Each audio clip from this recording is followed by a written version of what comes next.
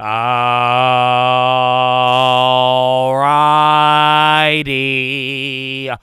Are we live? Are we live?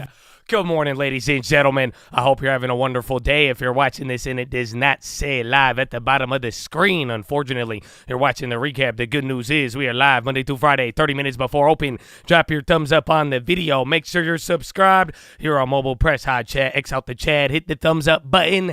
Second link for the nightly watch list and main channel. First link for the Scream Alerts boot campaign real estate course. But, ladies and gentlemen, welcome to Wednesday. We had a lot of non-reaction off of data yesterday. Now pre-market, we're moving to the opposite direction. Still a lot of the same debate. You did have the Adp Private Payrolls come in. You even had the, import-export data. But that Adp Payrolls was actually very good once again. Back-to-back double dovish data for the labor market. So that's why we are getting the reaction. But the question will be, does it hold up? We got a little bit more oil data throughout the day, but are we actually going to watch things move and then see any more repricing off of the good labor data? Now, remember, non-farm still on Friday. We get through today, then they'll have tomorrow with the burn one, and then it will be Friday. So as of now, our work is cut out for us today. A little bit of movement. You got most of the data. We'll see where it takes us, but Chatadonia. That's it, man. I hope you're ready for it. Good morning. Oh, how you feeling? What's up, Justin? Good morning, Najee Wolf. Carissa Hines. Oh, my goodness. Good morning, Awaz. Laurie, Gunner, Devlin. Oh, my goodness. Good morning, Chatadonia, Safari, C Money, Tim Whitman, baby, East West, Samuel C. Benstone, Monica Ashley, Alex Lorenzo. Good morning. No step on snag. Rob Irwin, baby. Good morning. How you living, baby? What's up, Steve Boy? Lucky Soldier, Julia, JG, Ware, Ben Stone. Oh, my goodness. Happy Wednesday, baby. What up, Bushnell? How you living, Evening Light? What about Striker, Rotary Lifestyle? What up, RX7? You know what I'm telling about that life. They don't know. They don't know, baby. Good morning, Nathan Evans, Anthony, evening again, Jesus Moreno, oh my goodness, Mavis, Brian, S2K, Colin, Javi, oh, Frankie J, baby, good morning. How are you feeling? What's up, man? They don't know about the Rotary. They don't know. No, Paul. Good morning, baby. How you living, Cam? Cam ready to go. El Trapado ready to go. I know he got a long-term winning loser, baby. Good morning, expat Rob. How you living, baby? What up, Greg Ale? D Hunter. Oh, my goodness. Show me the money, baby. Let's see what happens. God willing, baby. Let's see what happens. Perth, Matthew, FX Tracer, Ari, Roll Tide, baby. Oh, Dev the Lurker. Good morning. What up, Ian? How you living? XRP to Arkansas. Oh, my. Let's go. I thought to the moon, but I'm down. Arkansas, I'll take it. Yahoo, baby. What's up? Candy Upton. Yo, mama. Good morning, man. Oh, you were trolling me the other day. I'd love to see you in the morning, baby. Good morning. What up, 10%, Alex? Dr. Trades. Cocaine. Gaming. Oh, wow. Cocaine. You spelled cocaine a little different. Jesus Garcia, baby. How you living? Keenan. Gross. And expat with Jesus again. Good morning. What up, man? What about that Twitch? Oh, I see Jesus Moreno. Good morning. Javi Cuz, baby. Preforms. Call me La Dudu. Feed me Seymour. Valleys Wolf. Vasily Wolf. The universe's favorite. LV Lover. KJ Lemur. Terminal Sandwich. Amor Pati Trap. Blizzy B. Charlie in the tree, baby. Good morning. What up, Josh Segovia? Big Curly. Danny V. Blowing Dough. Big Curly. Sim Race Review. Most Dope Andy. Dev Patel. 333. And Robo Hand Tech. We got Blazing Bob. We got JJ Kanaje, baby. You got Mr. Glocks. Good morning. Oh, my goodness.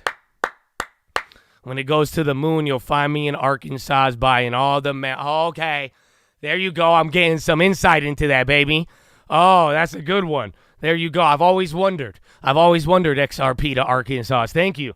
That's like when I learned about like Snake the Chain when he made his like his name. Remember he told you remember Mr. Mosby, and I got to hear the backstory behind it. I love it. I love it. Good morning, Bria. How you living? Are y'all ready for today? Again, we got some movement off of jobs data. We could take it. Let's see what we got. But Chatadonia, I hope you're ready. It is Wednesday, man. So middle of the week. We got way more on Friday, but we getting some.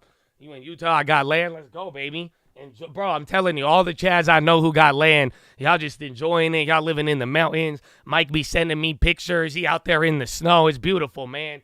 Play the song at open. Are we there? I don't think we're there yet, sir. If we're there yet, I'll play. Are we? I don't think so, sir. We might be, but I don't think so, sir. We'll see what happens. But Chad, let's get to the news. Stock futures are up after private payrolls report. Stock futures rose as a reading on private payrolls added to speculation that the Federal Reserve is done with aggressive hiking campaign and will start cutting interest rates next year. S&P contracts signal that the benchmark gauge will halt a two-day drop. Two-year Treasury yields, which are more sensitive to policy, hovered near 4.6 and the dollar fluctuated. U.S. companies scaled back hiring in November, adding the evidence of a cooling labor market. Private payrolls increased 103,000 last month. In October's reading was revised lower according to figures published by the ADP Institute in collaboration. And the median estimate in the Bloomberg survey called for a reading of 130,000. The data came just a few days after the government's monthly jobs report, which is currently forecast to show employers added some 187,000 jobs in November. Unemployment rate is seen as holding its highest level in nearly 2 years. At this point, it will likely take a string of firm U.S. data to truly challenge the current dovish narrative, said Winthin at Brown Brothers Harriman. We continue to stress that the U.S. economy continues to grow at or above trend for the rest of the world as the rest of the world slips into recession, while price pressures remain persistent enough that the Fed will not be able to cut rates as soon and as by much as the market is thinking. In other economic news, U.S. mortgage rates fell to the lowest level in 4 months last week, spurring the biggest demand for refinancing since February. Really?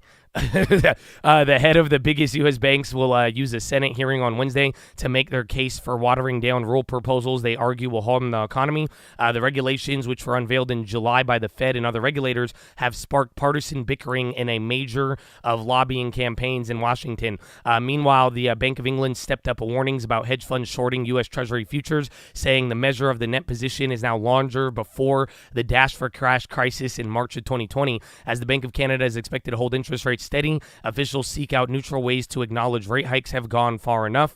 Elsewhere, oil extended their declines into a fifth session as a flood of U.S. exports and doubts over whether OPEC Plus will be able to deliver on their planned production cuts raised concerns about supply. Bitcoin hovered near 44,000 after notching their longest winning streak since May, a rally driven in part by expectations of looser monetary policy. Apple's iMessage service looks set to win a carve-out from new European Union antitrust rules to rein in on big tech platforms after watchdogs tentatively concluded that it isn't popular enough with business users to warrant being hit by regulation. ExxonMobil plans to raise share buybacks by 14% as the oil giant accelerates crude production in the U.S. Permian Basin, boosted by a $60 billion acquisition of Pioneer Natural Resources. Tesla suffered a blow in a labor dispute in Sweden after appeals court withdrew an injunction allowing the company to pick up license plate for new cars directly from the manufacturer. British American Tobacco is writing down some of their U.S. cigarette brands by 25 billion euros, 31 billion U.S., sending shares of the biggest decline in almost 4 years. Merck KJE experimental multiple sclerosis drug failed in late-stage trials, a blow to the German company, which plans to drive growth with another blockbuster medicine. Key events this wow, we have nothing left for today. Excuse me. Honda, the VTEC need to warm, It's very cold outside, Yeah, it's very cold. But you only have China trade and forex reserves on Thursday, Eurozone GDP on Thursday, and then German industrial production, wholesale inventories and jobless claims, and then everything, the big data on Friday. Bop, bop, bop, bop. Rate cut race. Rate cut bets are filtering through global markets. In Europe, traders are now fully pricing in 6 quarter-point rate cuts by the European Central Bank in 2024. This is the first time it's happened. If traders are right, the ECB will be among the first major central banks to cut rates next year.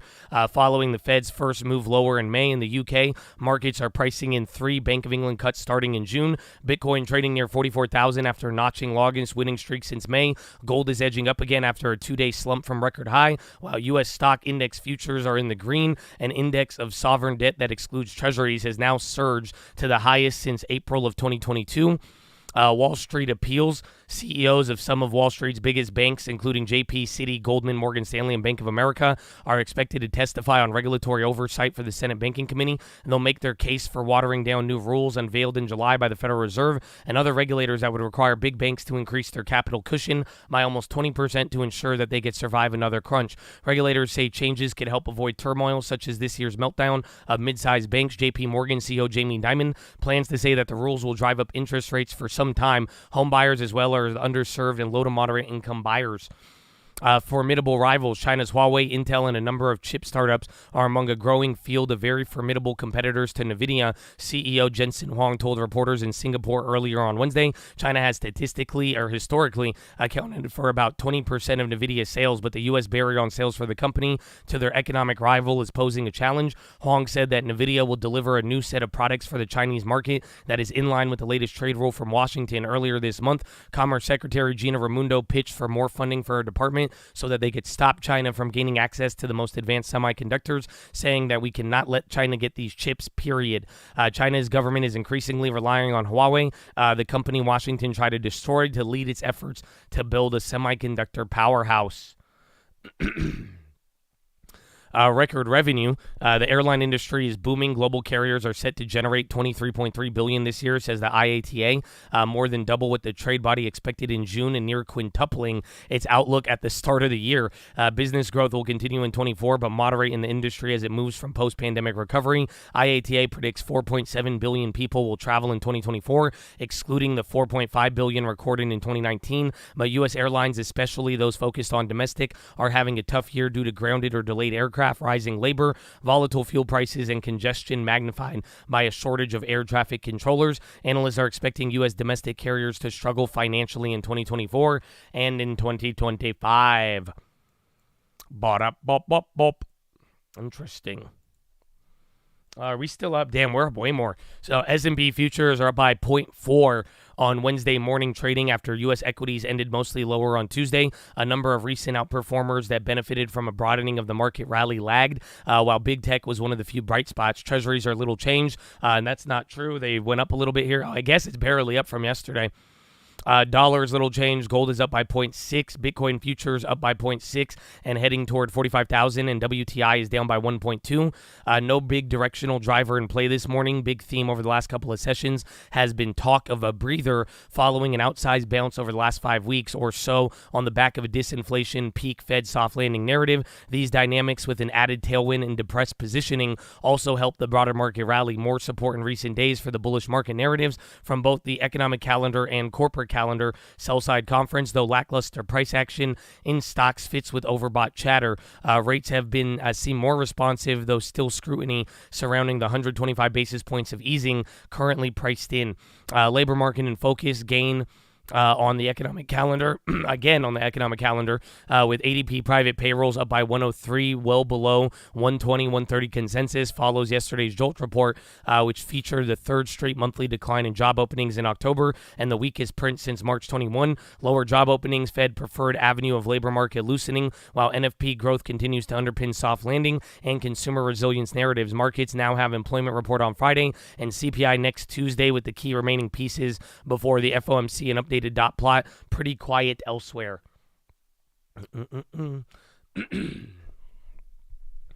MasterCard unveiled $11 billion buyback authorization and boosted dividend by 16. Delta Airlines reiterated guidance and talked up travel strength. BFB missed and cut guidance. CPB beat and reaffirmed guidance. ODFL reported decline in November revenue, highlighting continued softness in economy. Toll Brothers beat on key metrics and had fairly upbeat demand commentary. Fiven confirmed that they have been approached about a takeover. It is not pursuing a deal. ASAN is down at big after they missed on billings and noted exceptions for continued pressure on renewal activity. Box missed and guided below at takeaways, flagging macro and FX headwinds. Sentinel One beat and raised with the street headwinds are highlighting strong execution on the AIR upside. AVAV beat and raised and noted good visibility. Play Q3 mixed with sales soft, but with management noting recent improvement in underlying trends and talked up the progressive initiative. Our progress on initiative. I was like, progressive initiative. McDonald's, Google Cloud, and generative AI. What? Hey, welcome to McDonald's. I know a McChicken's $10, but Would you like to order anything off the $10 and less menu? Just kidding. It's $10 and above. Thanks, Google. What? Don't worry. We have more. I'm going to pee like a horse today, Chad. I've had a lot of water. So God bless. It's Wednesday though. I think it's appropriate. Middle of the week, we can relax. It'll be good, man. Hey, I know you think it's too early, but the market opens up in a little bit. I hope you're ready. Okay, I'm sorry. Okay, Bank of Japan Deputy Governor Ryozo Hamino said that an exit of ultra-loose monetary policy, if done properly, will reap benefits for the economy, signaling that an end to a decade of super low rates may be nearing. Apple wants batteries for their latest generation of iPhones to be made in India as part of the U.S. tech giant's effort to diversify global supply chains. The Bank of England amplified warnings about hedge funds shorting treasuries. Global airlines are poised to generate a record $23 billion in profit. This one's big. Joe Biden. This one's crazy. Joe Biden said he may not have sought re-election if Donald Trump was not the probable GOP challenger. Quote, I am not sure I'd be running, he told donors in Massachusetts. But look, he is running and I have to run. And then the press secretary walked it back. So very interesting headline. You haven't heard that one in a while. It's already been walked back by the press. No, it's already walked back though.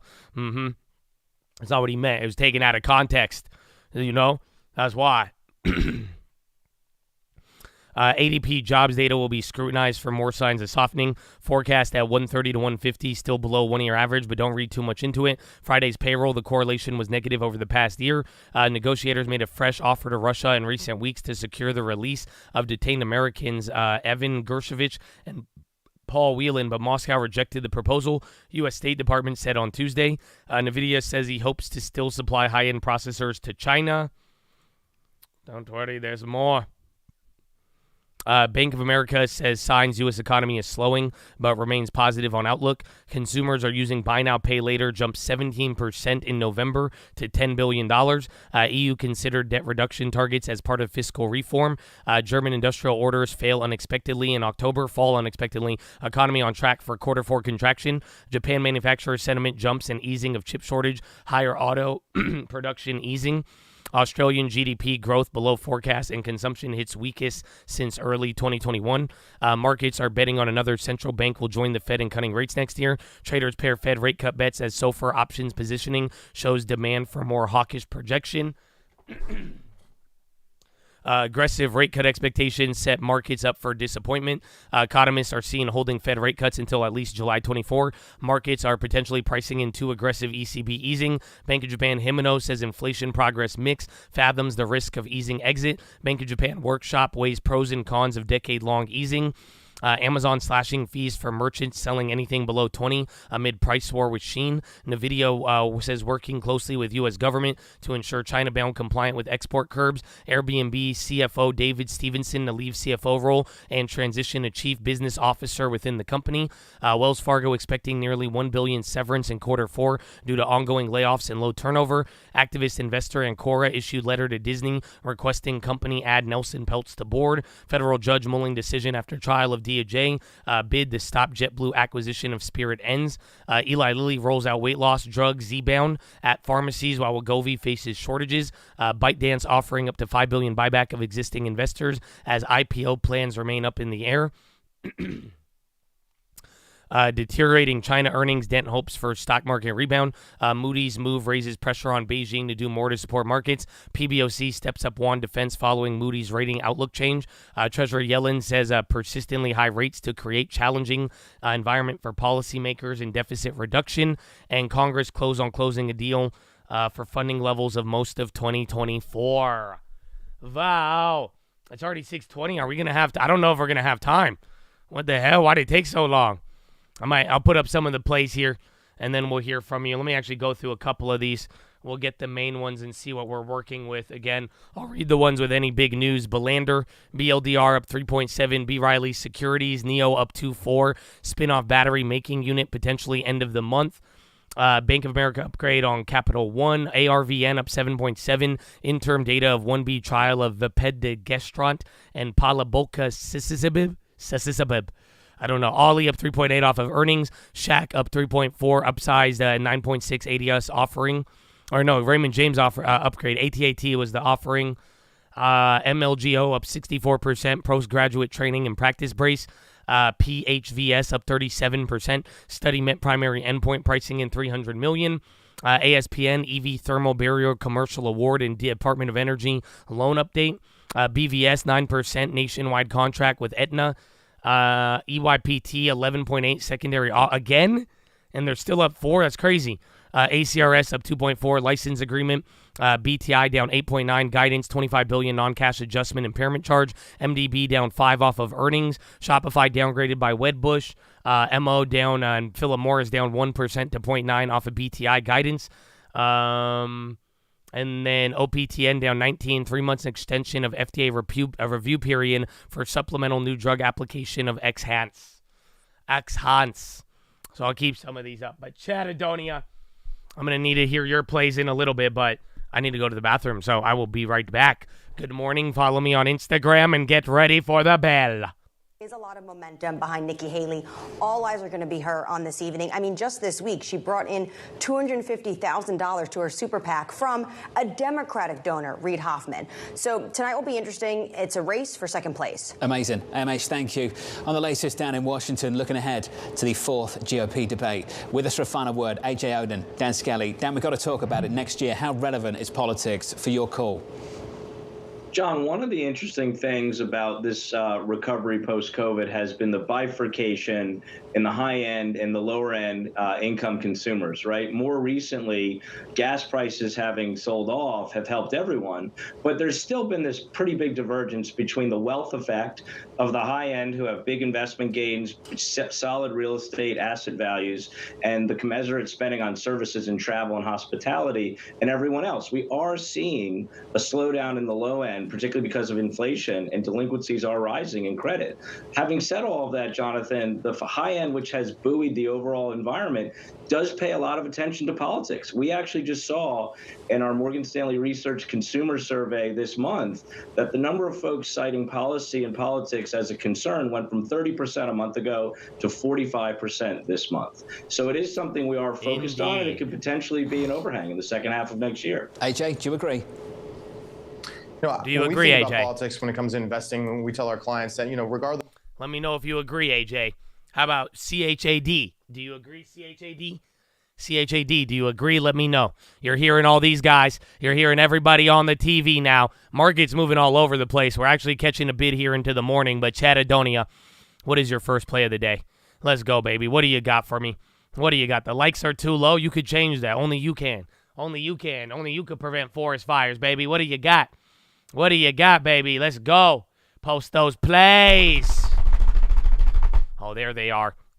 Banks, Tesla short, IWM puts, Toyota call, fax, NVIDIA calls, 71s for the week, McDonald calls, Gimbal swing, Tesla calls, IWM short cake, Chads, Wolf calls, oil long, MSTR, buy gold miners, USO, Root, NVIDIA, Walmart, Riot, SPY calls, short bonds, Beto, Robinhood, NASDAQ put, LEG, leg day, oh yeah, ES short, 4600, Terrible, VU, calls on the Chad, IWM, SPY credit spreads, long shop, MLGO, SoFi, 39 Carvana, 1215, Baba, IWM calls for the Brave, TNA, Tesla, NEO, short in GME, SoFi, Redfin, short plug, Mara calls, short Bitcoin, short Netflix calls, Baba calls, Starbucks 250, Baidu calls, GitLab, Chewy calls, Hood, IWM, CHPT, SPY puts, Riot shares, UPro, TLT calls till 26, Tesla weekly, PayPal, Palantir, NVIDIA calls, Pfizer calls, Gold calls, John 316, Tesla long, Russell squeeze, short it all, pump it up, Hood calls, TLT, Upstart oil calls, buyback, MPW coverage, TLT, Mara, Jesus, abs in chest day, buying Disney dividend, and Lulu earnings. My goodness,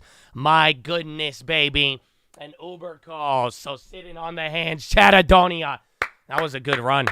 I thought I was running out of it. We got 1 minute. Oh, we got 1 minute. That's enough time to tell you my plays. I'm going to be watching the Russell.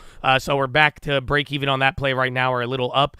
Sentinel 1, they had good earnings. Shake Shack, again, a lot of food plays and cyclicals. I brought up Starbucks on the watch list yesterday, and I have them on my list. But Shake Shack got a good upgrade. Citi, all of that news, they were down then up. Honestly, all of the banks, and we're going to hear from them. Robinhood from the watch list yesterday. PHVS, Biotech. Aspen is a government DOV, Department of Energy loan. That one's interesting. Then just watch Meta and MO.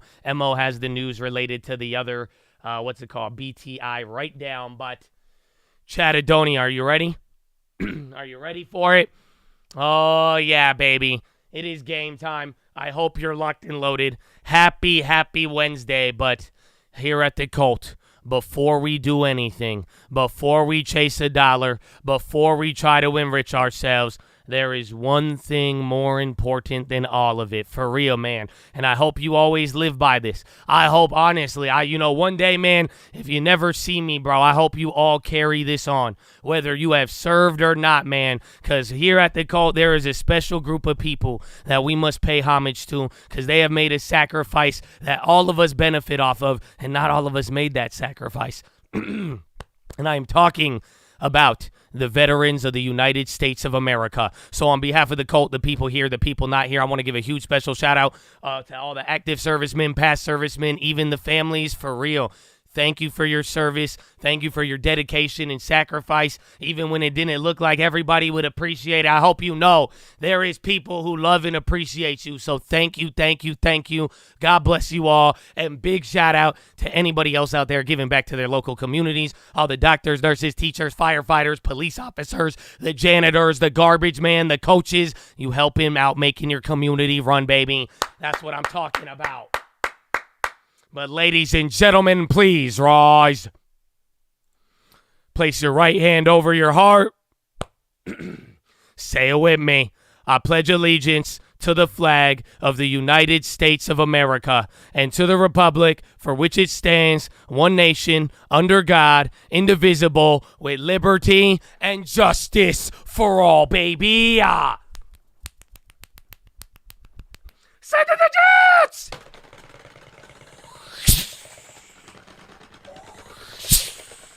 Oh, it's game time, baby. Or nah, let's go.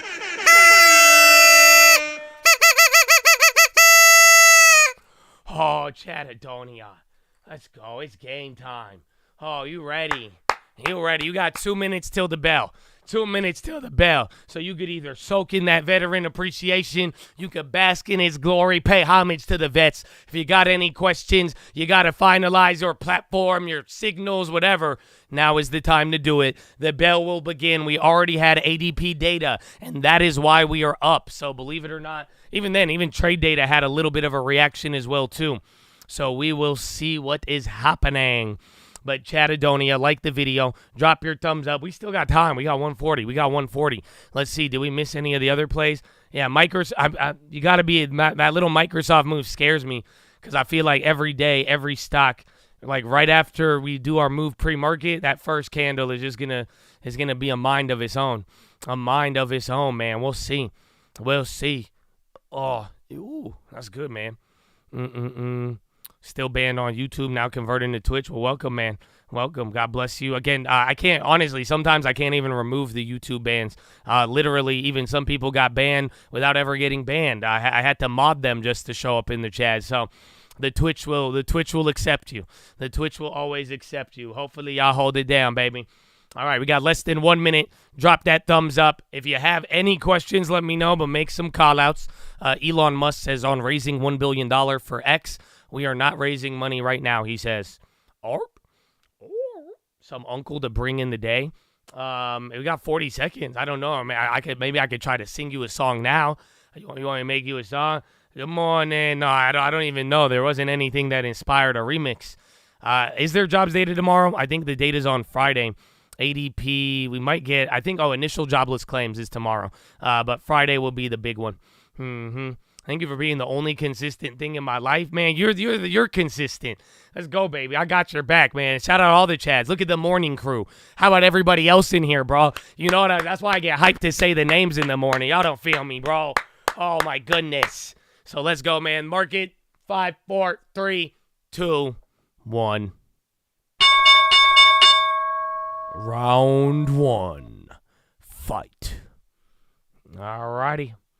Let's see, I already turned off extended hours. We'll get VWAP up here in a little bit. Somebody was asking for pump it up in the morning. I mean, shit, you're close to it, bro. So, again, believe it or not, we are near the highs once again. Last time we were up here, we kind of made that attempt of 4599. So, listen, you guys, just don't jinx it, okay? Just don't jinx it, if anything. We'll see. We've already had data. There's no more data for the rest of the day. So we'll find out. Again, watch the bank, Citi, Bank of America, a lot of pre-market moves. Affirm opening up by 2. Again, I think play, again, Shake Shack 2, and then watch any of the other. Why is Shake Shack not moving?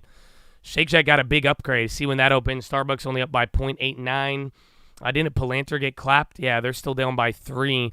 Sentinel, again, this was earnings. They were up 16. Now they're only up by 12. I was going to front run the pump it up. I'm just saying, man, if y'all want to front run the pump it up, you could be my guest, but it has not been good any other time. Damn, did those ARK plays rocket up right there? Yeah, ARK is near $50 or 49 right there. Yeah, KR, bro, the banks right now, and then you're going to hear a lot of bank news today. They're going to try to advocate for lower requirements from the July thing, so we'll see. Oh, yeah, R2. Oh, shit, I didn't even notice that. Yeah, we're up on that. Woo! I'll take that. I forgot about that one. That was yesterday. But the yen is still getting clapped. But yeah, Russell is gapping right now. Russell up by 1%.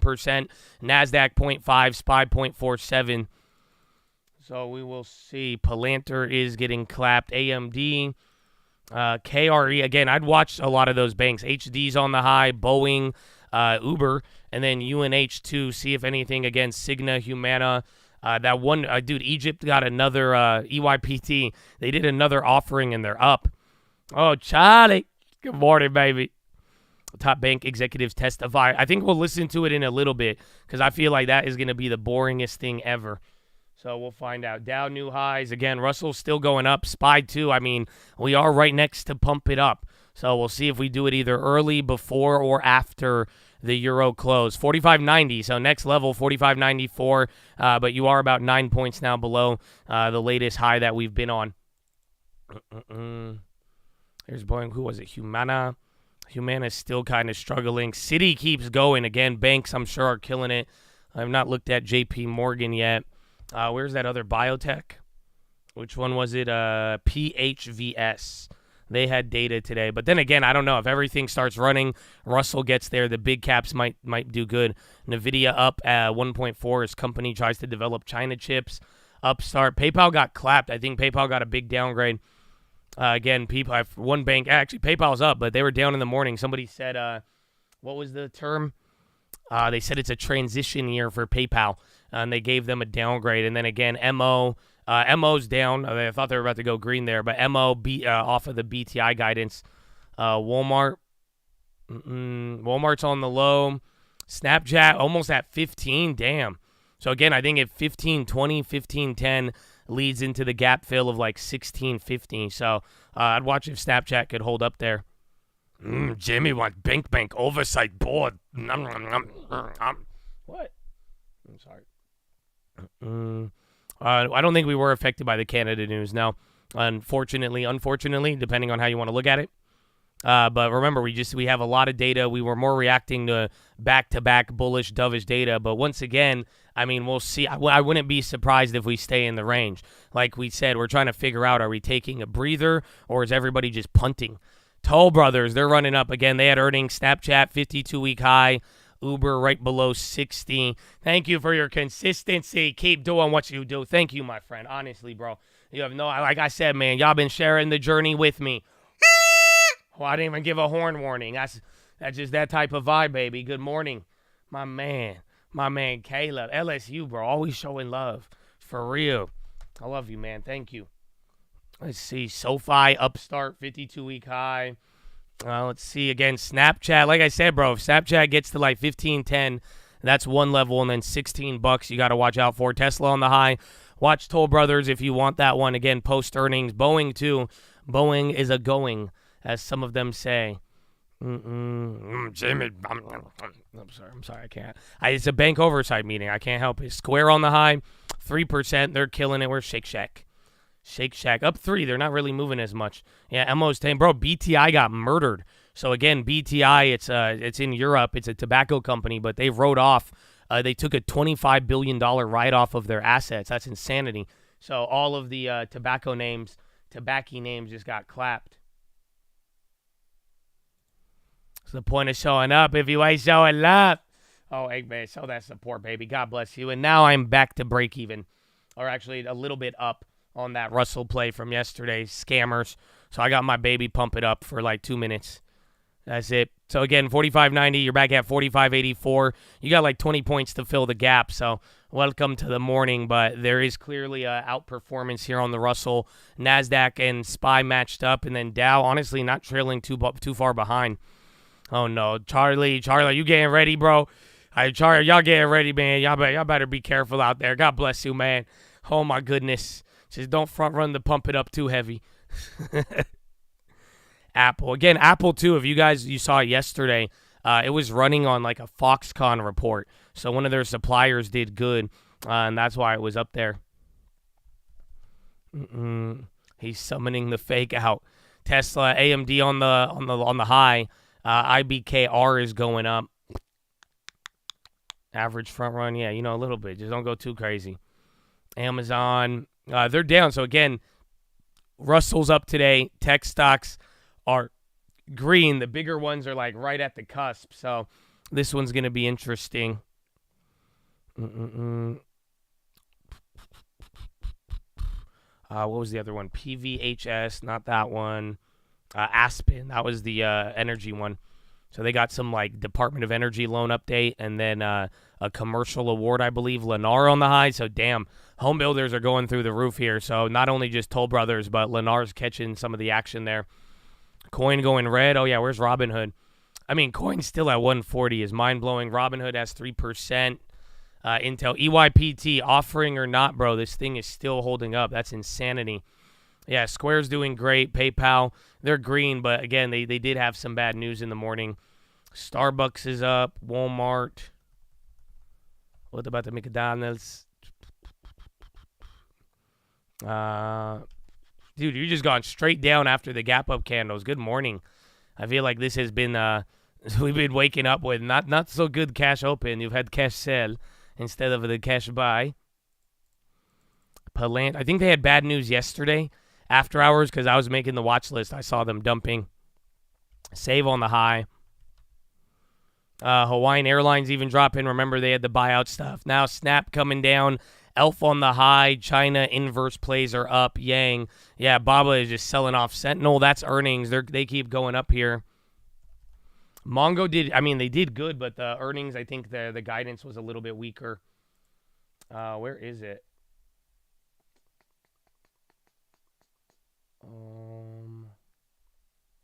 Yang. Let's see. Okay, the Yangs they're still not where they were at like the other day. So again, Russell's still green, came to the low here pre-market. I even think you just gave up. Is this 8:30? No, the jobs data was at 8:15. So keep it. You're like right at the top candle of when the private payrolls came in. So you've almost given up all of the pre-market move there. This was just like yesterday. Someone was saying that you're better off selling pre-market, but that has kind of materialized the last couple of days here. We'll see how it ends. But, again, you've literally in, about 8 minutes? So that whole hour and 15 minutes leading up to the bell of melting up pre-market, you've given that all up in 8 minutes now, and you're almost about to reverse the whole entire data reaction. Apple's going on the low. So, again, NASDAQ is starting to become the weakest here. Even, again, it started with the Dow, but they're dropping a little bit. Again, your big tech is not holding up as much. NVIDIA was holding up in the morning, but they're coming down. Boeing still at another high. I guess we jinxed it. There is a level 2 hype train on Twitch right now. And I don't want to, but hey, last time it was like level 7, and we didn't even hit pump it up. So we'll see, man. We'll see, man. It was right there. You had it. Square going up again. Tesla. Yeah, Square keeps going. And then MO's still down. Again, BTI got clapped. PM trying to make a move up.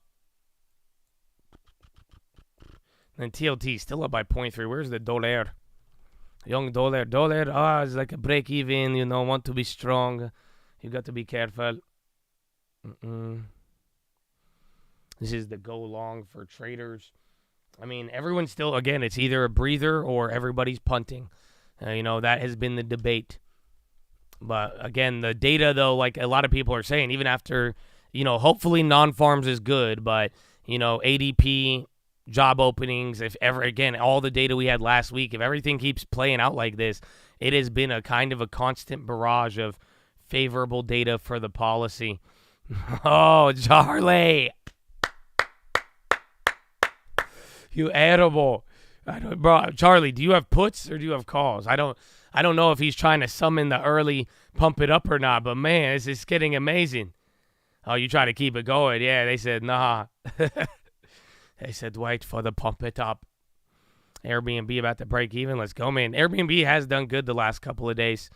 Again, even Uber, even travel, too. Again, maybe travel does good today. That news there on the airlines and travel demand, that seemed really, really good. Spotify, they've been holding up for the last couple of days. PayPal, they're running, but they're still, again, Square's up way more. But, hey, if PayPal could catch up, I'll take it. GM going up. Yeah, actually, a couple of candles there. Good call out on that. 33 to 33.30. GM's at the high. Ford's not moving like that. I don't think Tesla is. Kind of they are. AMD's on the low now. So is Amazon. SPY's trying to get off of that low. But then again, your big tech is going down. Intel on the low. So let's see. Again, Russell's holding up great, actually. I'm back to green on the Russell now. So Russell is holding the best out of all of them. And then SPY, Dow, and NASDAQ all matched up. Oh, oh, man. Chat, I love you guys. I'm on my way. I'm gonna wait to. Oh man, dude, they just lost the hype train on Twitch, and then now they're trying to start it up. This isn't. Man, I don't know. Y'all want the? I'm confused too. I'm lost. I'm getting lost. 40. You got 15 points though. 15 points. We should bet Russell pump it up. Nah, y'all gave up on that a while ago. Navigation eastern extension of Egypt Suez Canal stops after container ships collide with bridge. So the eastern part of the Suez Canal just got clapped. I think off of an accident. Not like a war accident or anything like that, but a ship hitting a bridge. I think that's coming out right now. Egypt's Kahira News TV, which is mostly state-owned too. Just a part of it, not all of it. Eastern part of the Suez Canal stops after container ship collides with bridge. Someone say boat crash. Yeah. Oh, BG, baby. Good morning. You guys, I don't know if you have puts or if you have calls. The way it's, you guys, it's okay. I don't know. I don't know. This time, though, I don't think I'll short it at 45.99. We might wait, man. We might wait. You got calls? Okay, so y'all getting hyped. Y'all getting high. I didn't know. I feel like, are y'all trying to summon downside? What's going on? Check oil, though, on that Suez. Damn, oil's at $70. Bruh. Did we trade it? Last time I traded it at 72. So oil could still get clapped. Let's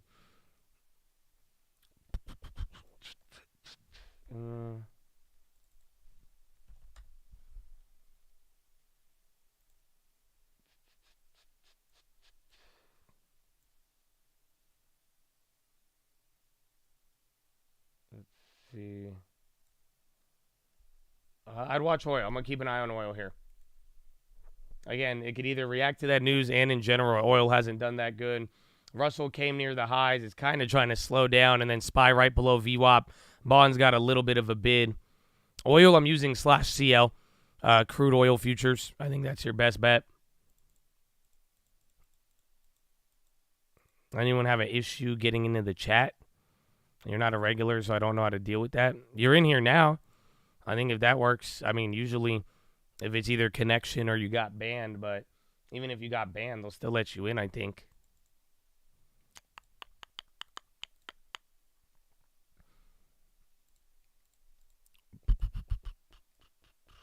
They're buying oil. I'd watch it there. Again, it's at a very low level here. It's hitting 71 now.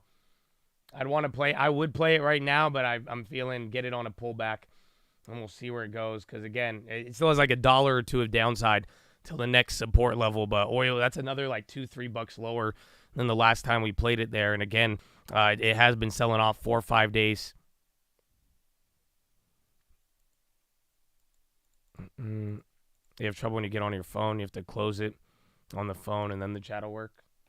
Well, there you go. I mean, it's working now. How'd you get in today? buy boats. PayPal looking again. There just was bad news on it in the morning. That's why I'm suspect of it, because even like Square is killing it.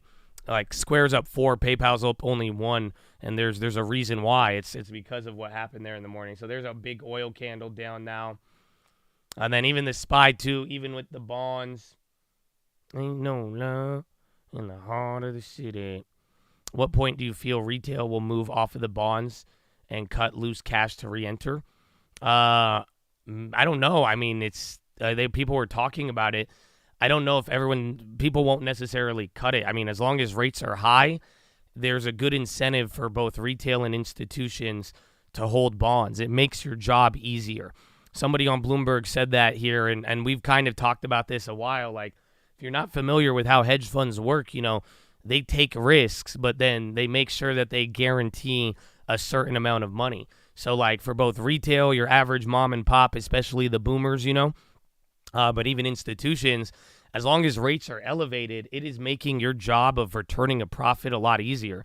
So I don't think people will necessarily cut them, but I think they're going to work them into a diversification of their portfolio to kind of make it all work. Let's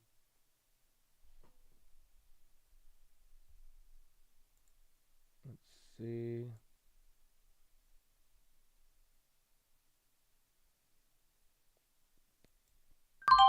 All right, I bought a CL at 70.73.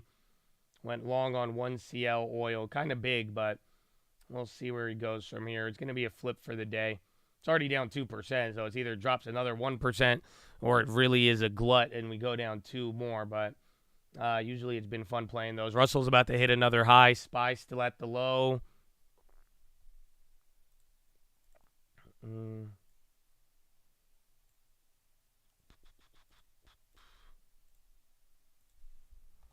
Uber up 2.3. Nice.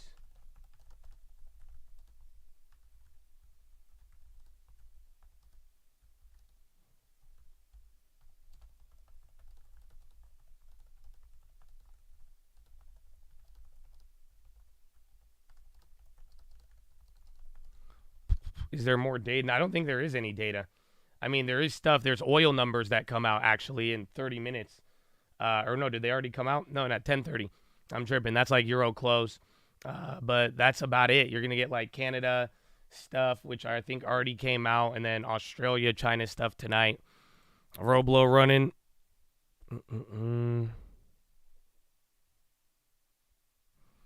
Let's see. Square still keeps going there. Let me see. Hood, Roblo. City there was like bad news. They were talking about it. Then by the end of it, they gave positive guidance. Again, even Bank of America, you're going to hear a lot from banks. It's even what we got yesterday with the whole banking thing. Coin back to green. Roblo is going up. Remember when we did the covered call? Is it at that same price? I'll wait if it breaks out here, because then we can resell it. Nvidia on the low of firm pop.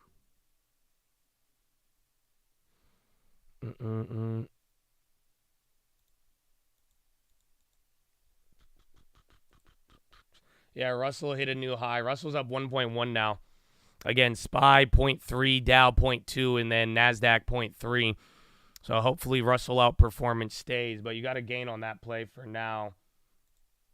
Upstart going crazy. I think Upstart and Affirm. Yeah, Upstart up 8.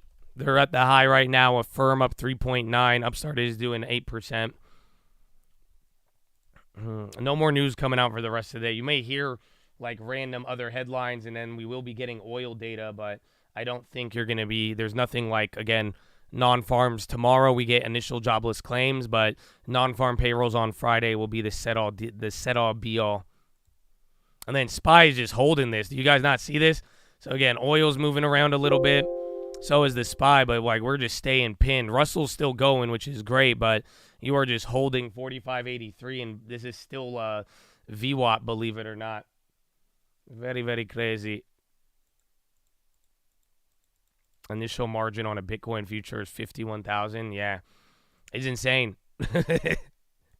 It is insane. Uber going. Again, Roblo. I'll look for covered calls on that. Let's see. Crowd. Zillow's on the high. Let me check Uber. or excuse me, Roblo. MOBTI, again, a European tobacco company. They wrote down the value of their investments, their American cigarette companies, by $30 billion, and that had a negative effect on all tobacco companies. New high on the Russell now. Again, SPY trying to move here a little bit, but again, a lot. You could see why the Russell's doing it. So many other names are moving while the SPY is just standing still right here.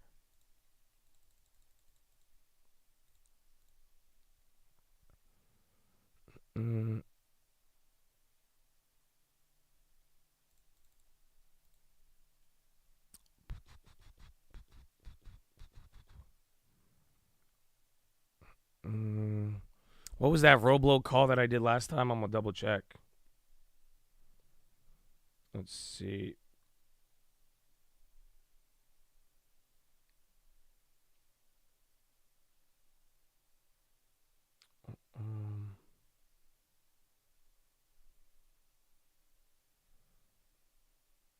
It was was it January 26th? Oh, that was January 24th. Oh wow. No shit. All right. That was a January 24 cover. I thought I sold way more time. Uber and Square moving up, rotating again to IWM. It looks like it. I mean, again, IWM is higher than yesterday now, and it has been the leader. But after yesterday, we'll just see how long this holds up for. But technically, IWM is getting back up to that previous high we were at there. So you still have everything else. Again, NASDAQ and SPY are still holding their gains. So this was kind of like a rising tide situation. But, I mean, you could easily see today how the Russell is holding up for now. If we get it all day, we're going to love it. If not, then we're going to see what happens. Senate Banking Committee, yeah, that was, again, it's all about the banks. They're pretty much trying to get Congress to lower all of their requirements. So JP, again, banks are actually coming down here. JP Morgan flipping red, but regionals are doing good. So RE. And then bonds are catching a huge bid. I don't know if you guys are paying attention to that.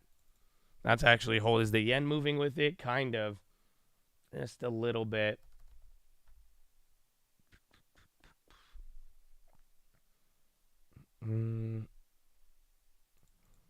It's on Bloomberg. Let's see. 4583 are not going anywhere. Snap. Yeah, XLF just went red. So big banks going red, the small ones going green. Uber at the high, Roblox hitting a high. Yeah, ZB's moving good. Oil's coming a little lower. No, I'm not in a bond play. Last bond play, I took a $1,000 loss to cover that short, and then I've rotated to the Russell. So I'm in the Russell, both the one from yesterday and the M2Ks.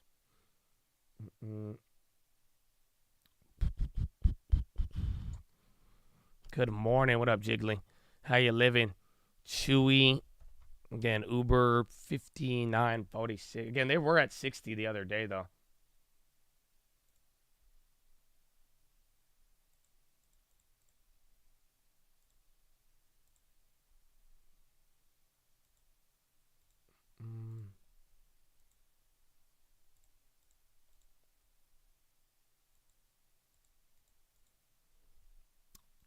Oh, Kathy Wood with the law tired. Maybe we got to get all the bad data for bonds to catch up. Well, that's what I talked about yesterday on the watch list. It's like, these moves in yesterday was like really weird, but when you look at it and overlay them, I mean, we are closing up this little gap. So maybe it does have a something beneficial from it. We'll see, but it's also getting to the point, the more consecutive good data we have or supportive data, it's getting hard. It's going to be harder and harder to unwind some of this upside. That is something you have to keep in mind moving forward.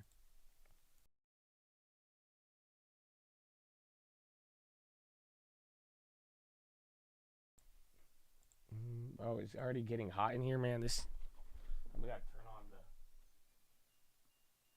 You guys hear that or no? I turned on an airplane. Thanks so much for the long-term been building since I became sober. Here since COVID, baby. Love you, Chad. Amen. Bro, long-terms are amazing. Again, I'm sure even into next year. You guys remember how end of the year, last year, and beginning of the year was. So another year, man. And remember, The longer you hold, the less riskier it becomes. The best time to plant a tree was 20 years ago. Second best time was today. Your heater makes the most annoying sound, and you just noticed. Mine does too, but like I kind of like it. It's like I like it, but the I don't know how you guys don't hear it. Like it's so loud. I have that air purifier thingy, and it just like like it's insane, bro. It's insane.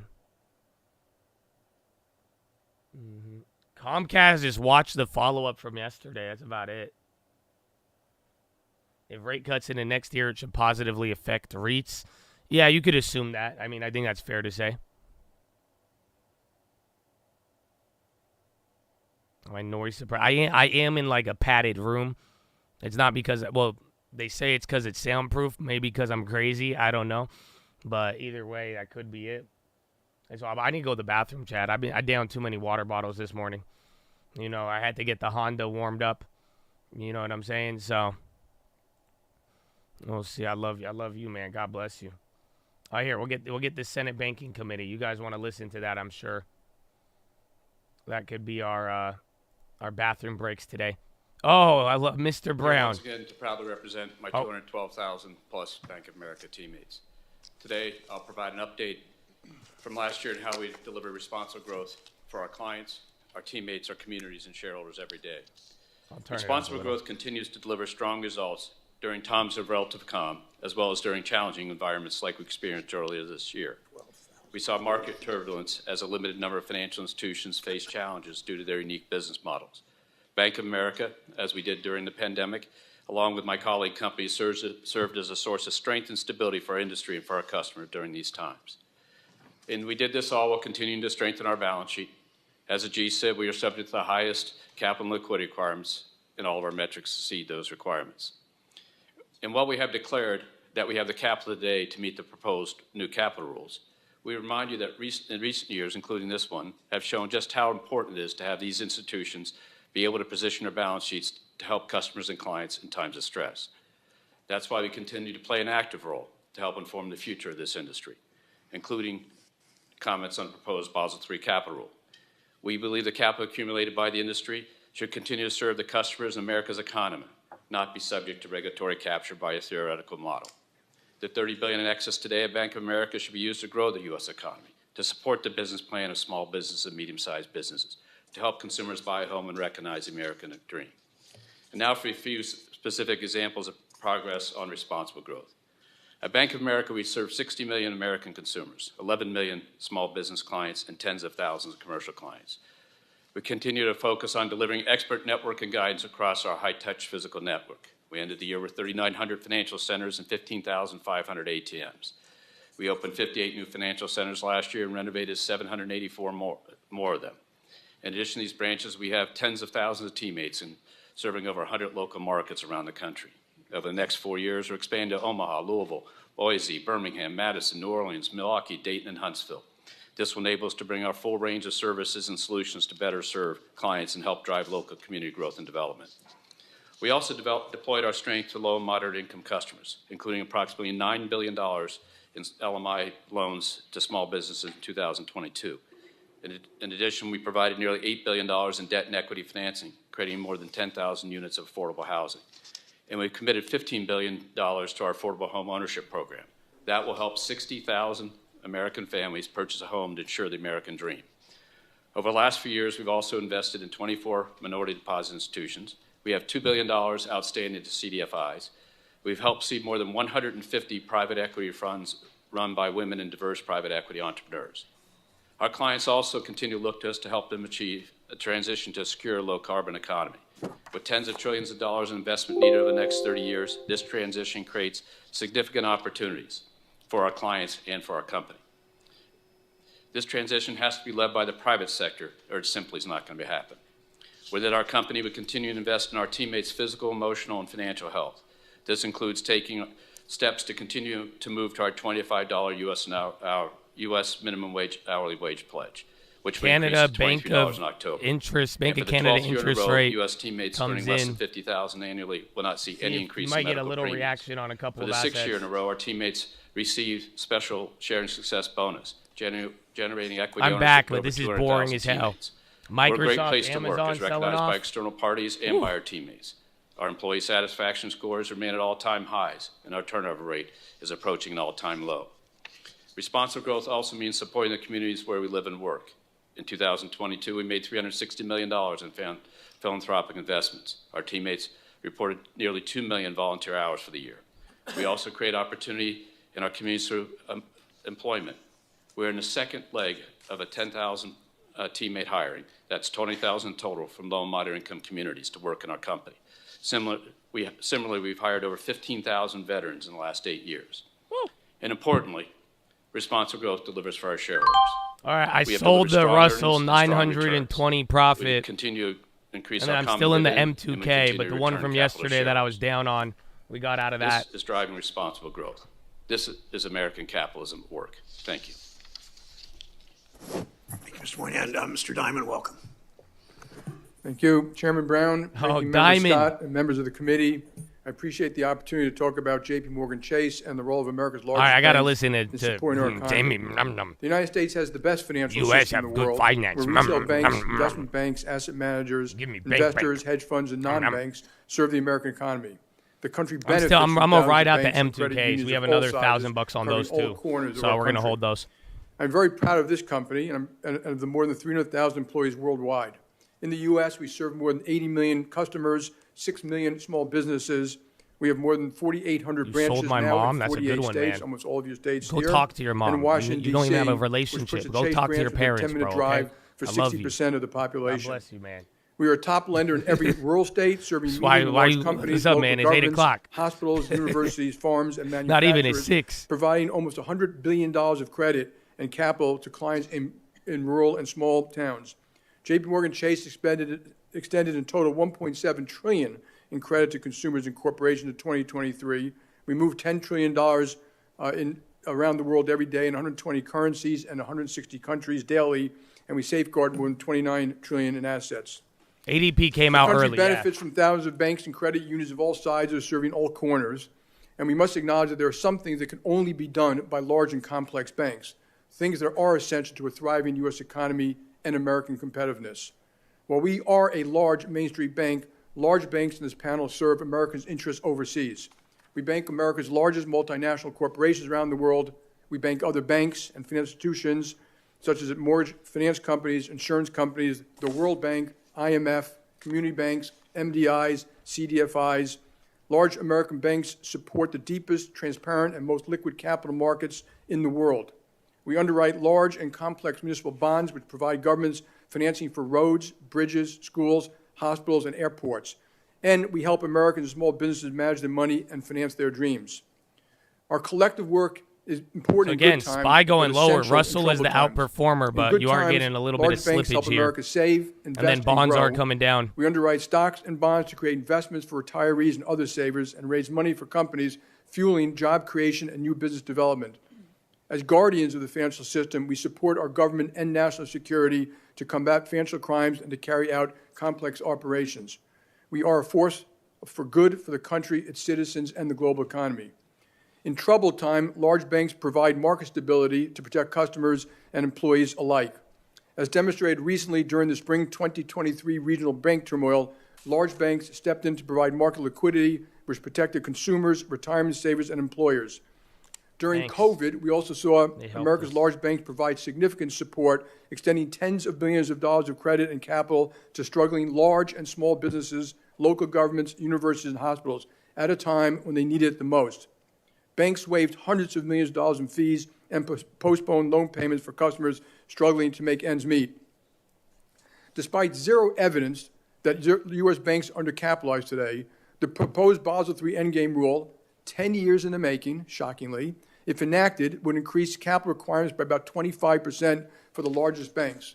None of these proposed changes, by the way, would have effectively prevented the Silicon Valley Bank failure. The rule would have predictable and harmful outcomes to the economy, markets, business of all sizes, and American households in ways the Federal Reserve has not studied, contemplated, or shared. Mortgages and small business loans would be more expensive and harder to access, particularly for low to moderate income borrowers, as costs for originating and securitizing loans rise. Savings for retirement or college will yield lower returns as costs rise for asset managers, money market funds, and pension funds. Government infrastructure projects will become more expensive as capital requirements for market activities will more than double, translating to higher costs to build hospitals, bridges, and roads. From beverage companies that need to manage aluminum costs to farms that need to protect against environmental risks, if the cost of hedging these risks increases, everything from a can of soda to meat products will be impacted. Ironically, a proposal meant to mitigate risk will actually increase risk. This rule will result in an increased shift away from regulated markets to less regulated markets, which was not also studied, by the way, and this activity will be out of the sight of regulators unable to see the next crisis brewing. I fear that the propose now, study later is becoming a troublesome new theme in Washington.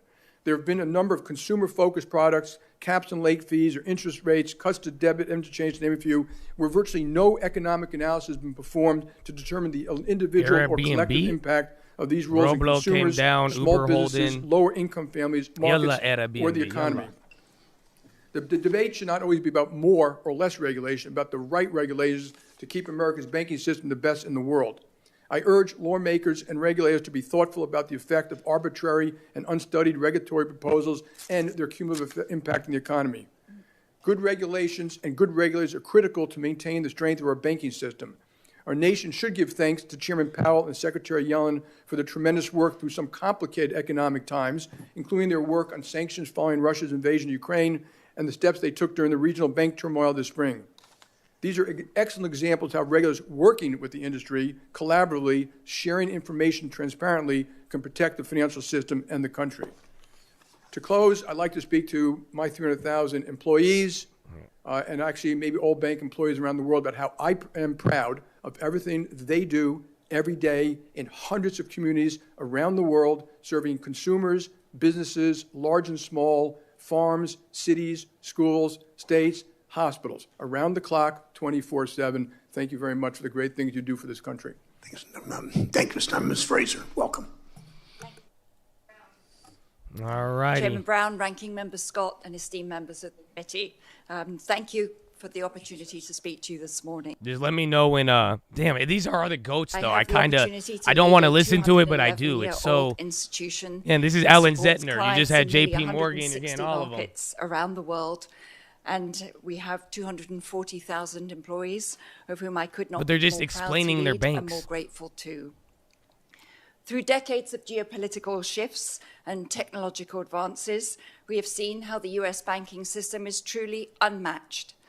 The isolated bank failures of the spring may have tested the confidence of our people in our industry, but I am proud of how our industry, including my peers sitting around me today, how we came together and work with the government to affirm the underlying strength and stability of the system.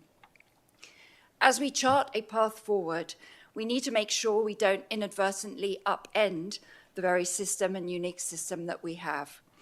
Our financial system is the envy of others because it is underpinned by the most competitive banking system and the deepest capital markets. We're home to banks of all sizes, each with an important role to play. Collectively, our banks serve as the engines of growth, supporting businesses and households and promoting access to financial services in hard-to-reach communities. For American multinationals, global banks such as ours offer the size and scale to help them compete overseas without having to rely on foreign banks. We finance supply chains and partner with Americans' top companies to bring products and services to American consumers at affordable prices. We use our robust balance sheets to fund transformational projects. Last year alone, Citi worked with state and local governments to raise or finance nearly $31 billion in infrastructure investment. That included financing 35,000 affordable housing units across 32 states. That's our 13th year as the country's #1 affordable housing lender. And in addition, we provide a variety of products to drive financial inclusion and work with CDFIs and MDIs to reach the underserved. As a proud participant of the OCC's Project Reach, we are co-leading the work stream that's focused on strengthening MDIs. And we are also engaged in initiatives to increase access to credit and reduce the number of Americans who are credit invisible.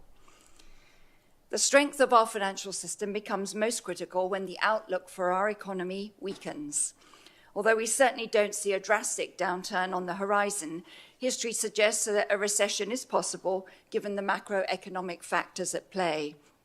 And they include persistent inflation in services, rising debt, and a slowdown in global growth, as well as two major conflicts in Europe. Again, Russell's calming down and now SPY and We're beginning NASDAQ. to see some concerning signs. Okay, bro, I'm over Ellen Zettner. We'll come back to this later. Google Cloud announcing Cloud TPU, most powerful, scalable, and flexible AI accelerator.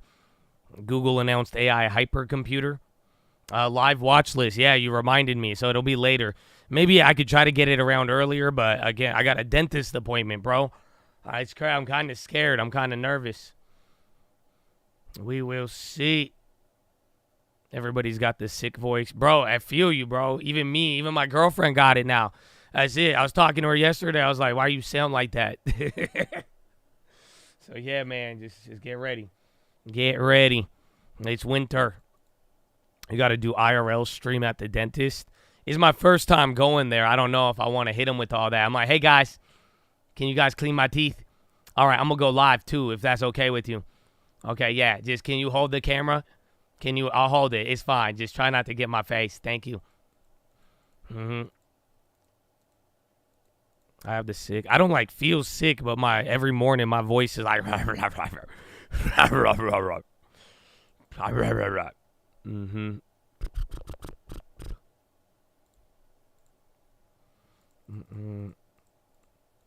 It's not the church dentist. No, we good. Yeah, the raspy voice. I sound like I'm a 20-year-old girl who moved to LA.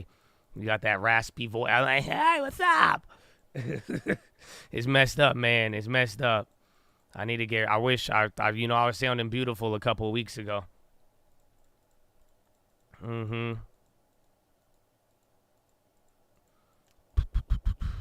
You getting your braces off today? Wow, good luck. You're gonna rub your teeth with your tongue and the slimy feeling. It's a trip. I remember the first week or two after braces. It's nuts. Wait for a firm again. Airbnb, Uber, they're going up. Bonds are catching a bid. You had braces? Yeah, back in the day. I had jacked up teeth. They're still jacked up now because I broke my retainer in college, so my gap came back. Now I got a Michael Strahan. You know what I'm saying? It's good though. I look like one of them ugly Gucci models, because I look like a lizard, but I got the gap tooth, and if I look angry enough, and my girlfriend style me, I look like one of them. I just stare at you angry. I could be a centerfold like that. I got the gap tooth. It worked. Trust me. That's in now. I put the retainer in my pocket, and then I took my pants off, and then I accidentally stepped on it. You had it twice, double jaw surgery. Oh, you've been through the ringer. Oh, so you're fully experienced. You already know the braces life. I might have to get them again if I want to fix my shit, but I'm like, nah, I'm chill. Retainers and grill. Yeah, I'm really not good. And glasses. Surprising low. I've kept my other glasses, the ones I have on my face right now. They've been alive for a year. I got a permanent retainer on the bottom, yeah. Anything else to identify me? That's it. You want my blood type? I don't know. It's either A, B, or O. I don't know. I got to double check, honestly. I need to put that on my safety card.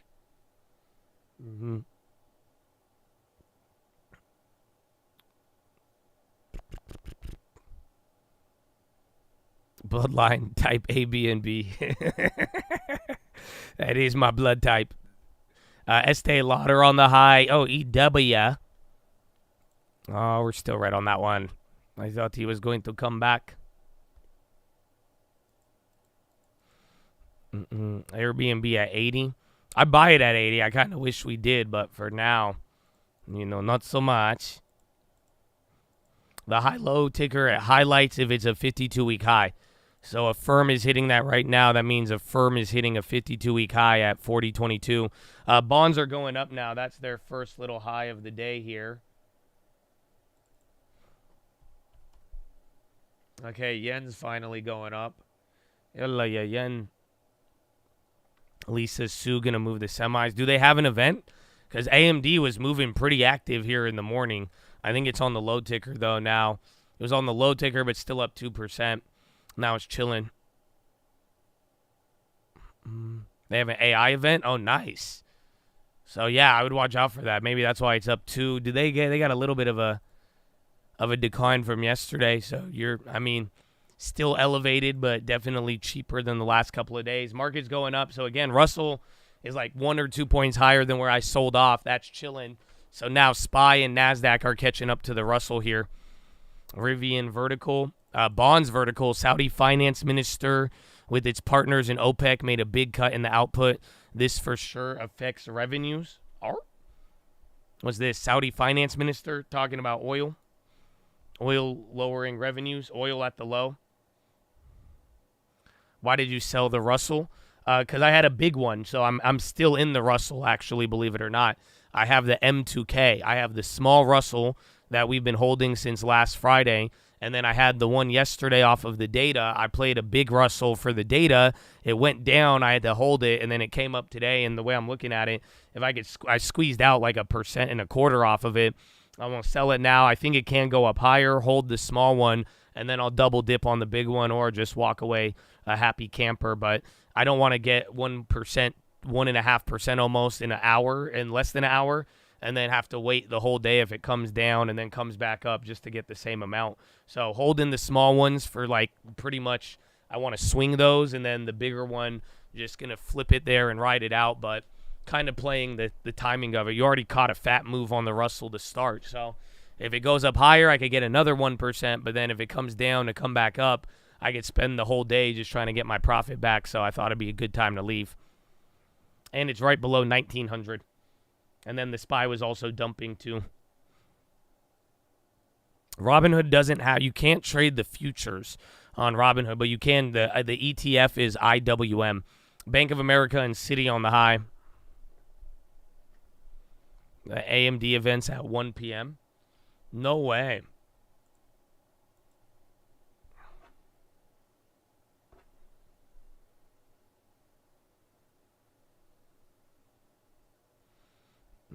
Oh, real tit.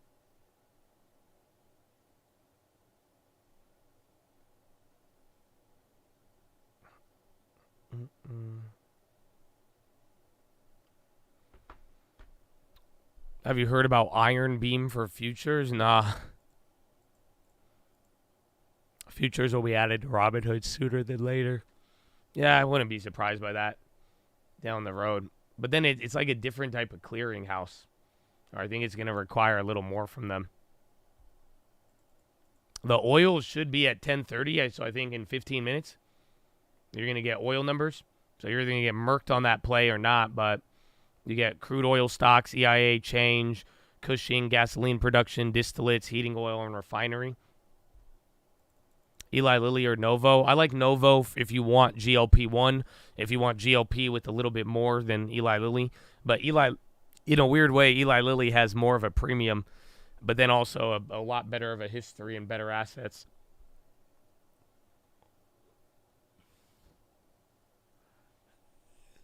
You don't understand this? What do you not understand, my friend?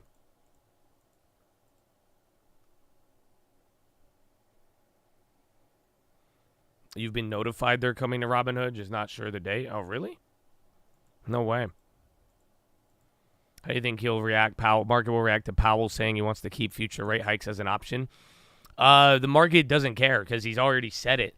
So it's really a question of, does the environment make that believable or not, right? So like if I told you, like what if I told you I'm in Alaska, I'm going to Alaska, but I don't give you any evidence to show that I'm in Alaska or going to Alaska? It wouldn't make any sense. And that's kind of what's happening with Powell every time. Powell could say whatever he wants, but if the data and the environment doesn't make it believable, everyone's just going to kind of ignore him in that, and that's kind of what you're getting here. So he is going to say that, and he has been saying it. But at the same time, every time the jobs data weakens, CPI goes lower, market's not going to believe that. So he could hold it up. That's the issue right now, is that maybe the data calms down and he just holds it. As opposed to cutting. But now people are like, yeah, he's definitely not raising. And then now they're like, he's probably going to be cutting soon. All depends. You only read the description of said iron beam. Definitely an offshore B-book service is my impression. Boo. Yeah, honestly, I've only traded futures on TD or AKA Schwab. That was my first experience with them. But, if it's not CME related, be very careful. Bro, bonds are ripping, man. My goodness. I'm glad we covered that short there a couple days ago. But, dude, every single day the bonds move, but even better than the bonds every single day. Bradley Frizzle in the peach. Ladies and gentlemen, it's here. Oh my goodness. What timing. I'm literally mid-sentence saying every single day, and sure enough, the peach. Stand up, bro. That's amazing. God bless you. Bradley Frizzle in the peach, ladies and gentlemen. Amen. Every single day. Oh, man. Oh, I was talking about the bonds, but wow. God bless you, man. Good morning. A little late today. Just in time for the peach. Hey, man. I've read that as like Lil Latte. I thought you were about to give me news on like a rapper or something. Lil Latte. But you were a little late, baby. It's okay. Don't worry. We in the game again. ADP. I think that was the only big thing today. And then the banking dudes in front of Congress. We did not pump it up yet today. No. We still got to wait. The Lil Latte kind of go hard, right? Lil Latte. No extra phone. Okay, I'm sorry. Good morning. Happy Wednesday. Hood is pumped. They are. Again, they got a right timing to attach themselves to the crypto news. And they're getting Europe. Yeah, Hood's up 6.8.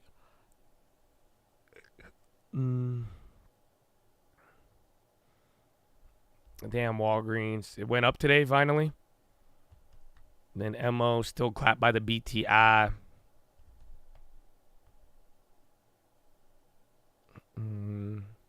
Snap still, bro. Snap at 15, bro. Cart now going up. JYD. Where's JD? Why Roblox is hitting massive resistance? Because that's a big price for them. I mean, again, even though it's like one of those, you would think it would be a shittier stock, but I mean, they're holding up their IPO premium from day one very, very well. But I think they just need a little bit more juice or data to confirm, that type of future valuation, or they need to grow into it more. But usually when it does go, because if that's the thing, though, if it goes above 42, it's going to be at 50, 55 before you know it.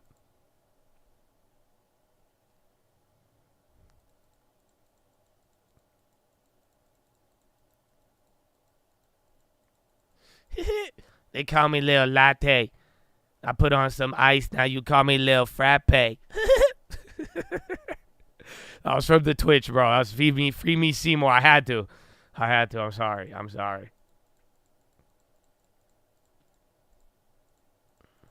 Why are we hyped? We're not hyped for any reason. Honestly, if I don't remain hyped, my voice will go out. So have you ever seen the movie Crank? Oh, my goodness. What is that? 5-6 points in one candle? Oh, my goodness. So there you go. Back to VWAP. We did not fill any gap. Russell's holding up good, but it is coming down now. Still up by 1.3, but you got a little bit of a SPY dump. Oil's still down. I'm down on that play now, too. Almost 0.5%. That one sucks for now. But then we got 5 more minutes here till oil data. But remember, it's just oil data. So it's not as if I don't think it's going to move you or the bonds too crazy. But maybe we get a nice oil move. We will find out. VU on the low. Whoa. Bro, low taker is just gassing from NVIDIA to VU, Rider. I'm seeing a couple of materials, Shopify even. So, again, Vanguard, S&P on the low. Dell, a couple of those chip plays. What about UNH? And then bonds are catching a bit, ironically enough. Schumer says test vote on Ukraine will be this afternoon. So all the TLT hype was legit. It depends what your standard is. So you could call it like legit if you think this is like the real rally. I would disagree with that, but it's legit enough to take you back to September. So like this has just been the irony of all of the bonds. So that's like saying, you know, the move from October to December last year, that was you should have confirmed rate cuts by then.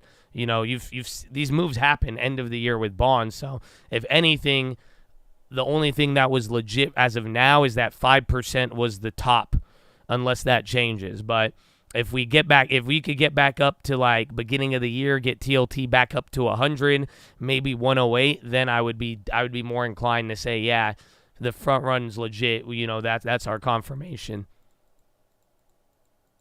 Why the Raul? No headlines. I think we're just coming down again. Qs are on the high, and not to mention too, there's just little back and forth. You still have stuff up down today. Nasdaq is the one that's selling off. SPY still barely holding. Dow's doing good, and then Russell is in its own little world once again. So we're kind of getting a little bit of this back and forth.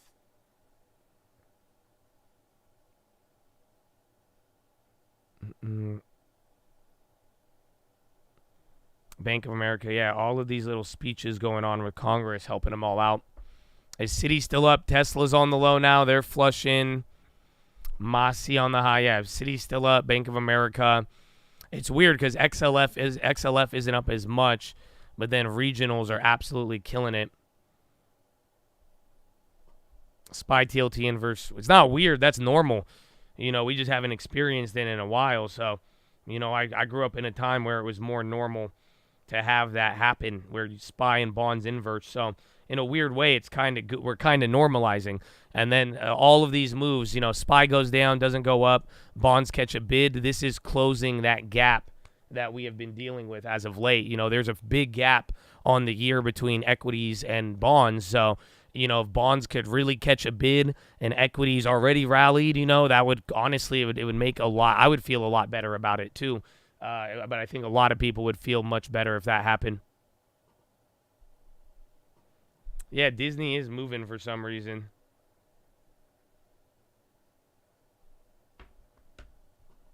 Where is it? KRE. NVIDIA keeps flushing. Let's watch AMD again. They're going to have that AI event. See, maybe they go negative on the day. NASDAQ is red. Again, I mean, that whole thing yesterday was a little different, but we kind of returned back to that sell the big tech, buy the small caps. Again, Russell's up now. All this other stuff has gone down, but NASDAQ is the one that is struggling the most here, but it'll figure itself out.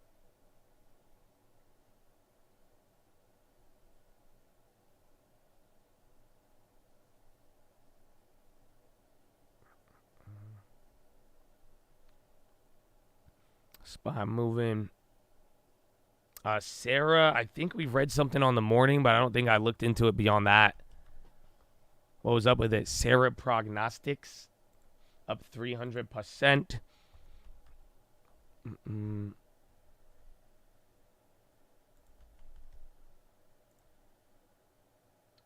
it adopting DSMB recommendation to stop prime study to focus on analyzing reporting data? Primary endpoint met in prematurity risk assessment. So I don't even know what they do, but they more than double on study efficacy.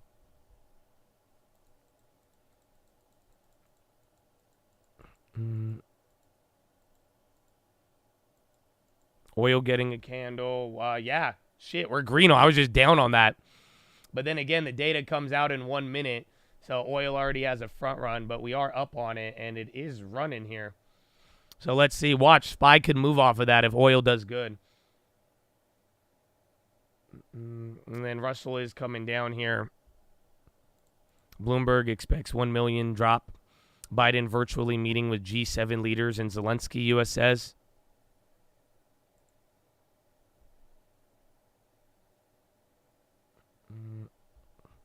Oil data in 30 seconds. Soar on the high.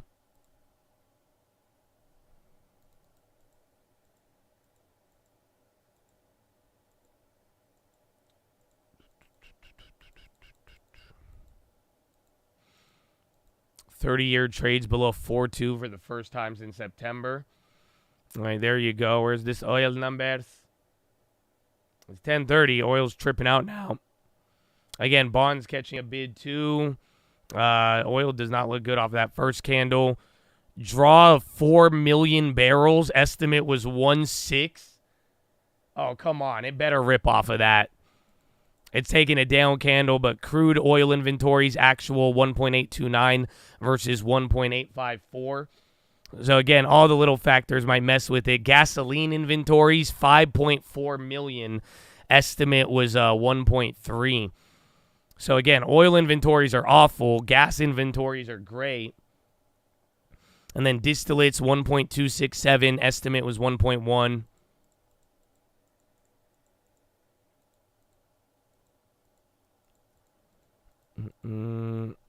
All right, see if anything else moves. BK on the low. It's a bank.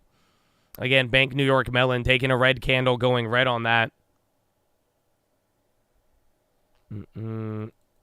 Hood new high. So is Disney, ironically enough. Again, a couple of things moving. Oil's down off of that. So oil just shot up, like 60 cents and then came down. Those numbers, a little wonky. Again, I think the gasoline numbers are bringing you down, but that crude inventory should have made it rocket. Again, oil's hitting a new low on that now. I'd give it a second, though. Sometimes there's a little bit of a delay. But as of now, that is the oil numbers in reaction. Again, Hood is actually really, really running there. I just took it off, but they just made a 30, 40 cent move up there. Check out move. There you go. Oil's bouncing now again. But, bro, oil, it should go up. But unless people, again, I think maybe gasoline goes down, oil goes up. But, dude, that was 1.1 was a big expectation for the downside, and it went in at 4. What was it? Move. Move, pal. Get out the way. Get out the way. Oh, no. Rate hike. Okay. 127. Yeah, it's still elevated, honestly. That is the weirdest part. But better than that 140. But lately, bonds have been trading like a penny stock. I love when Steve Leisman said that. Leisman. Gas futures is /RB.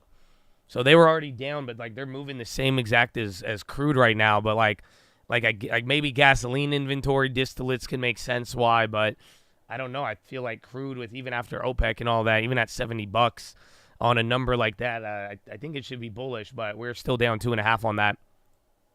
But /RB is the gasoline futures. And then we're back at 45.75. That's the lower level. You did not fill the gap.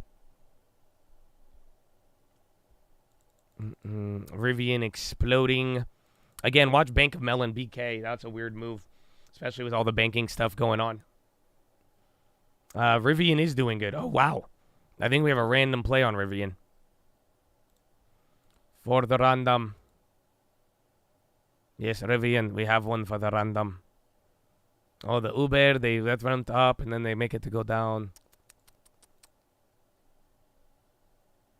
Long term. Where is the Snapchat? Wow, Snapchat. Good job, Snapchat.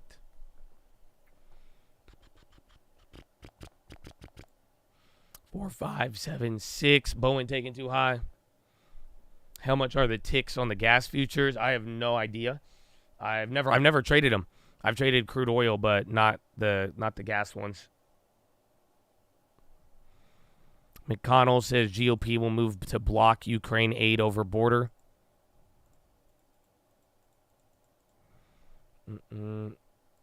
Uber again. Watch Hood. That's still up there. But again, Hood is up a lot now. Even after yesterday, it was up a lot, and it keeps going. Yeah, Rivian is going crazy. SPY still below VWAP, but you're not really, not so much. Everything green, though, now again. And then, of course, it's your boy Russell. That is holding up for now.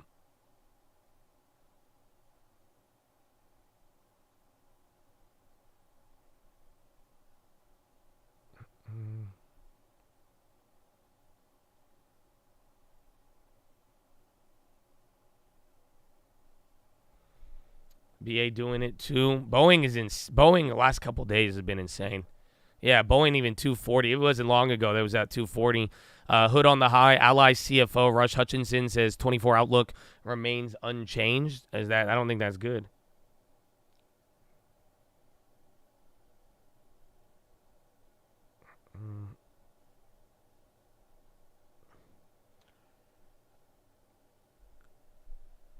DraftKings quiet debt, right? I feel like we haven't heard about them in a while. And then SPY still trying to work its way up. Oil just still fighting from the data. One big candle down, one decent candle up, and then in the middle of the little pre-run from it. Yeah, DraftKings is down too. And then Boeing once again. Boeing, Robinhood, KBH. Remember Toll Brothers and Lennar. Those were on fire this morning. You are getting a lot of activity there.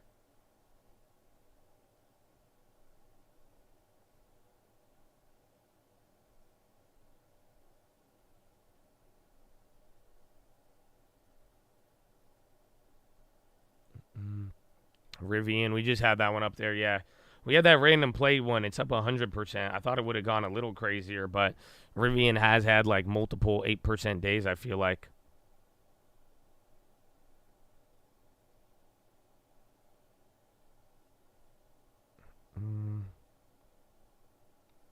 Hood going back to IPO of 40. IPO'd at 40? Jeez.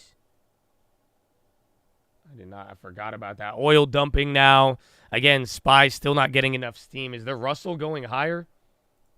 Yeah, Russell had a little bit of it. Because, again, anytime, if you're watching green and then the SPY not really playing along, I mean, safe to assume the Russell at that point.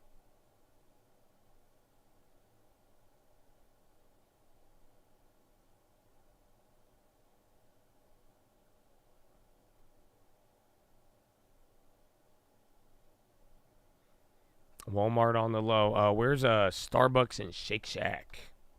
Yeah, Disney somehow is going up through the high. Yeah, Disney 1.39. Shake Shack. Yeah, they're still holding. Let's see, Walmart. USO on the low. Same thing with Boyle. New high incoming on Russell or SPY. I mean, Russell is still holding the weight. It's either we keep this weird gap or everything catches up with each other. So either the weird gap, Russell keeps leading by 1%, or Russell calms down and then SPY and NASDAQ are coming home again. Uber, Walgreens on the high. Yeah, they did good. Bonds too, bro. That TLT, I think that might be another 1% now.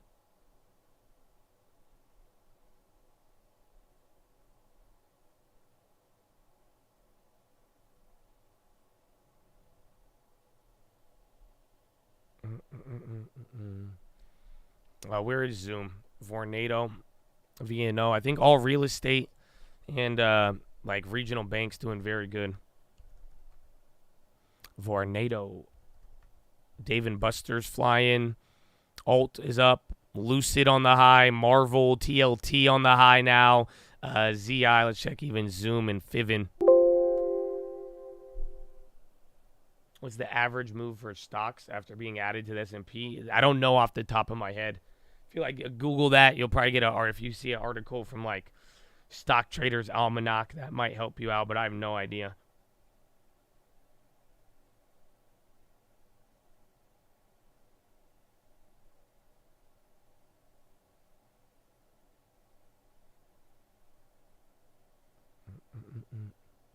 SPY looks like November.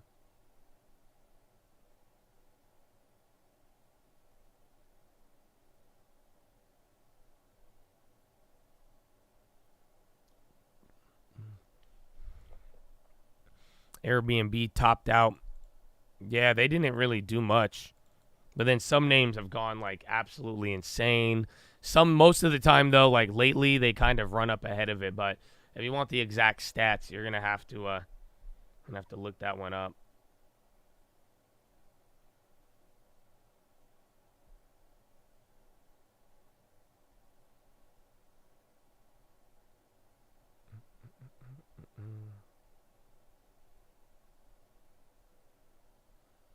RKT moving, break even. Alrighty. Bro, oil is a trip still. I'm still in that play. PTCT on the high. Where are we? Let's see timing-wise. 10:30. So we got another hour till Euro close. Again, Germany hit a high today. Allies selling off that headline. Squeeze it. Oh, yeah, Allies getting murked by 0.8. And then right now on the S&P 500, you have 119 names in the red, 383 in the green. Dow Jones, 13 red, 17 in the green. And then NASDAQ 100, 30 red, 71 in the green. McDonald's expects $130 billion in system-wide sales this year. This is good, right? I don't know how that stacks up against their prior guidance, so they'll either move big or not. U.S. weekly crude production falls for the first time since July, EIA. Gasoline futures moves lower after EIA reports bigger than expected gasoline storage build.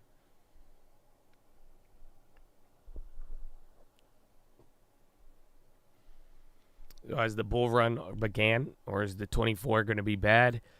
Yeah, we don't know. You got to wait till the data, but, you know, if the lead up into the new year, all of the data is supportive. I mean, we've already been, you know, we went from correction territory to near all-time highs, but if we end the year good and it's all on a good thing, and then we get into everything else next year, it'll probably be a good year. Otherwise, we'll see where that takes us.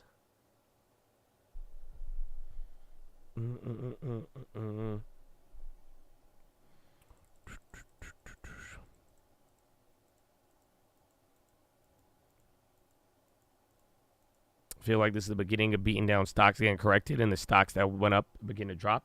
Well, that's literally what has happened for the last 5 days here. Yesterday was a little bit of a fluke because the beaten down ones went down and then the high risers went up, but that borderline is that cyclical rally that we've been talking about. That's why I've been talking about the Russell a lot. We still got a Russell play. We flipped out of one. And like I was saying, we kind of got out of it at a good time. I didn't want to wait all day if it's going to move around to get that same profit. So we will see, but definitely that is one of the bigger themes end of this year, beginning of next. If we confirm that theme, there's going to be a lot of cool plays out there. If you had to pick Starbucks or Walmart, I think Walmart has a higher premium and it's a better company. Like, you know, owning Walmart, you're never going to be mad about. And then I think Starbucks is still a good company, but it's going to have more volatility and more risk and more upside than Walmart. So I think they're kind of equal, but they're kind of two different sides of the coin. Both are great names, but they kind of offer something different at where they're at, the prices, and again, their stance in the economy. Yeah, TLT is just rocketing right now, bro. All of the bonds. This is it's unreal. Because now you're getting it every day. You're getting, and what I'm saying is unreal, not really the move, but look at all the gaps, the price movement. You know, bond volatility is still elevated. And yeah, the ADP came in very low, actually. It was a big surprise to the downside. We've ripped off of that, but the ironic part is that this is where we were at when the ADP came out. We ripped pre-market after ADP, and then now we're lower. How would we confirm? You would confirm based off of the rates in Powell and the data. So literally, if the data shows soft landing, if inflation really does come down, CPI doesn't come up, Powell, you know, is able to communicate nice. We know the rate cuts are really, really close, or that there's no sign of inflation coming back, then that would be the confirmation. So like we said, we've been talking about these last two sets of data and dot plot for a while now, but it's like until we get that, we can't really confirm anything, and then we'll see how Powell opens up the beginning of the year. But if we end off on a good note here, the big data sets, I mean, that could be confirmation of a cyclical rotation in the next year. Hopefully, but then again, you are going against the hard landing lurking in the shadows, because the same thing that shows you the economy or the everything's good, but the same thing that shows you that is also declining. And very well, if that declines too fast, you get a little clap.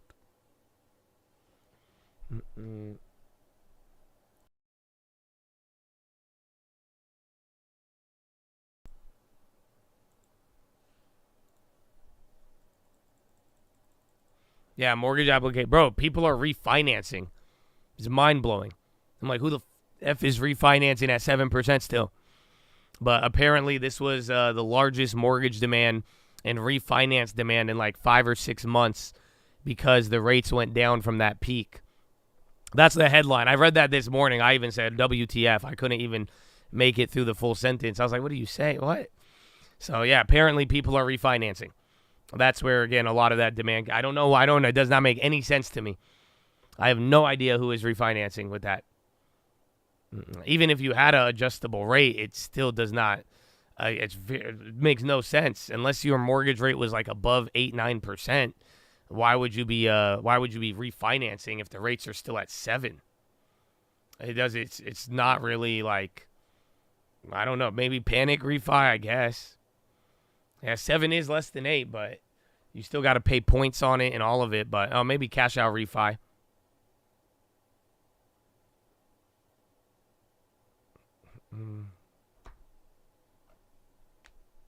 All right, bonds still going. SPY fighting. Oil hit a new low, trying to bounce off of it. But, again, oil clapped off of that data. Lots of places were offering free first refi. Yeah, I guess if it's free, no closing costs, no nothing. I mean, I guess if you had a really high rate. But, yeah, maybe cash out would make the most sense. You know, everyone's talking about CRE being bad. Yeah.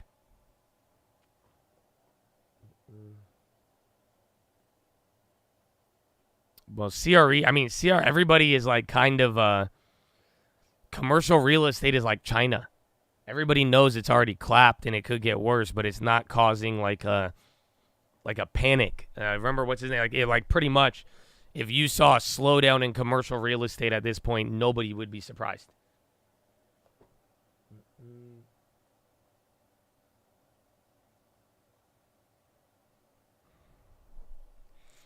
Yeah, everyone needs cash, so that could be the black swan. Yeah, but like I don't think it would crash anything because then if everybody took like an emergency cash out refinance and pulled out all this cash, it would give them enough money to prop everything up for another couple of months. That's what happens every time when there's just this much money floating around. Yeah, oil's plummeting now. Very surprising. So I'm down on that. I'm going to be holding that, though, probably till the end of the day.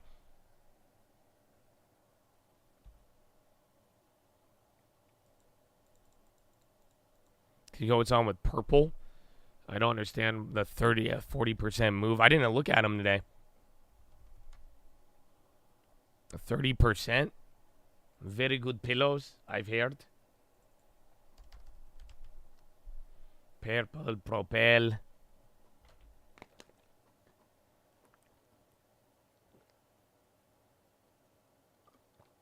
So what was it? They had news 2 days ago on their revenue guidance, but that's it. I don't think there is any news.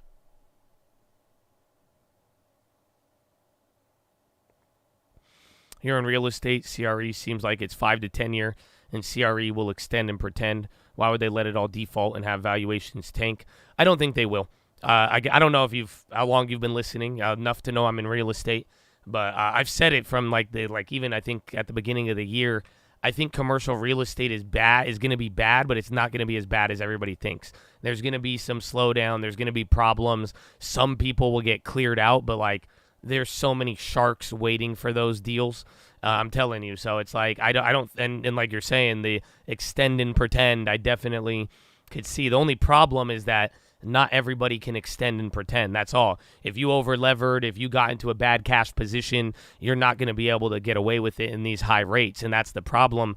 A lot of properties, they either need development or they need so much. There's nothing in the commercial world right now, especially if it's not brand new, if it's not in a good location, you're not getting 7% off of it. You cannot yield that back. So that's the problem, but it's not going to be as bad as people think. Some people think commercial real estate will crash everything, and no, I disagree with that, and I don't think it will become everyone's just so prepared for it, and I do know there's a lot of money on the sidelines ready to scoop that up, and then, with the right lobbying, the right laws, you get the right distressed commercial, and you're able to modify it into something else. There's a lot of people licking their chops for that right now.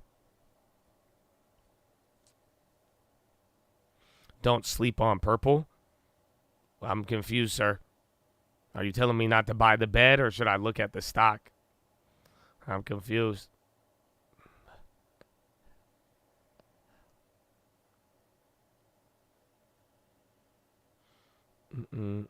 I literally sleep on purple. No, I don't have a purple bed. I wanted to get the PHILO, but then it was expensive. And then the guy was like, just come back. It'll be a deal. And then I never came back. So the employee hooked me up. He was like, just don't buy it today. He's like, come back next week. And we're going to have a huge discount. And I was like, man, you're the homie. And then I never went back, unfortunately.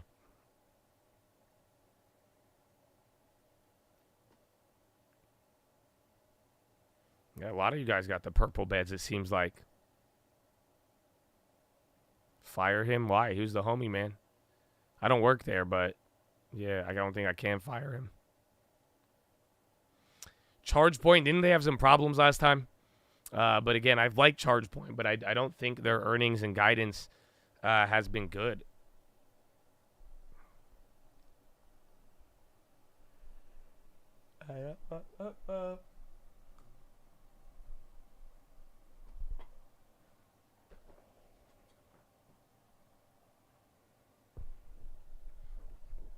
They're short on ChargePoint.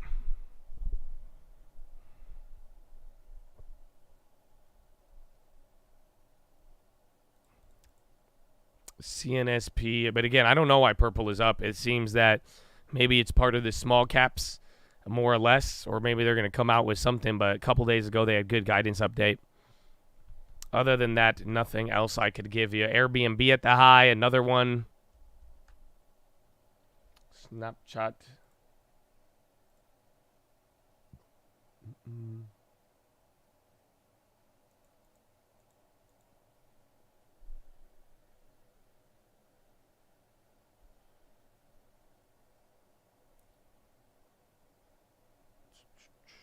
PayPal. Let's remember, PayPal had bad news in the morning. We'll see how he plays out. If he could get up to like 3, yeah, I like that now. Okay, they're brushing it off. That's the only. I was scared of PayPal in the morning because it's saying they had that big downgrade. They were down while Square was up, but it looks like they are catching up. We can accept it.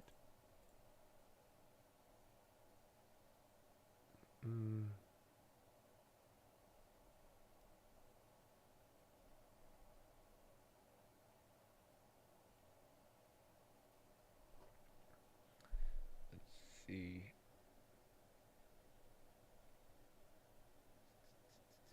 Uber's up a lot.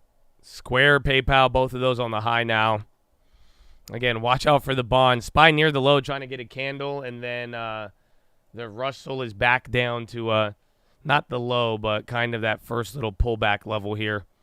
So where was that earlier? Again, we sold out here, so it was kind of a good deal. But we'll see what happens. And then I still have the M2 case, the small ones. I can't run. No, bro. E-Trade is like, dude, their customer service.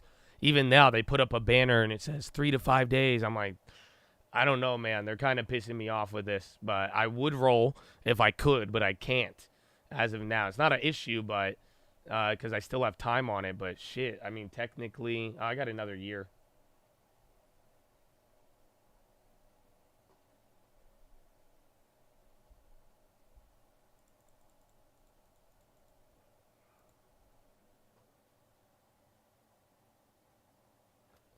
See.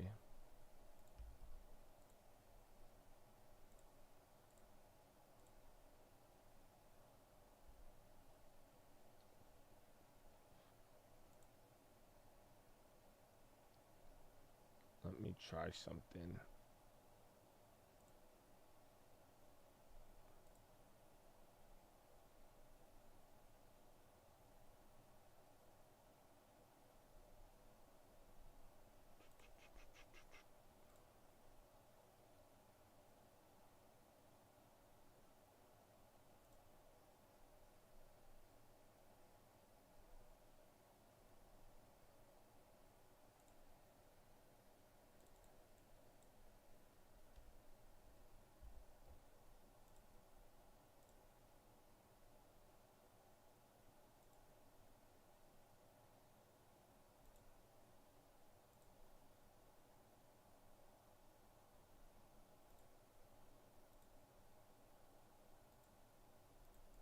Okay.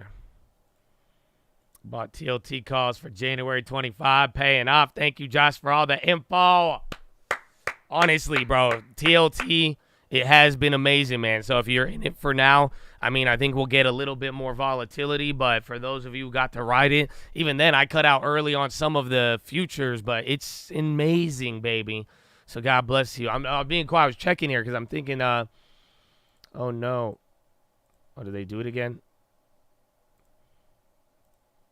That's it. But E-Trade, honestly, they are cucking me heavy. So I don't know. I think I might just transfer the account back to Schwab then. Or we go with, I don't know. You guys want me to try out Fidelity? I could try out Fidelity, but I have to go set up all of that. But honestly, Schwab was just the easiest. As of everybody else is just annoying.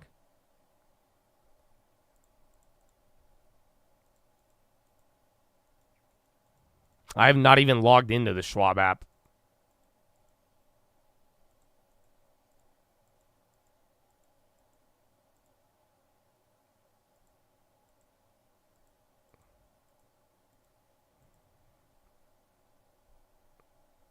Yeah, Fidelity. You could still use TD Ameritrade. We all can, but it just everything's held with Schwab though. So like when you go to the website, it looks different. But it's getting nicer now. Like it doesn't look that bad now that we have like some history on it. You know what I'm saying? Like we're getting like, you know, like this is the small one. It's not including the random. So it's not bad. Not bad at all. Not bad at all.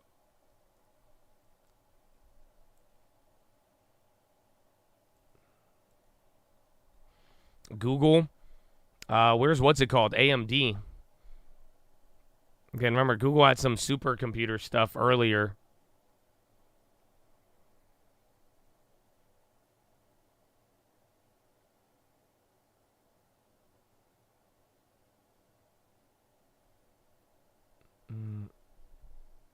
Where is it? That was Schwab. So now it was giving us our chart back, but it was just you have to deal with the other history of it all. Where is it? There's AMD.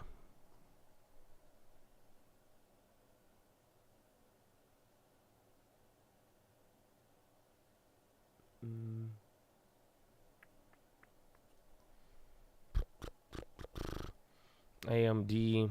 So again, AMD, what time is it? Is at 12 or 1? I think there's a little bit of time. The TD site, eventually you're all going to get moved out of it, but if you still get to use it, you're at a W. But it's annoying.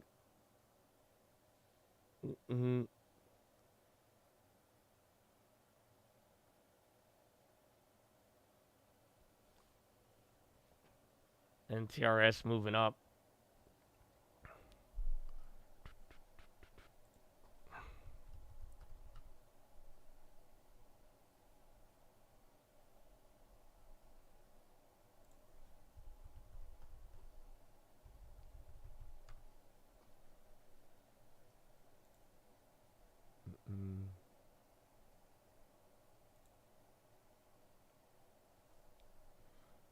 TD, TD got bought out by Schwab. So they're moving everything.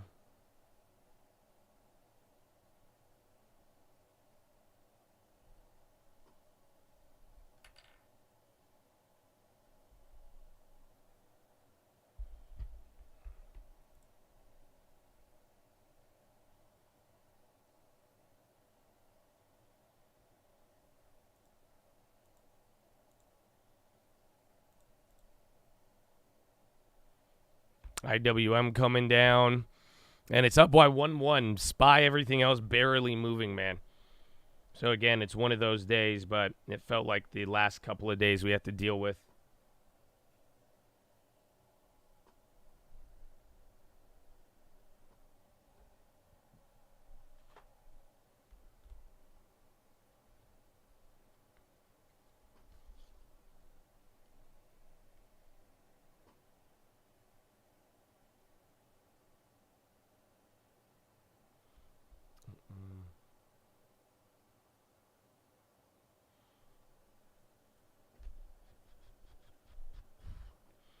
2024 will be quantum computing.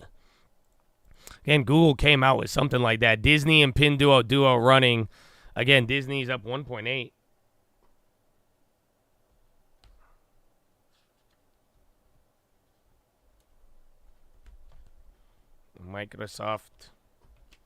Microsoftian.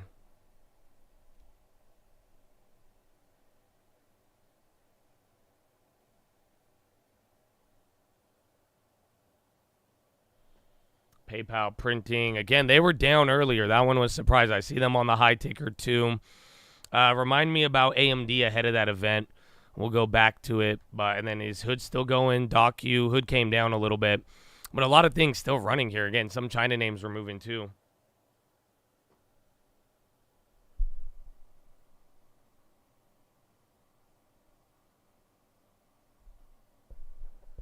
Upstart round to CEO speaks on the 12th.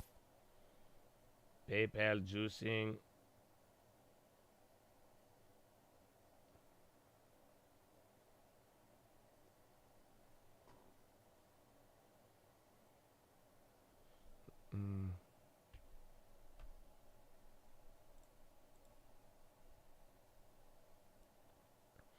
All in on Rivian.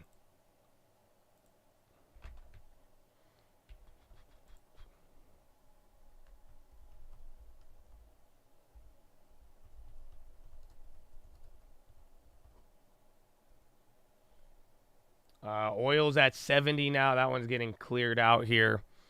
Yeah, oil's still dying.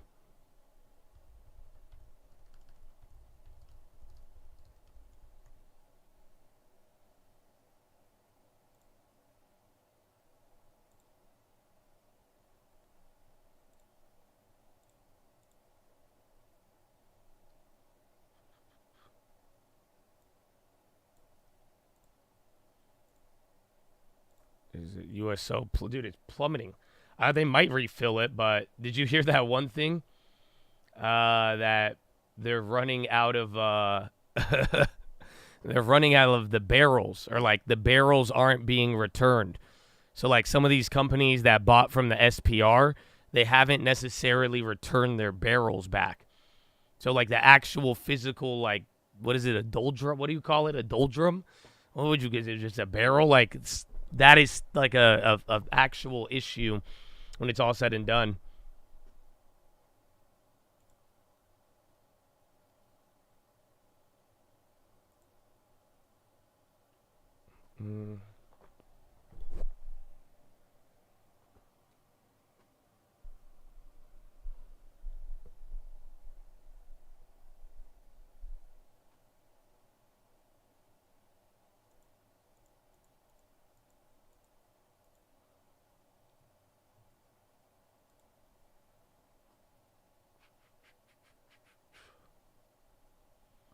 All right, yeah.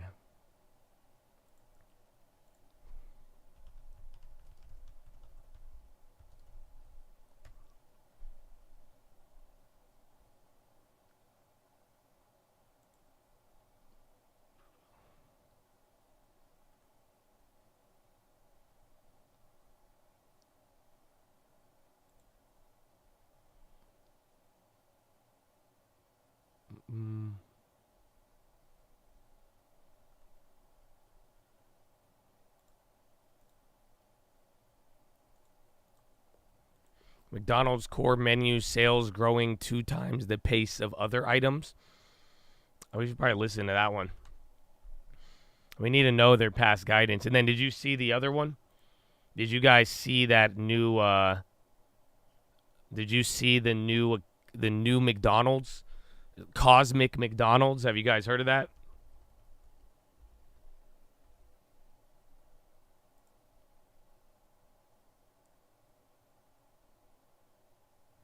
X is dying. NEE on the high. Yeah, whoa. United Steel down 1.4. Quick. Yeah, they're making a new McDonald's. They're keeping it low key. I saw a video on it. But it's going to be like I think it's like a coffee thing. Like, yeah, it's like the Starbucks thing with like a different menu.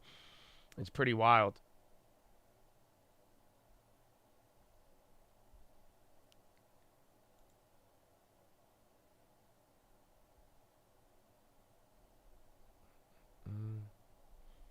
I'm making a Fidelity account right now, just in case. Because if they keep me clapped on E-Trade, it's already been like a month and a half. I just think when I made that new account, it all got fucked up from the start, and now it's in the gulag.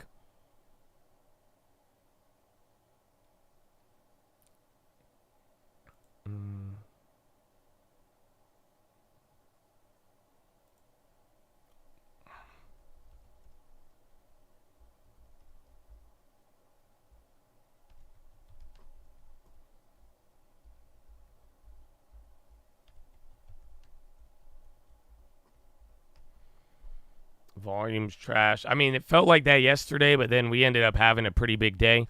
I mean, we got, 20 minutes till Euro close? So we'll see.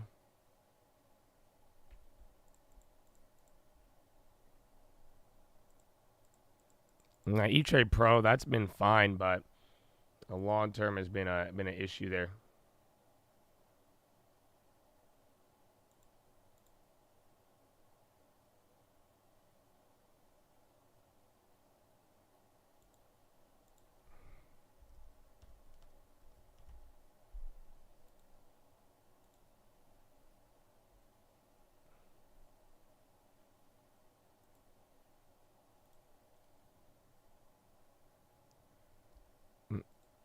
You think these loan companies will have great earnings? People just consolidating higher interest debts? They should. I mean, that's what they all were saying.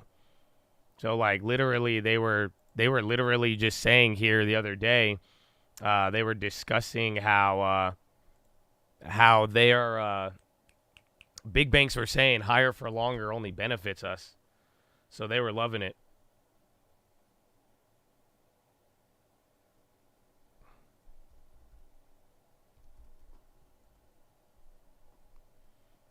Oxy is absolutely clap. Yeah, a lot of them, man. A lot of oil. Even oil, right? Damn, oil just went down to another 30 cents. So we're going to probably have to hold that. The fact that oil just moves 4% on average is crazy. So, again, last time I played a move like it was the same exact thing. I don't know if you guys remember that. I did it like towards like the 70s, and then you had the pop, and then you have to do this again. So it's probably going to be a wild ride for the rest of the day. There's still a lot more downside now, unless it wants to hold at 69.29, but that one probably hold into tomorrow because it should have gone up.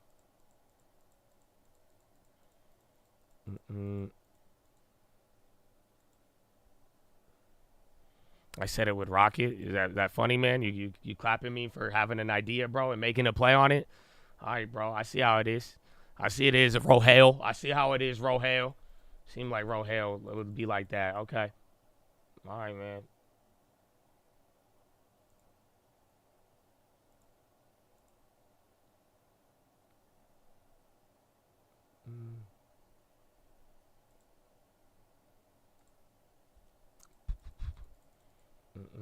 I mean, you with me? I don't think you with me, dog. I don't think you with me. I don't think you with me, man. I don't think you with me.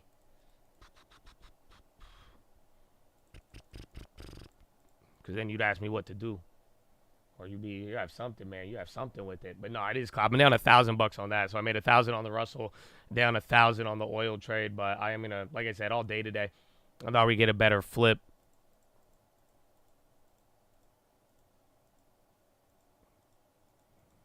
I said, I didn't say anything to you, man.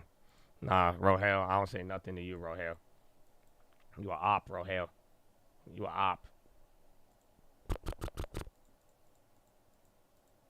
Be more specific.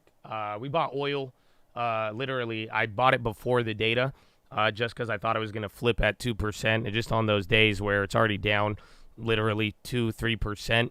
It should kind of have a floor to it, but then it got a little crazy there. And then what he's referring to, the data came out, and right when the data came out, we were saying it should be good data because it was 4 times larger than the expectation in terms of a draw, but then it went down.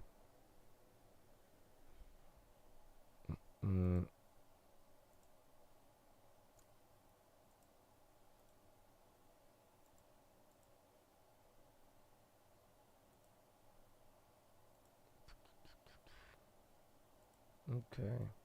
Fidelity's very green. You know what I'm saying? Okay, we'll see if this works. We'll see if this works. Oil price isn't a bad sign for the global economy. It is. But lately, it has been hard to read some of the signals. So, like, a long time ago, oil would have told you that it was that the economy was doing very bad, but it was able to go up. You live in TD for Fidelity. I just want to make sure the E-Trade that we put the big long-term to, I think it just tainted. I messed up. Again, I've had a really shitty process on that. So I'm just going to have a Fidelity maybe as a backup. I got to do a lot of stuff. I can't set it up right now. I thought I could.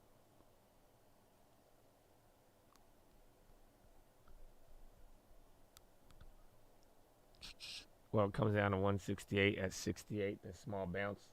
I think 69.20 is the level, and if it don't hold that, it goes a lot lower. But even then, oil is down 3.6 so far. Which, again, the last time we had those days in September, these are very outsized moves. So I'm a little surprised by it, but at the same time, it kind of just shows how everything's been moving as of late. Comerica overdrew its own account for months after update. That doesn't sound good. USO still dumping here. Again, another, 10, 20 cents on that?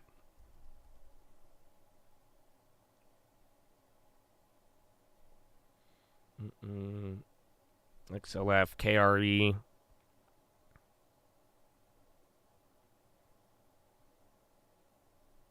Fidelity now does fractionals. They didn't have that before? F it, screw Fidelity. Let's create one called Fraternity. Dude, believe me, if you don't think this whole process has me sitting there every day like, bro, I should just make my own, you have no idea. I want to, but I don't want to deal with people. You could even see, bro, hey, all I made was a comment on oil. Like, so I ain't trying to deal with people, bro. It's a lot of work.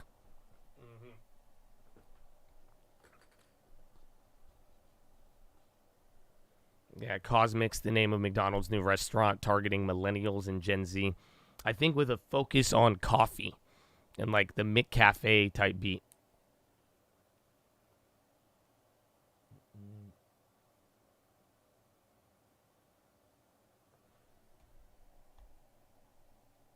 You don't want to deal with people anymore. I had that attitude for a while. So it's just, I learned that one a while ago. But yeah, I don't know. I think you can make a cool broker. I feel like a lot of the brokerages are very, even just so many things. But it's very complex. I mean, it is handling the biggest. But I'm sure it would be simple if you just had one thing for long term and called it a day. Just one brokerage made to just drip, fund monthly deposits, and then just have very good visuals for you, and that's it.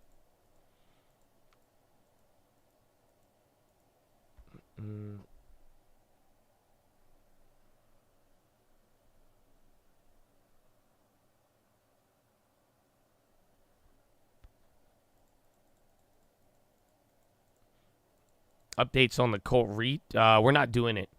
Like I said a while back, it just, unless we want to raise money, if I have the desire and I need capital, it would make sense. But as we discussed with the lawyers and everything, unless we were trying to go on a money-raising campaign for how small we wanted to do it, it really wouldn't be worth all of the liability.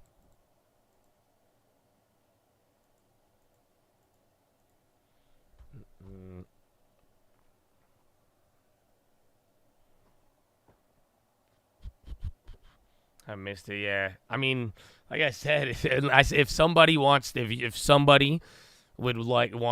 fund it and take over that liability, I would gladly do it. But for me to do it personally now and like throw in my properties and stuff like that, it just, again, they said unless I want to become a JP Morgan shill and get raise capital from the big banks, why create a funding mechanism?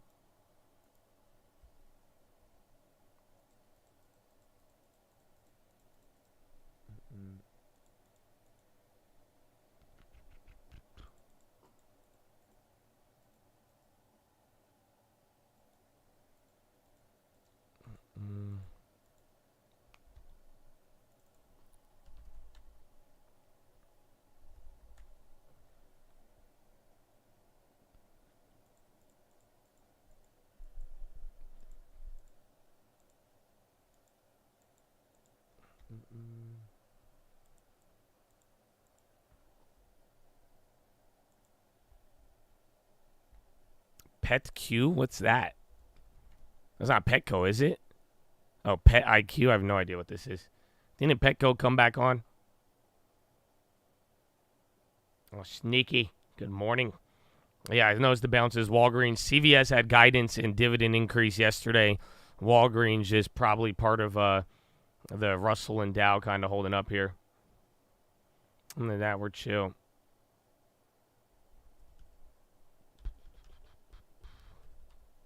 Affirm another 52-week high. 3M is coming up.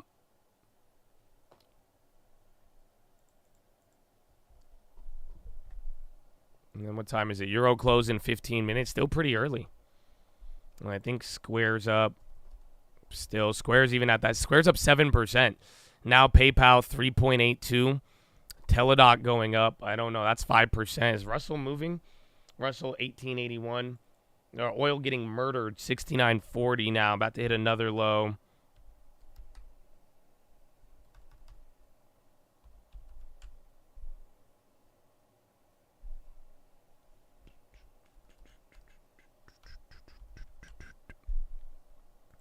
Square and Teladoc are the sleepers. And PayPal. And just, dude, some of these like small cap squeezers, very good today. The high ticker is very active. It's crazy that you've got, like, look at how the market looks today. But the high and low ticker has been running all day. It's crazy. U.S. system-wide sales to surpass 50 billion. They said global was 130 earlier. McDonald's ain't really moving yet. Yeah, Snap is doing great. Again, Snap above 15, the next level, it's like, I told you guys this yesterday, it's like 16 something.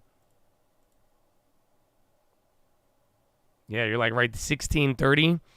And then next levels are, you know, you were excited about those next levels years ago. Yeah, Square's up 7.8 right now, or 7 and change. It's a lot.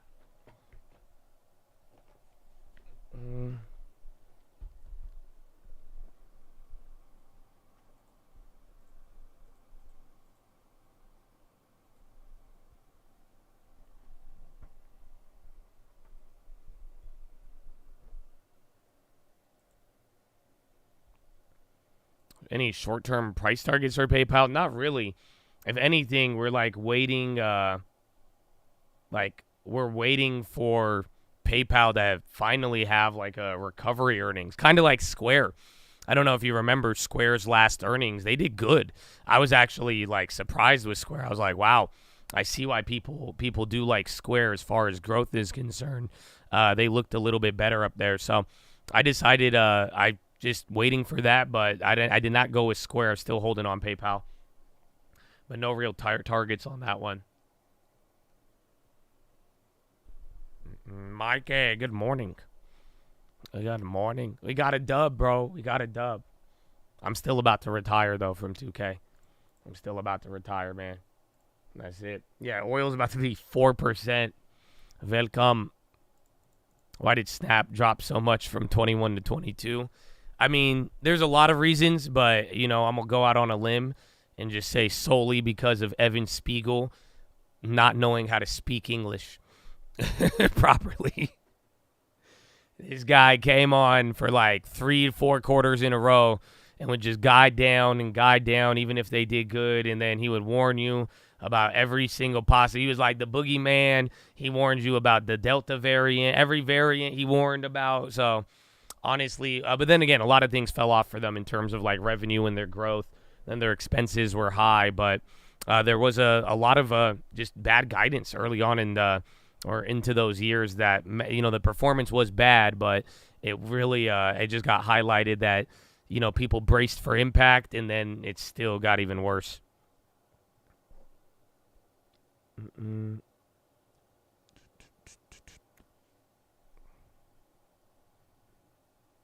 Who's the person you what's his name? Exactly. Is he going to be at the banking? If he's on, I would love to take a listen. If he has to talk to Mr. Jamie Dimon. And I actually do think Senator May. No, it's not Mr. Warner. I always forget his name.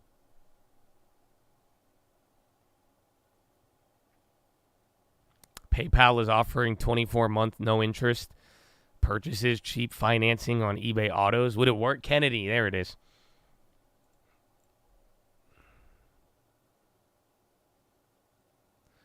think he's the only Kennedy. I blinked on the name. Does that work? Can you use PayPal on a car? Like, would they let you? I've never really thought about that. On all of eBay. ARK more bullish than IWM and SPY and Tech.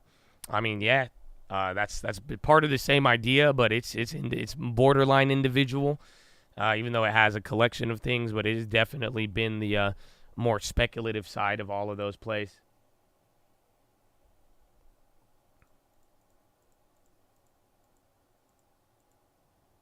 He made a comment. Is that like getting a gun safety in from? No way.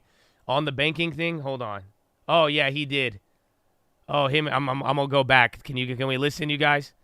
I think it'll be worth it. Oh, yeah, we missed it. Unlike some, I do not think you are crooks. In fact, you're all American companies, and I'm proud of you. And I thank you for supporting the most sophisticated and powerful economy in all of human history, and the jobs you create for Americans in doing it. Mr. Diamond, since the last time the federal government raised your bank's capital requirements in Dodd-Frank and otherwise, have you had a depositor run on your bank? We have not. Have you failed a stress test? We have never failed a stress test, no. Have you ever reached a point where your liabilities were greater than your assets? Absolutely not. Well, unfortunately, we've had 3 banks this year that did go broke. Mm-hmm. They're mid-sized banks. You know them: Signature, Silicon Valley, First Republic. We've held hearings. In my judgment, they went broke because their management did really stupid stuff. And because the FDIC and the regulators who were in charge of keeping them from doing stupid stuff sat there like bumps on a log, sucking on their teeth, and watched them do stupid stuff. And in many cases, had to turn to you to clean up the mess. Now, in fairness to the FDIC, it may have been that the people in charge is Kennedy, of watching those banks at the is FDIC, he like a JP Morgan supporter? Were too busy urinating off the top of a hotel. Or abusing young women who went to work for the FDIC. Yo, he's calling out the FDIC. Recently, yes, he knew about it. It happened. But he wasn't the chairman yet. Those are real claims from the FDIC a couple of weeks ago. If you're not familiar, he's not talking out of his ass. Mr. Diamond, don't you find it ironic? The FDIC is now turning to you and saying, you know our track record, which is blemished at the FDIC. Your bank isn't broken, but we're going to tell you how to fix it. Do you find that ironic? They're going to tell you how to fix it based on standards put together by bureaucrats in Basel, Switzerland, not by the United States Congress. Mm-hmm. Do you find it ironic that they're telling you this and proposing this? Isn't that kind of like being given I know what he's going to say. Gun safety advice by Alec Baldwin? Yeah, we went back to watch this. I wanted to hear that.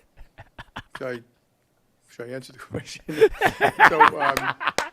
Even Jamie's like, damn. The major risk of those banks was hiding in plain sight, which is interest rate exposure. That was known to most people who actually could read a balance sheet and read their financial statements. And that's true. I also think the FDIC said they didn't know. They were busy doing whatever else they were doing at the at their Gomorrah of carnal abuse over there. The Gomorrah. I also do think you're making a good point that some of these rules were put in place. Sodom and Gomorrah. And some folks have mentioned here are pushing business outside of the banking system. And to point out exactly what that is, it's almost 80% of the mortgage business today. It's half of the leveraged lending business today. And it's a bunch of other things which people don't actually see about the plumbing of the system. And I do think it's adding risk about transparency. And a very important thing about the impact. Let me stop you, Mr. Diamond, because I'm going to run out of time. How is this even legal under West Virginia v. EPA? You have bank regulators without clear direction from Congress who are borrowing standards from other regulators in Basel, Switzerland, imposing them on you without clear directive from Congress. It clearly falls under the major questions doctrine. Why doesn't this violate West Virginia versus EPA? You don't have to know a law book from an LL Bean catalog to see that. Why doesn't it violate the law? Anybody.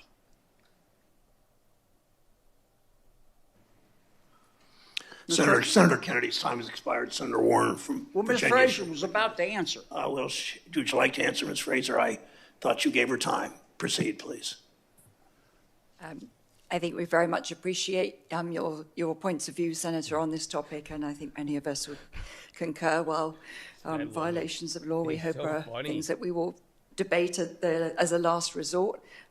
We would be prepared to do so because it's important that there's clarity in the law and that we abide by it. Thank you, Mr. Senator Warner. Thank you, Mr. Chairman. I do find it's Thank you. an interesting presentation, the yin and yang of whether. Yeah, I just wanted to listen. We went back just to, Kennedy. I couldn't miss a good Kennedy speech.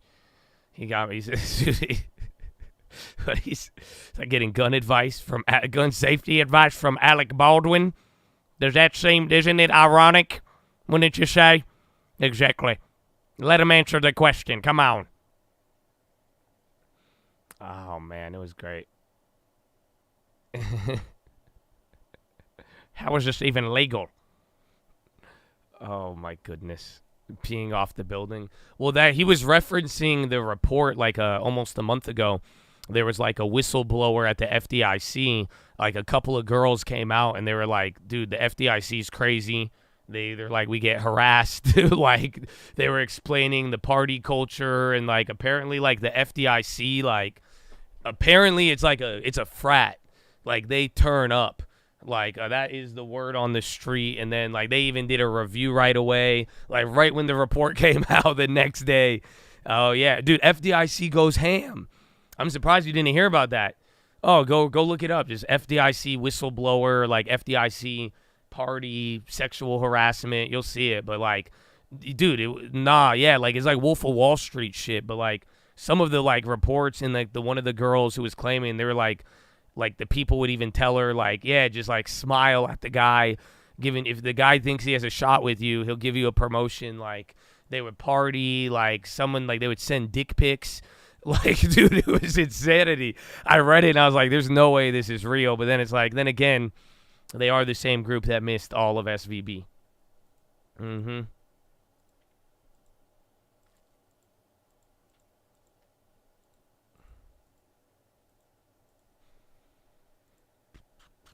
So welcome.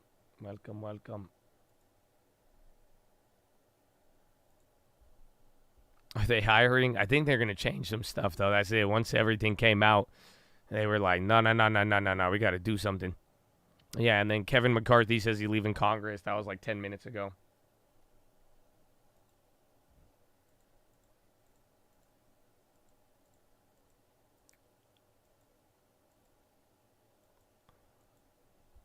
Ulta's on the high. I guess Estee Lauder was moving up. And then Square keeps going. Hit 2K annual dividends in 23. Let's go, baby. Amen. And then wait till it keep growing. It's beautiful. I love it, man. Increasing the yearly dividend yield. It goes hard, bro. It goes hard.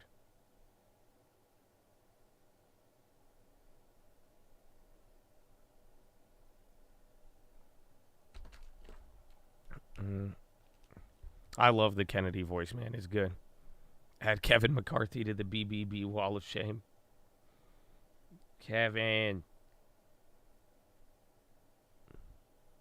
Euro close is literally right now. Yes. You got it.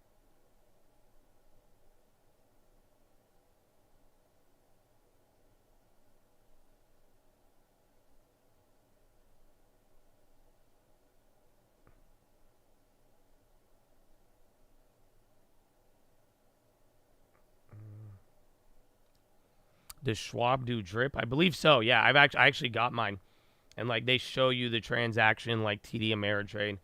It's very easy to see there. Or no, maybe I'm thinking of E-Trade. All of these brokers. Oil in the S&P 500, kind of like the bonds. I mean, the correlations, they kind of used to have much stronger correlations in the past, but it really all just depends as of late. So now, I mean, for most part, oil down is good for stocks and vice versa. Oil up hasn't been, but that's like the traditional one. But it's kind of hard to tell in between. And then as of lately, it's been hard to get like actual economic insight by looking at commodities more or less.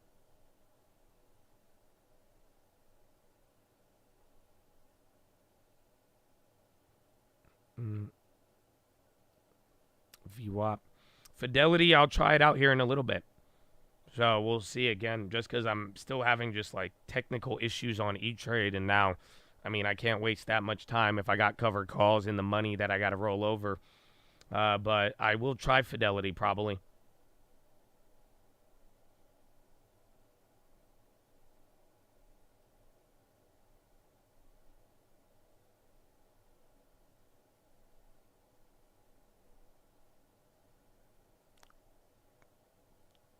Well, SPX meltdown. Yeah, at least Russell's doing good, but now Russell fell below 1%. Oil is melting down. That one's not good. And then NASDAQ is actually close to going red, but doing better than the SPY now and the Dow. So, again, Russell outperformance today.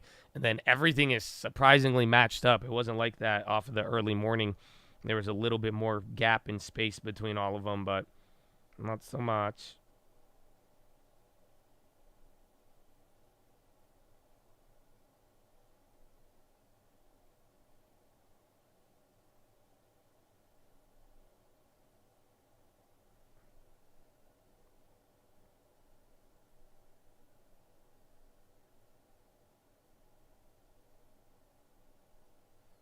I did CL, so it was bigger. I'm down like 1,100 on it. So literally every like 10 cents is $100. So I'm down $1 on oil. But remember, I did this one last time. We were able to get out of it the next day. But usually these 4% swings cause like, you know, big moves. That's why I'm saying I'm kind of surprised it wanted to do another one of these. So just a couple months ago, if you saw a day like this, that was in the history books. Or it would be like the biggest move of the year. Now, I think in the last like month or two, Russell's dumping now. So is the SPY. But last time we did anything like that, it got really awful. Or like it bounced back, but it was still just, if we get used to 4% moves, which again, I think the last month we may have had like 4 or 5 of those on oil. It's kind of increasing like the volatility of bonds.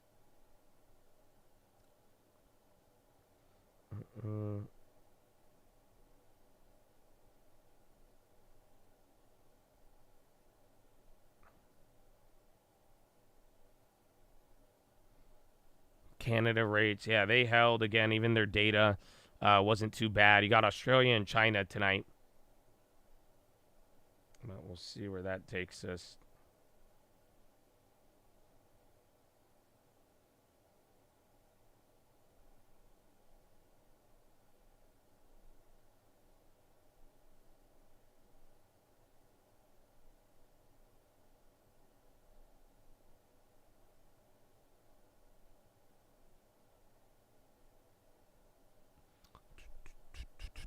What happens if oil falls too low?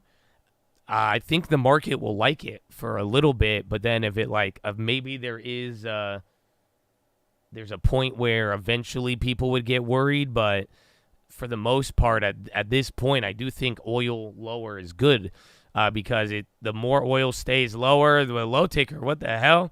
So again, you're holding up here. Russell is still near the low now of the day, I believe. Still up 0.75, but that low ticker just got really, really active.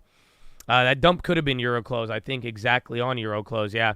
We're already a little bit lower, but we have sold off there. And Germany was good today, which is interesting. I think Germany hit all-time highs.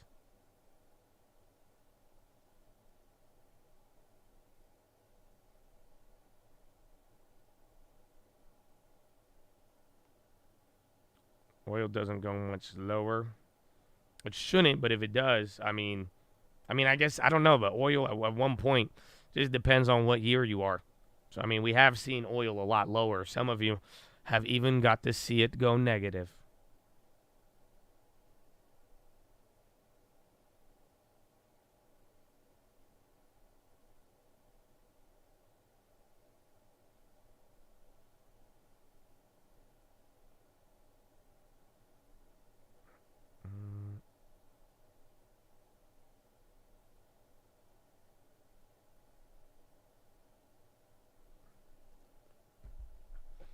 Push-ups. Yeah, let's get it. 5 minutes. I need a good stretch. Ladies and gentlemen, boys and girls, I hope you're having a wonderful day. But we are live Monday through Friday, 30 minutes before open. Drop your thumbs up on that video. Make sure you're subscribed. You're on mobile. Press hot chat. X out the chat. Hit the thumbs up button. Second link for the nightly watch list and main channel. First link for the Scream Alerts boot camp and real estate course. So, Chattadonia. We've been here for 2.5 hours. We got 4.5 hours left to go. Sitting is the new smoking. I need you to get beside your desk and do 10 push-ups. Can't do 10, you do 5. Can't do 5, you do 4. Can't do 4, you do 2. Can't do 2, you do 1. Can't do 1, get on your knees, do a push-up, plank the worm, anything. But get beside, get off of your chair and do 10 push-ups. I almost lost it. And then relax the jaw, relax the shoulders, chest to the sun, flex to the core, tuck the hips in, okay? Legs in front of you. You are not riding a dolphin. Optometrist recommendation: stare at an object 10, 20, 30 feet away. Blink a few times. Go blink, blink, blink, blink, blink, blink, blink, blink, blink, blink, blink. Blink, blink, blink, blink, blink, blink, blink, blink, blink, blink, blink, blink, blink, blink, blink, blink. Oh, it feels good. Oh, there it is. Now relax the jaw. Go. Breathe in really deep. Go. Breathe out with your tongue out. Do the dragon breath. Oh, yeah. That's good, man. Ooh. Oh, man, I got to get the walk. Do you hear me from here? I need to confirm if y'all hear me from here. I'm doing a wall exercise. So I have to, stand on the wall. I do a back stretch.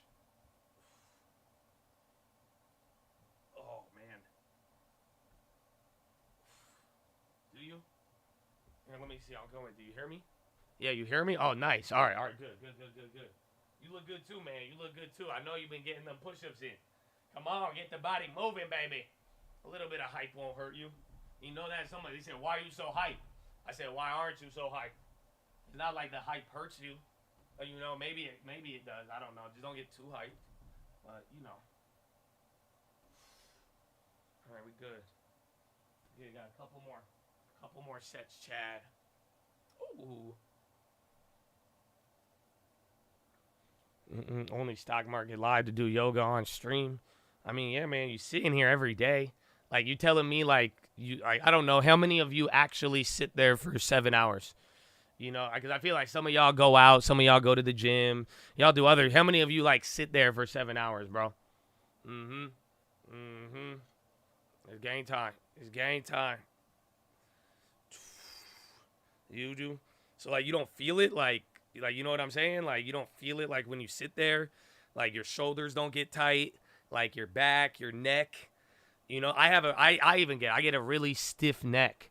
And then I read Proverbs, or I think it was Deuteronomy, and it was talking about stiff necks. I was like, oh, man. So, I don't know. That's why. Just move around a little bit, get a stretch in. But, low-key, I need it, bro. I need a good stretch in there. Otherwise, I just turn into I dry up, bro. Yeah, the neck is awful, bro. Neck is awful. But it's just stretching. I say if I forget to do the stretches, then, my shit hurts. If I do them, it's nice. Fixing car, there you go. Yeah, some of you are on the grind. If you're on the grind, you're moving around, though, which is good. But, the ones who are sitting there, I mean, yo, man, you know what I'm saying? Just don't sleep on it, man. Just move around a little bit. It'll be good for you.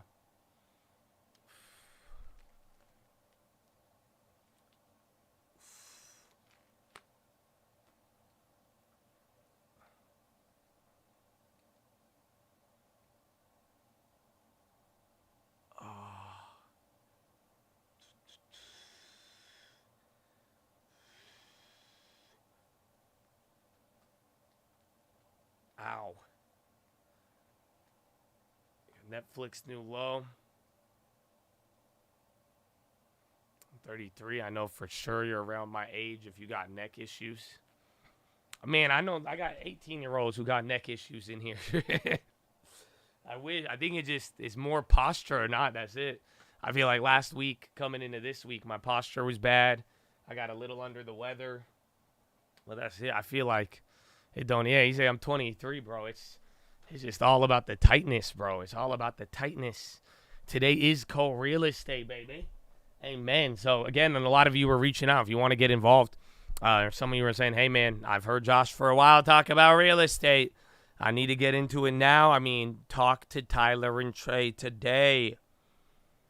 Do you have protein with your coffee? I don't have coffee. I tried it. Somebody said it yesterday. They're like, don't have sugar first thing in the morning. And so I tried today. I didn't even eat cereal. I just had a protein. It's not bad, though. Honestly, I do feel a little less groggy, but still have not hit that caffeine in a minute. No recreational caffeine for me.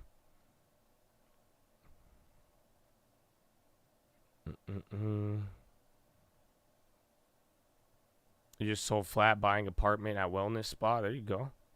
That'd be nice. You have me on Snap and accepted. That's you. It might be. I don't think there's fake Joshes on Snap. So, and then they let me add people now, so I have. But literally, I do go on it. I go on Snapchat when I go poop. And then, so literally, I go through those little videos. I see the couple stories that show up, and then I add it, and then that's it. And then it's weird. I got like one close friend, like low key. I could only communicate with him on Snap.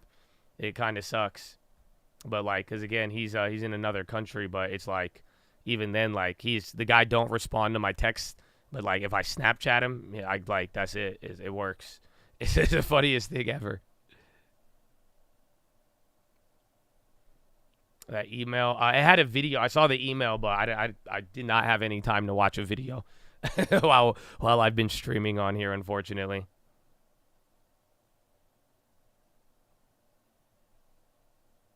Look at the hairline on IG. No, what was it?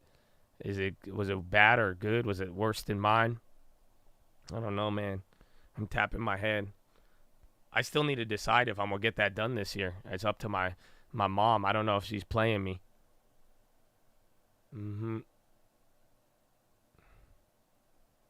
Don't drink caffeine until 90 minutes after you get up so that your body boots up naturally. I've heard that, actually.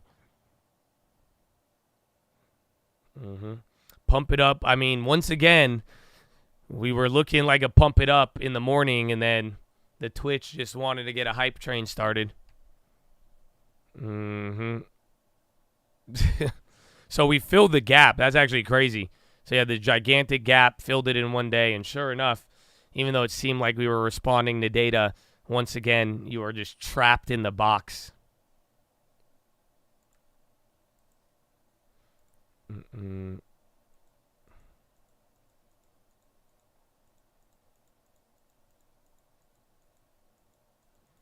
From you if they rent.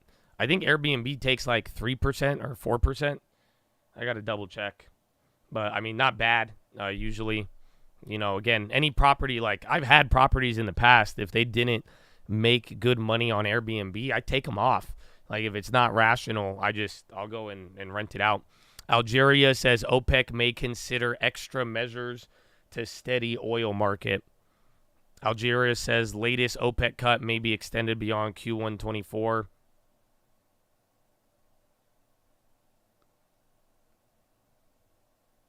I can't believe that happened on Friday. It was insane. It was insane. I have the levels to the upside. Again, we don't have all of the downside levels. I still got to get them all up here. But for the most part, I mean, we still, ever since we've got above 4,500, we haven't came below. But this like 4,575 to 4,540, oh my goodness. This is we've been here for at least 2 weeks. So again, even last Wednesday, you were chilling. You didn't move up as much, but again, with the data we have, we'll see. And then we had a little bit of data this morning, but like I said, ADP was really good. You're well below that. We ran up and then right at cash open, sold off, and now you're even below the data, even our trade data as well, too. McDonald's getting AI chatbot from Google restaurant crew. For restaurant crew. Well, of course, man. So I have the levels to the upside because I really thought when we were getting towards pump it up, we could have continued. But here are the next levels on the way up. And what sucks is like it's going to be 46.08. That's the previous high. And then 46.23. MLGO, Micro Algo. Or is that the company who's part of it or what? Looks like an AI stock. MLGO popping at the high. It's already up 162%. So be careful. Yeah, Ulta is on the high. Oh, this one was in the morning. I had this on, again, it was like the company announced a postgraduate training thing. I forgot. That one was in the morning, so I think it's just continuing off of that. But like I was saying with the levels to the upside, after 4,600, you get like 46.11, 46.07, then 46.28, then 46.33, 46.47, 46.50, and then 46.71. And then it's 4,700s. But where am I getting all these prices from? They're actually really important levels. I got to pull up a bigger chart. But like this is what I want you to see. These next levels, they go into the levels of 2021. Which is insane. And then even the beginning of 2022. So like 46.31, 46.37, this is where you topped out in March before you died. And then even then you like go to some of these levels like 46.42. That was like support. And then you broke it there in November of 2021. So this where we're at price wise, like especially if you're like, why are we moving like this? Just go back in time. I mean, these are very key spots with how we've traded even in the past. So and then again, take that with a grain of salt because, again, it can do whatever it wants, but lately it has been a good guide. So those are the levels to the upside, and that's why anything above 4,600 is going to start getting real interesting. No.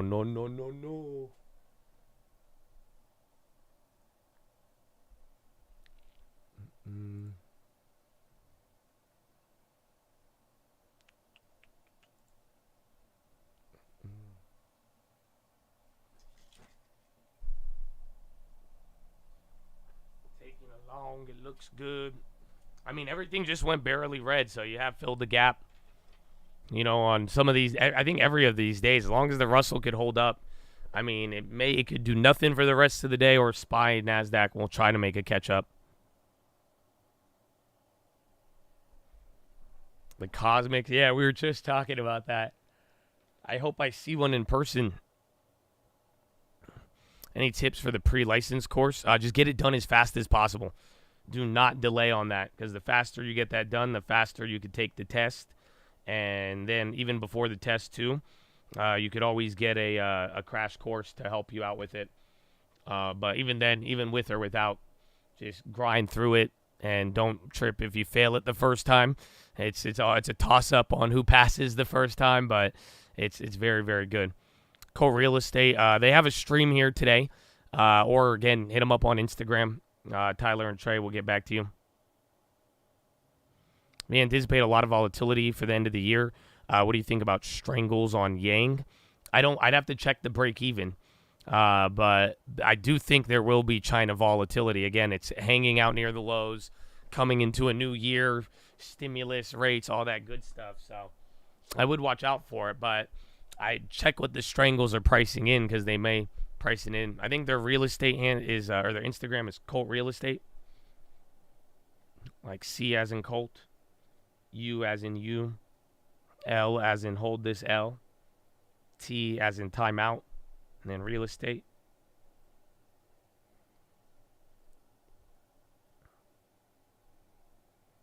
Strangled on a levered ETF is wild.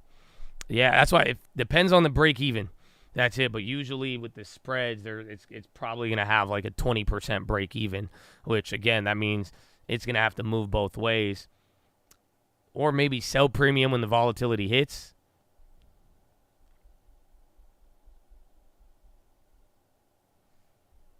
Oil, they had good news. I thought they did too, but then it just got murdered.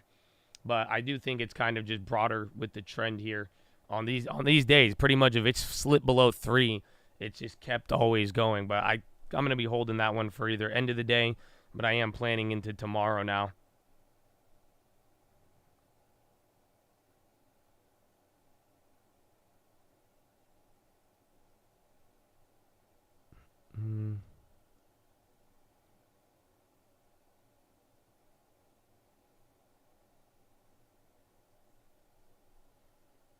MLGO is still going. I got that one in the bottom right.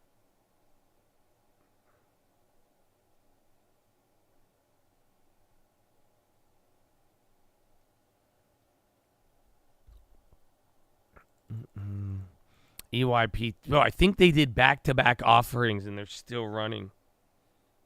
So, again, I do have them as a potential buyout. Some biotech might have to scoop them up.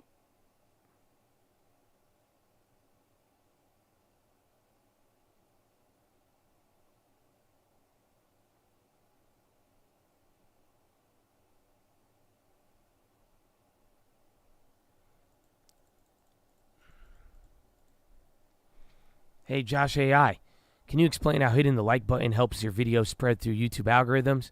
Well, believe it or not, I don't think it does anything. We're hated by Google. But either way, by showing your support, it's just a good kind act to do. Otherwise, even if you don't, everything's still free because Josh still loves you. So have a wonderful day. Make sure you like the video and subscribe. America.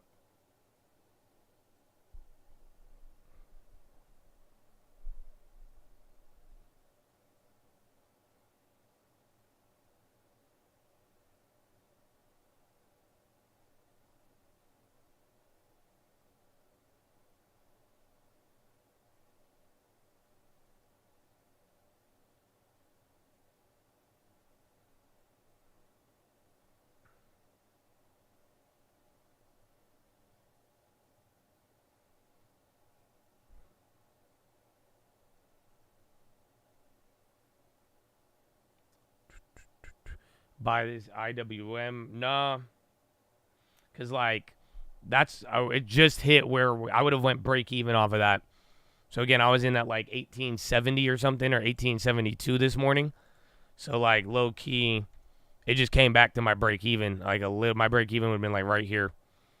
So, maybe if you want to double dip, it'd be nicer if we got it cheaper. But I remember I'm still holding those M2Ks. So, I'd give it a little bit.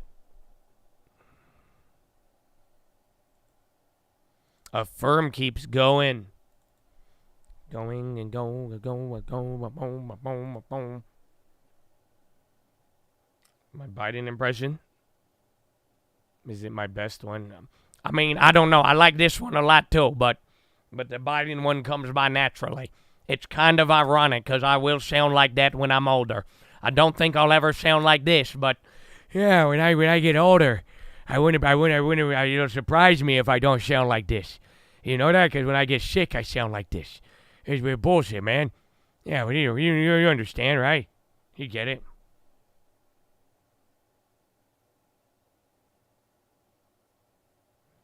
And going.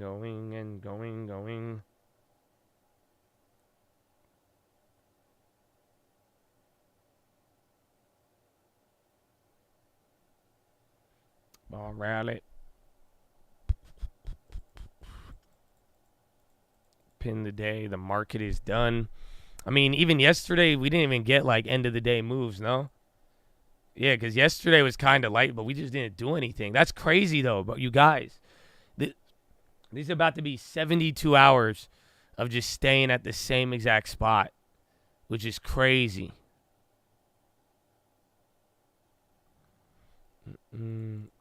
Oh, yeah, I haven't even looked at the Zaza. I forgot about that. That one actually just went up yesterday and didn't move today. Chad Futures still holding. Israel PM Netanyahu says Israel forces are encircling the house of senior Hamas leader Yahya Sinwar.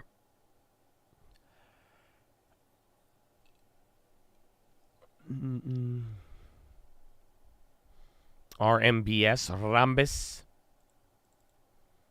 Square chilled out. Rambis on the high. PayPal still actually going up there too. Alt, we saw that a couple times. TLT another high too. My goodness. Did I say senor? I said senior. Senior Hamas leader Yahya Sinwar. Senor Hamas leader. We are circling Senor Hamas. And I think I said senior. I don't know if I said senor. Either way, though, I mean, I think it would kind of apply the same. I don't think I'm going to play any of these, like, recent earnings coming up. I mean, before we know it, after Christmas, the big dogs of earnings restart, so maybe. But other than that, I don't have any intention for any names. Usually after NVIDIA, even NVIDIA, it slows down, but I'm all cashed out there.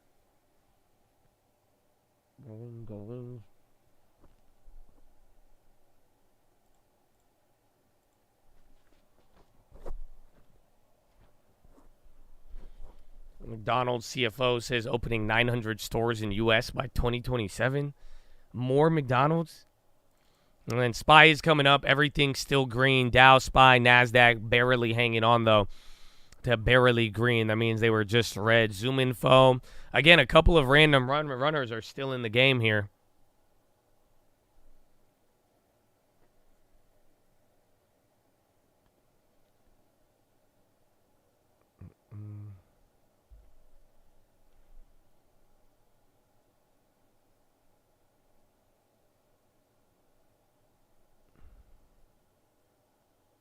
Any insight on PayPal? They had bad news in the morning off a downgrade, but then they kind of ran up. Maybe the downgrade, the reason they brought up was, what did they say? They said next year will be a transition period. But I've liked PayPal. Again, Square does, they've showed better earnings growth as of recently, but I'm a fan of both of them, and then PayPal is the one that I hold in my long term. Our position is actually only small, believe it or not.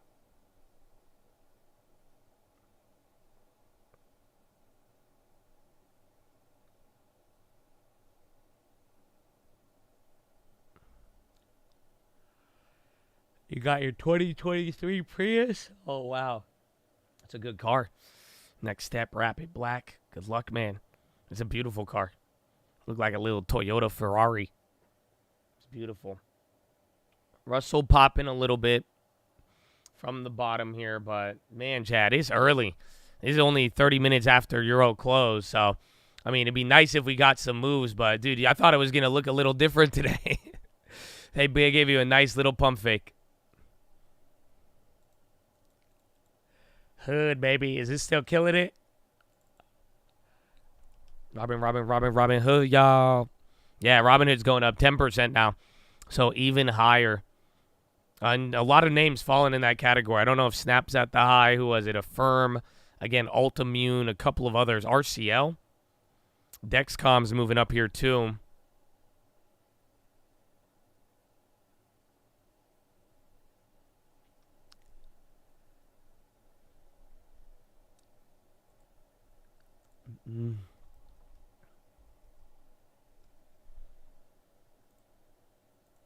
Did oil hit that price hit? No. I'm getting tore up on that one. This is literally what happened with the damn Russell yesterday. You have this morning move and then it gets clapped. Yeah, literally oil extends fall by more than $3 to session low of 69.31. So we'll see. But now, again, I think next level is where was it? 69.11, 69.21. And then if that don't hold, it's going to come down to 67.83. And then the 66. But that's it. Oil's almost at the low of the year after a wickedness of this back and forth. Again, oil was killed at the beginning of the year. And then we had a run up to 90 all of a sudden. And then that was only a month or two ago. And now you're back down.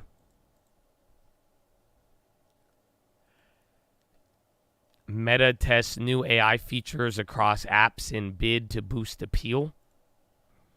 Oh, did your guys' did your Instagram change? Did they make all of the colors on Instagram black and white?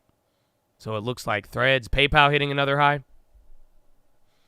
I don't know if Meta reacted to that. And then doesn't AMD have that thing here in a little bit?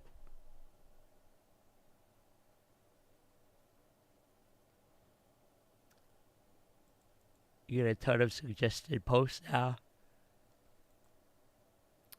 Yours has been in dark mode since day one. It shows up like an ad. You never signed up for Threads. It's weird. My Instagram looks like Threads now. Super weird.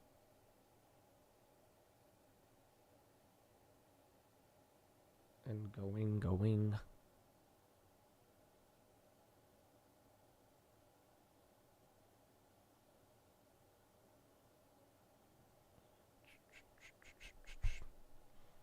Did you move to E-Trade? On one of the accounts, but it's still kind of been a nightmare for the long term. But yes, we got it. But shout out the long term. The long term still can work anywhere. So it's good to have those rights to the owning, you know. Very, very good. Very, very good, Habibi.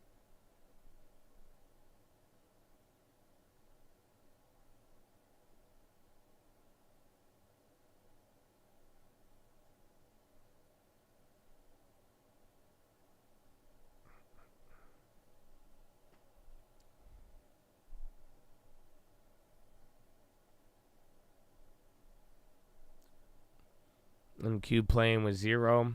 Is that point? Is NQ trading lower? I see NASDAQ at 0.1, but I haven't looked at the futures yet.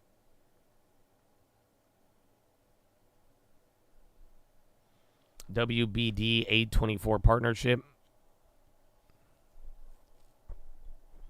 Threadstagram it is.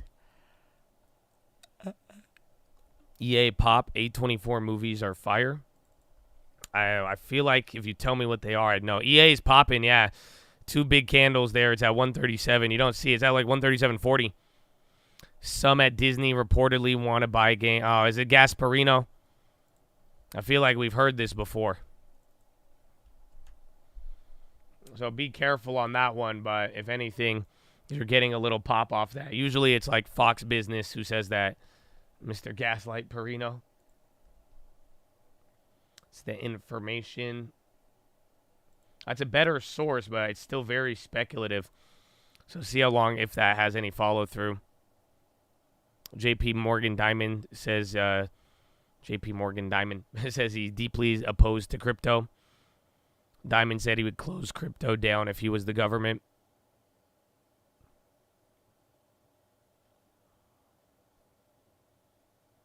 What's your biggest position? I'm going to guess MPW. That's offensive. Okay. So that's how you view me? That's all right, word. I see how it is, man. You just said, Josh, your biggest position. No, man, my biggest position in the long term is Abivai. Then it's Airbnb, I think. Shots fired, bro. I know, right? That was from the Twitch. You can't hold it against them too hard. Yeah. Abivai, then Airbnb, then Altria, then Uber, then JP Morgan, then Snap, then Disney, then Meta, then 3M, and then MPW. I didn't think that was a bad thing. Well, usually, I mean, I wouldn't make like, you know, a high yield risky stock. I probably wouldn't make that my biggest position in my portfolio. You know what I'm saying? So it's like usually that's why I like it's good that we have Abivai as the anchor to all of it. Isn't Diamond the government? Yeah, right?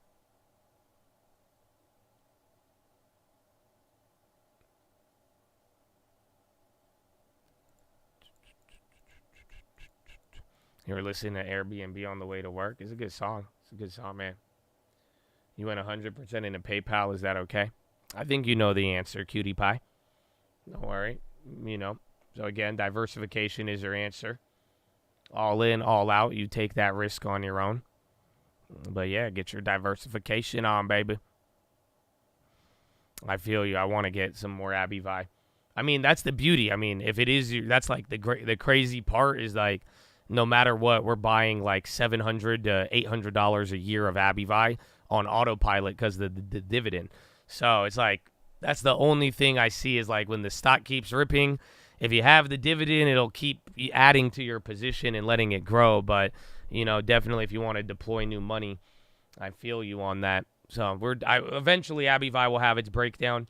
and give us one of those like once a year discounts. Maybe we already missed it at the 130s, but that was like high 130s. Well, you know, if we could get anything, I think 119 was our last purchase on it.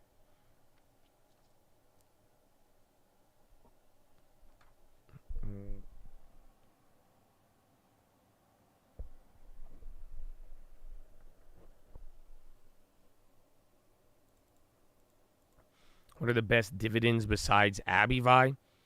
I mean, usually you could determine that by the yield. Now, obviously, there's some names that are in the gutter and have low yield, but quality of the company, the dividend history, how long they've paid it, the payout ratio, and then overall what they're offering, those are like how you would measure it. But, you know, I think I don't know what the dividends are. The dividend payers in our portfolio.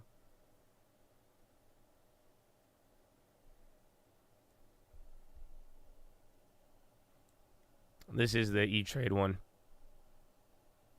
I think I need to group it. How do you do it? Filter. Group by security. Thank you. So these are all the dividend payers. And then I think on the small account, we just have IRM as an additional one. Oh, wait. Does Disney show up now? Yeah. That's crazy. But ABVI, Disney, JP Morgan, Coca-Cola, 3M, MO, MPW, O, Pfizer, AT&T, and Walgreens. These are all of our dividend providers.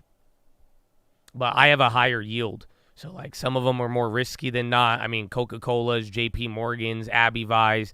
These are going to be your more stable ones, your higher risk, high growth. MO, MPW, AT&T I haven't added to in a while. Even Pfizer, too. So I think our blended yield is like 5.6 or 6% is what we're yielding back. And now we need to grow him. Apple announces AI frameworks, model library designed to run on chips and bring generative AI apps to MacBook. No shit. And then Bonds TLT getting another bid. Is Apple rocketing off of that or no? Maybe the hype not there for the drivers.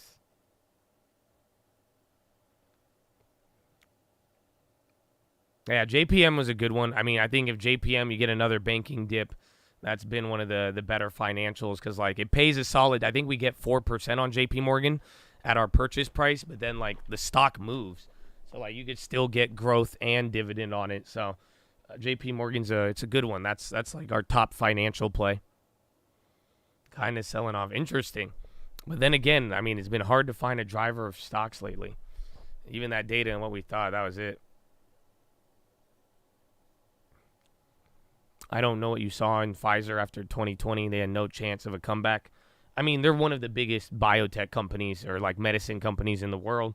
Although I wasn't a fan of all of that stuff, it's kind of why I bought them. I think they have full, unfledged government support, and I think everybody in the government is invested in them too. So I thought I would align my interests.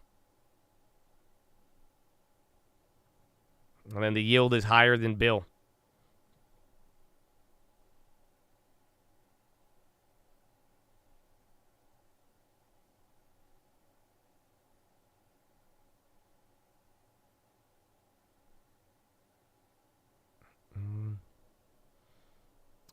Because Pfizer is the government.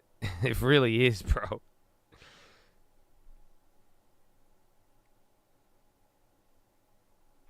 Even then, where is Pfizer now?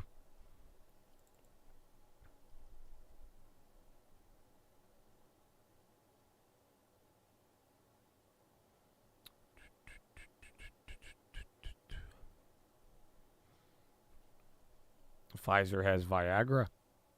Well, weird value. But again, I mean, value dividends, they either got to find their way back up or they will be in the gulag. I want to buy more Pfizer, but the problem, that latest guidance, dude, it messed up all of their metrics. So if you go look at like their valuation after they cut that guidance by like billions of dollars, it's just, they're at a pretty shitty spot. But then again, I mean, it has a 20-year history. They're at pretty much the lows of 04 and 05. Last time they got in this rut, though, I mean, they still can kind of flush pretty heavy. I bought it way higher. I'm down like 15% on it. I bought it at the last low, and then it flushed again.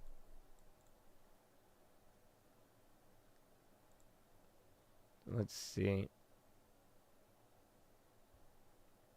Yeah, I got it at 34.17. So I'm down 14.5 on that one.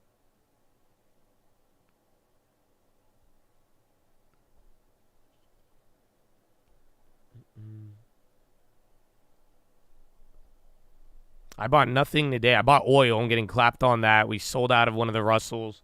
Took a good profit. Still in the M2Ks. And then we are talking a little bit of long-term right now. AAP. We discussed that one. They changed their guidance too. They had a chance to recover, and I think they kind of blew it. I think they're still trading at that same spot. But this one, I really like them, honestly. But I haven't been to Advanced Auto Parts in a minute. I won't lie to you. And I saw Pep Boys the other day, and I was like, oh, wow, that's AAP. Because it said Advanced Auto Parts on the window. I didn't sell the oil play. No, I'm going to ride that out till tomorrow probably. Again, I think it's going to get a wicked balance. These 4% drops now, I bought in at 2. This is exactly what happened to me last time I played it. So it's unfortunate. It could get worse, but I do think oil is going to get a random pop here. If it's not today, at least by Friday. Am I holding cash? I don't plan to hold it for a while, but like I'm saying, there's some names I want. Like PayPal now is getting above or getting near where we bought it. The only thing would be like MPW. And what was the other one? Maybe MO I could buy a little bit more of. So I'm not against it, but I am, unfortunately, believe it or not, I will be looking for dividends again this year. So that is my thing. I'm going to be looking for, last year we doubled up our dividends. I plan on doing that again here. So I'm not like, I don't have to hold the cash. I'm not really like saying, oh my gosh, we should hold it, but I want to keep a little bit. And then at the same time, though, I do want to grow that dividend yield. Upstart again. Zoom Info, another one. Disney's holding. The Fed did not say they're going to cut 6 times. They actually said the opposite. The Fed futures are saying they will. But I don't know if it was 6. That may be the news for the ECB. I think right now Fed futures are pricing in 4 cuts. But that's why the dot plot will be so important. Long term with dividends. So look at the ones we picked up this year. I mean, it's pretty much which ones are like down or not. And that's kind of what I'm going off of. Because they haven't dropped enough. Like 3M is down 3%. We're going to make more back on the dividend by the end of the year. PayPal's down only 4%. MO, that one's moved after the news today. Again, MO I like just in general, but then Pfizer has a deep discount, and then MPW. Maybe BABA, that's the other one I was considering. But like I'm saying, not really don't need to force it. We got good exposure. And then that's it. Why don't you show them? We just had them up. And then we have a screenshot on the YouTube channel. I don't know if it's members only or not, but these long terms have been very well documented over the last couple of years. So this is the small one that's still on Schwab, and we moved the big one to E-Trade just to test it out. It's the same positions, give or take a couple of names. So like the small long term doesn't have Coinbase, which saved us. And then this one has like IRM and Snapchat. But I don't know how new you are, but these are all the same plays over the last 3 years. I love the TD because you could see it. We started one share at a time. We don't go crazy. It's like the YouTube member, whatever the $4.99 thing is. But then I think I posted one publicly as of late. I haven't made any real changes though. So MO was the last pickup, I think. Right here. No, that's drip. Yeah, MO, we got shares here. Everything else, we just been getting our drip, getting our dividend. And that's it. But yeah, it's all the same. So like I say, the ones we bought this year that have dividends and are down, only a couple are at like a good discount. Where's MP Dubs? Yeah. Well, I could be down with that one.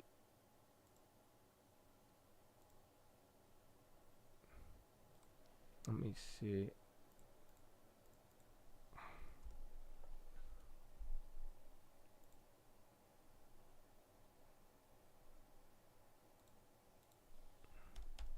I don't have VU on there, no. I didn't buy AAP. I don't know where you got that idea. I wanted to. We talked about that being on the list, but their last earnings and everything, I figured we should just focus on what we already have. A better idea, in my opinion, but I never bought AAP. But we discussed it a couple of times.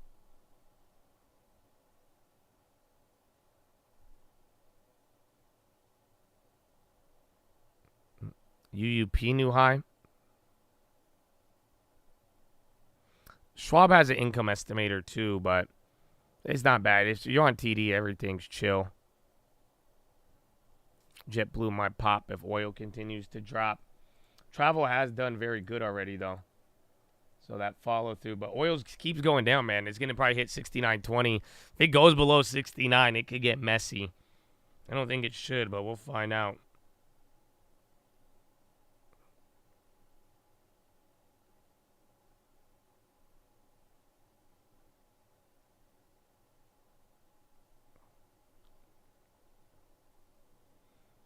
Carlisle or Careffel, JetBlue waiting on merger news with Save. About HD. I think HD is going to be, that is consumer cyclical. So, again, depending on the cycle and everything, it's not like they did too bad, but I think HD is already up a lot. So, they kind of already recovered that little drop. You know, they're near their highs of the year. So, as far as all-time highs, I'm sure eventually, but home builders, everything's good. So, as far as, like, cyclicals, the industry, I mean, they warned of some issues, but especially if you're forward-looking, I mean, HD does not look bad at all. So, if anything, you're kind of buying HD near the higher prices than not.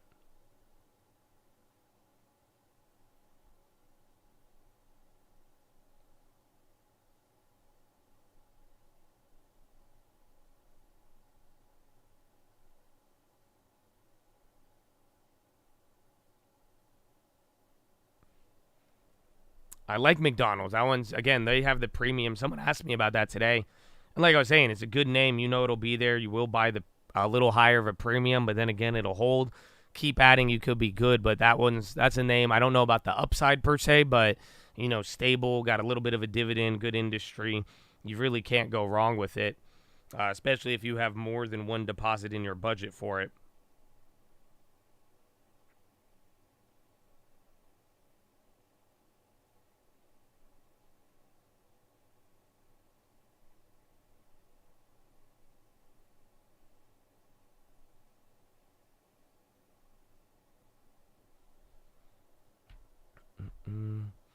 Oil play, I went long on futures.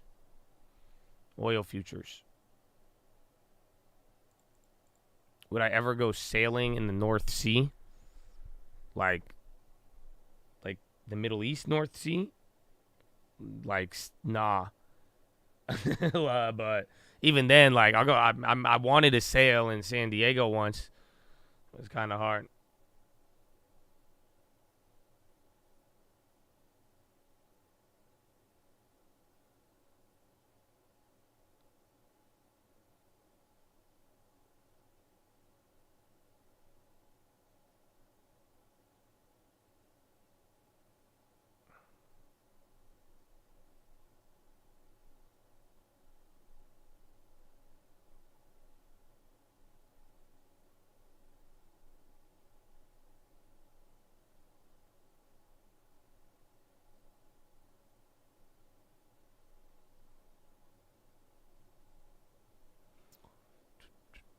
AMD event in 40. That one's going to be fun. I think it'll probably sell off a little bit and then find an opportunity to bounce and go crazy. Am I wrong for having an eerie feeling about the non-farm? Like, is this the report that could be so bad? Bad data actually means bad. I don't think so, unfortunately. Everyone's too cracked up. But in a weird way, like, what I could see is that the report comes in perfect and then we just still sell off. So, like, let's say the non-farms comes in at 100,000, 130, you know? But I still think we could drop, as weird as that may sound. That's the eerie feeling I get after watching all this. Carson Block says he's shorting Blackstone Mortgage Trust, BXMT.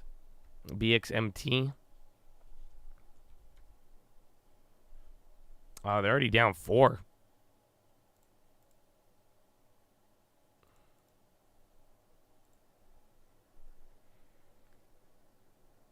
They're seasonally adjusted. They're expected to come in lower. Right now, I even think the estimates are near some of the lowest over the last couple of years here.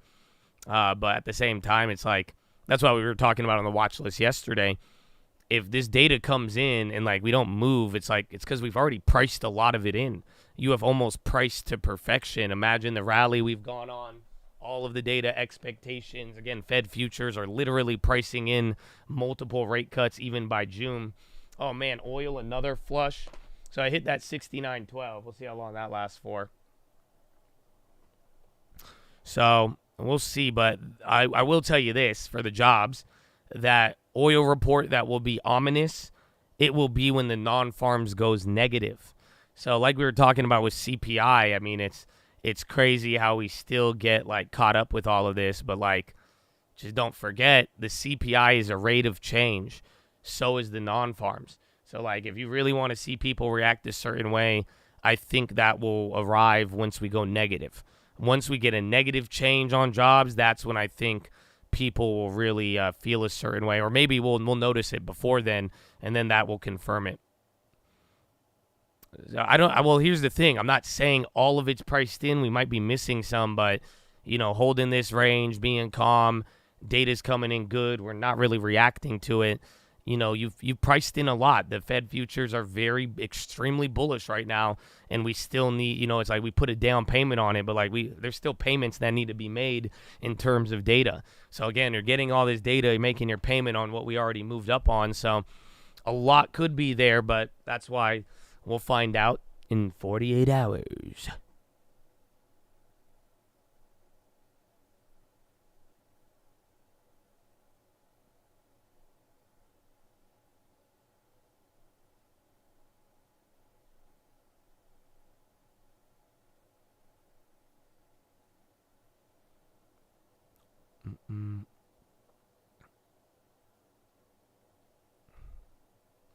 Thanks for the biblical PHILO yesterday. Hey, man, you could thank Trav in the chat, bro. It was just, you know, we were just working together, man. That was crazy. Was a lot of fun. Got the Elon badge, baby. Hey, man, time, baby. Welcome to the chat. You made it past Elon. That's a good sign. It's a good sign. You got to get past Elon.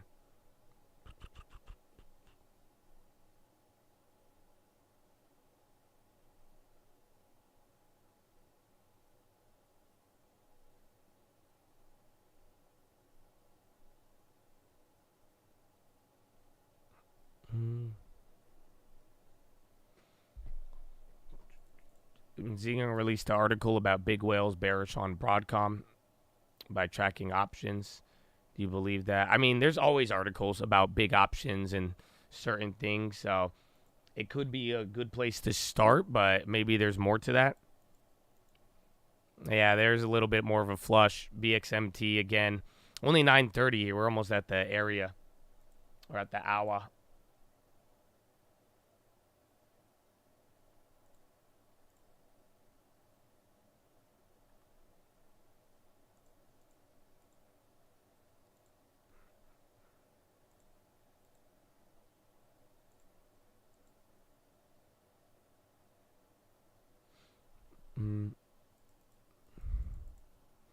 The moon, that means you've been here for, like, what? Is it 2 months, 3 months as a member? I don't know. If you want to short BX or BXMT, they've already moved a lot. That's the only thing. Again, that thing's down 6% on the day. I think it moved like 3 or 4 just on that news of him shorting it.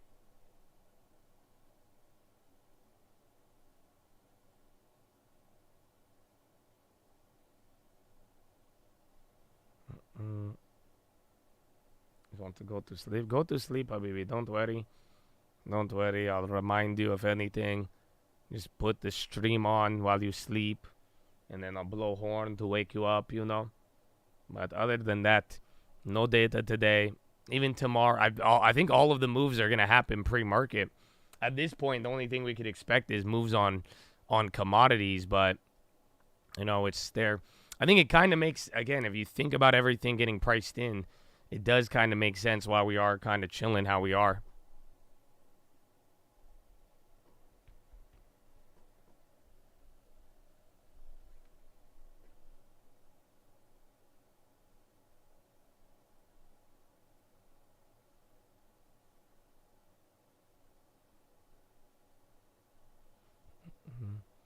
I'm probably going to hold oil overnight, and then a M2K.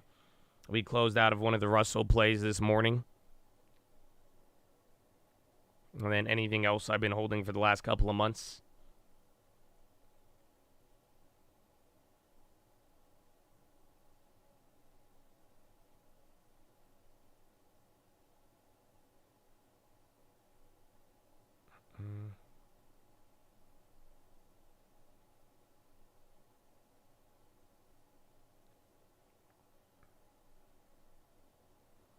SPY is dying, but not really. Again, Russell's still up. Russell's even close to 1%, but I'm sure SPY is getting affected by energy. But now SPY is first one to go red. We're near the low. Dow is also right at break even, and then the Nasdaq's hanging on barely.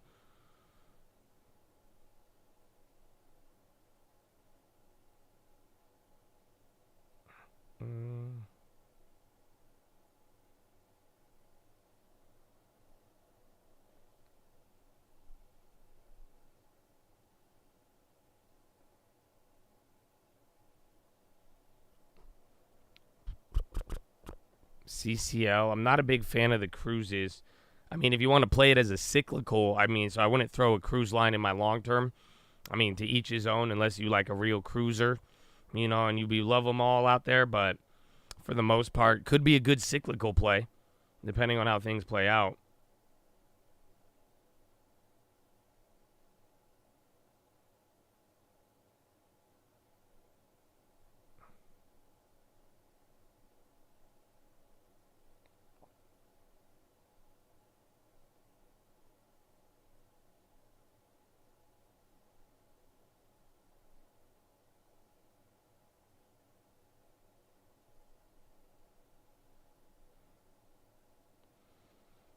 Why is TLT so high? Just off of all of the bullishness. Again, the data, labor data has been soft 2 days in a row.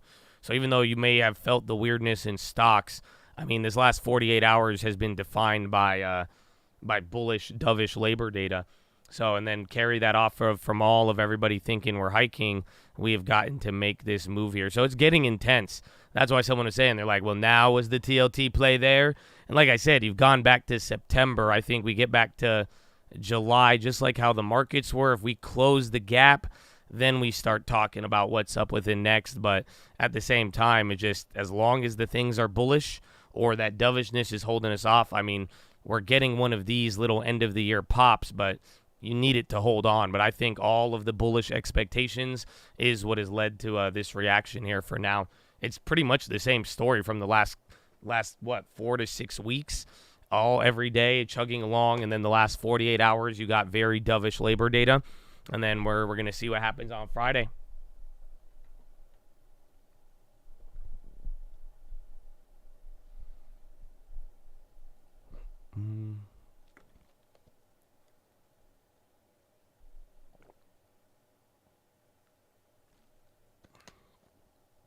The 450, I mean, 450 is like right there though. That's the crazy part. That's what I've been saying. It's just like ever since we got, I guess, 4,500 on the SPX, it is wild that for 2 weeks you just have not gone anywhere below that. Josh, there's no more hikes. I got 50 contracts for January. Let's go like COVID. I feel you, man. Again, that is the general. I'm on the Fed futures. We played the bonds, and I think for short term, but I don't trust it all. Again, unfortunately, you've gotten this move every single time. So to go up like $10 on TLT, this was bigger, actually. Holy shit. You went up double. This move from last October to now is double. You know, you didn't have the Fed policy on your side, but every time we get these moves, it's just like, you know, we're still going to be very sensitive to the dot plot and data. So, like, unfortunately, you may think TLT looks great right now, but if that dot plot comes in and shows anything different, all of it goes away, sadly. Verizon taps Peloton marketing chief Berland as CMO.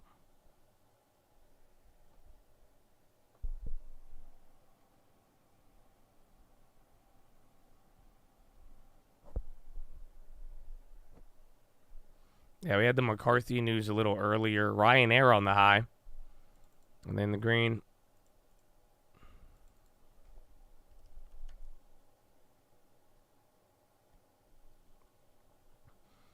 SYRS on scanner. We get the next dot plot on Wednesday. So literally a week from now. Have you changed your mind about Virgin Galactic yet? I don't know what the tin was, but I think that stock is shit. Any of the like space travel. Didn't what's his name said he's not even throwing money into it anymore. But I'm not a fan of any of those until they actually show profitability, which I don't think they will. Yeah, Richard Branson.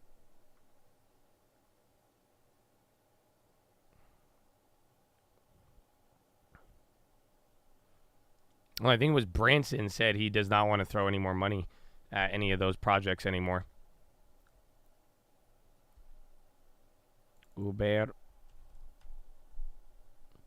Santa Rally. Santa Rally. I thought the market would go to all-time highs, but it is gone nowhere in 2 weeks.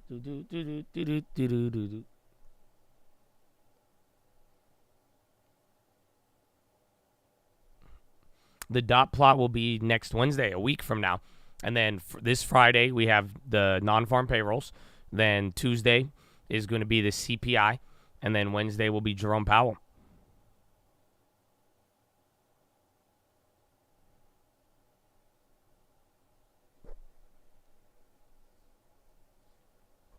PA on the high. Seattle Uber Eats driver here. What's up, baby? How you living, man? Good morning. Good morning. Do. Apple is planning new iPad Air, iPad Pro, and MacBook Air model. Readies them for a spring release. Didn't they just come out with one? And then Chatadonia. Bath & Body Works reaffirmed fourth quarter. Wait, Bath & Body Works is different than Bed Bath & Beyond, right? I hope. You mostly bullish or bearish? My gut says go home, take a nap. Other than that, I think just for the whole month, it's going to be based off of, I think the Russell will be the key. Like I've been saying, that hasn't changed. I don't need a gut feeling for that one. But then what's the other thing? We just got to wait till the data. So like I'm saying, I do think Friday, but realistically, the dot plot is the answer. Even after CPI, if the market wants to keep up this stubbornness, it will do that. But like we're saying here, bonds are running to a point now. You people are like, okay, this one's it now. This is it, man. This is the TLT. But I think the dot plot is either going to confirm or deny all of that. But Chatadonia, we're live Monday through Friday, 30 minutes before open. Drop your thumbs up on that video. Make sure you're subscribed. You're on mobile. Press high chat. X out the chat. Hit the thumbs up button. Second link for the nightly watch list and main channel. First link for the Scream Alerts boot camp and real estate course. But ladies and gentlemen, boys and girls, we have been here for 3.5 hours. We got 3.5 hours left to go. Sitting is the new smoking. I need you to get beside your desk and do 10 push-ups. Can't do 10, you do 5. Can't do 5, you do 4. Can't do 4, you do 2. Can't do 2, you do 1. Can't do 1, get on your knees, do a push-up, plank the worm, anything. But get the body moving. Then, optometrist recommendations. Stare at an object 10, 20, 30 feet away. Go bling, bling, bling, bling, bling, bling, bling, bling, bling, bling, bling, blink. Bling, bling, bling, bling, bling, bling, bling, bling, bling, bling, bling, bling, bling, bling, bling, bling, bling, bling, bling, blink.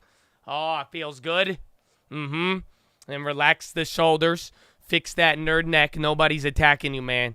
You're safe, okay? You're safe. Chest to the sun. Flex the core. Tuck the hips in. Legs in front of you. You are not riding a dolphin. Why are you wrapping your legs behind your chair like that? Somebody in here, you kicking your nuts with one leg, and then your right leg sticking out, and then you lean in on your mouse, bro. Like, what posture is that? I can't know. What shape are you in right now? You look like a Dorito. You know what I'm saying? It's like a weird triangle, but like a lopsided Dorito. I'm going to call you Dorito. All right, Dorito, get out of that Dorito.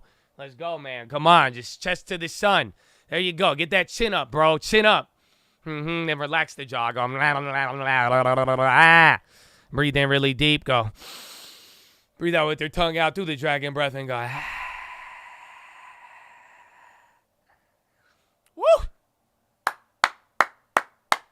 right, man, let me get some. I'm going to get these stretches. I got to hit the wall. Oof.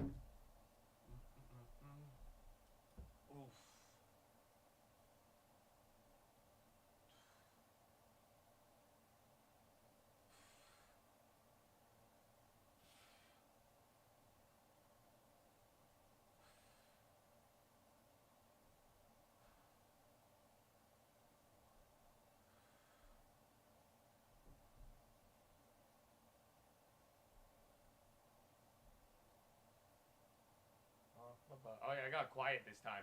Last two times I was really hype. I just got super quiet. I'm focusing on the positioning of all of this, you know? Oh man, I'm doing the sprinkler. Sprinkler is a great workout. Oof. There you go. We out here. We out here, Chattadonia. We out here. Let's go.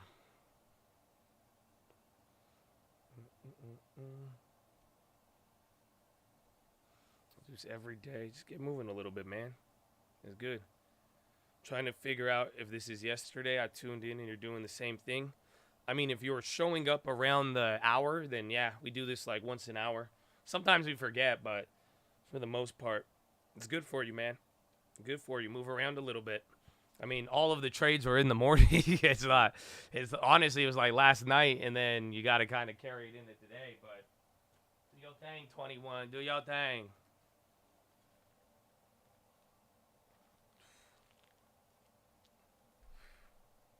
It's a cult ritual. It's good, man. It's good. It's just a good daily habit. It's not going to hurt you. Norman Lear died at 101. Are you guys going to get mad at me if I don't know who that is? I'm sure if you tell me, I'll know.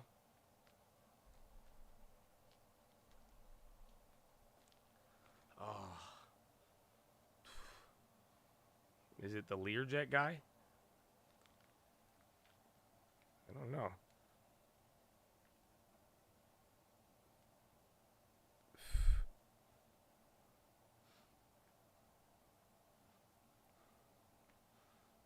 Oh, producer of the good old stuff, all in the Jeffersons? Oh, no way.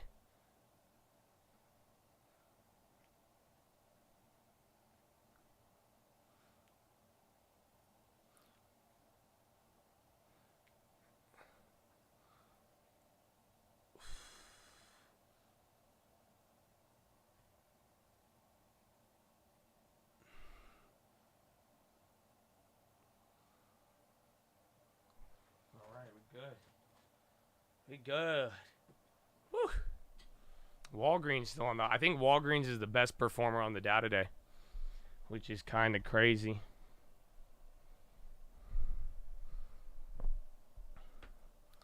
The sitcoms.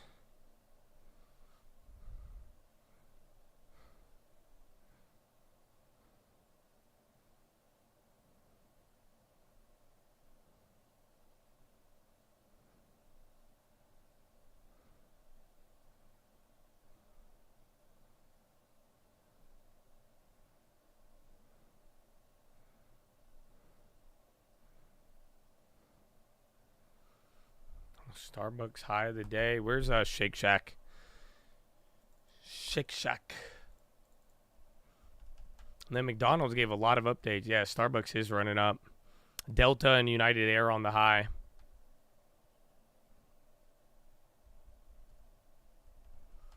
Shack just didn't move at all after the upgrade. You read Cava lockup ends next week. How big of an influence? Back in the day, lockups were big. I mean, as of late, stocks have just kind of moved all over the place from IPOs. But in general, I mean, the lockup is usually a big deal.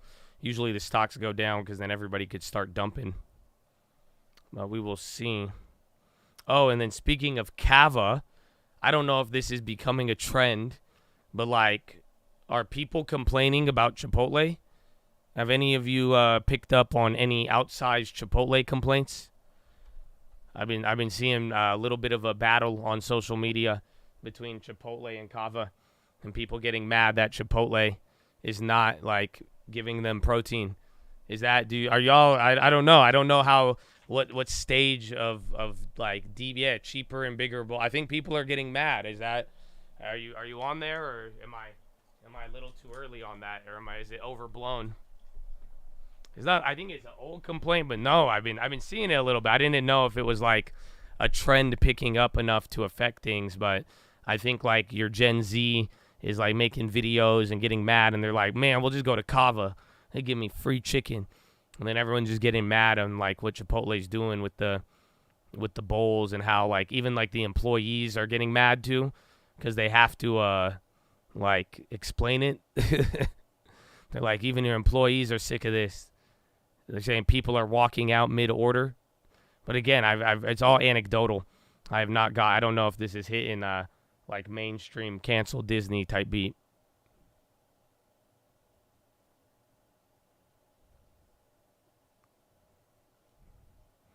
They give less and less food every day.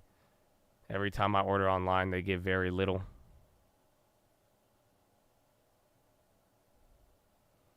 Has anybody ever walked out? I didn't know that. So like apparently people like imagine you're like, let me get a steak bowl, right? And then they're like scooping the steak, and then they only give you like 2 little chicken cubes. And like you're like, nah, screw that, and then you walk out of the line. Has anybody ever done that? You've done that hella times? No way. I walked out when they didn't have barbacoa. I walked out of Chipotle last time I went mid-bowl. No, that's what I'm saying. Like mid-burrito, mid-bowl, have you walked out and be like, nah, I don't get down like that.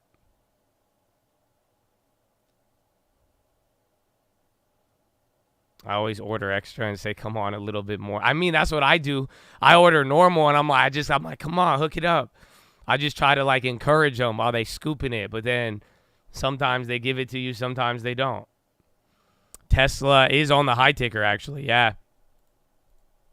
Tesla, 2 big candles, 245 to 246.30, $1.30 in 2 minutes. Again, SPY right below VWAP and back to green alongside everything else.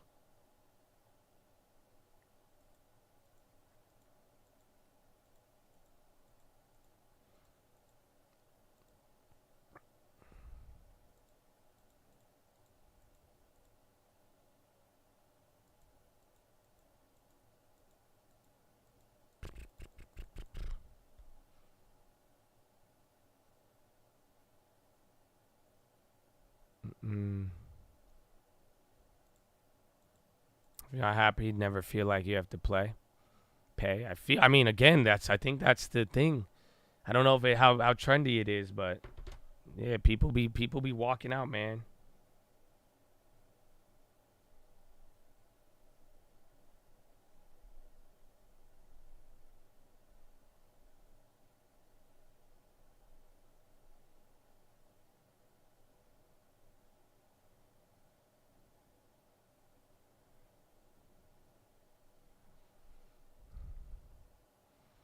Charge point, I'm down 9. Biden live?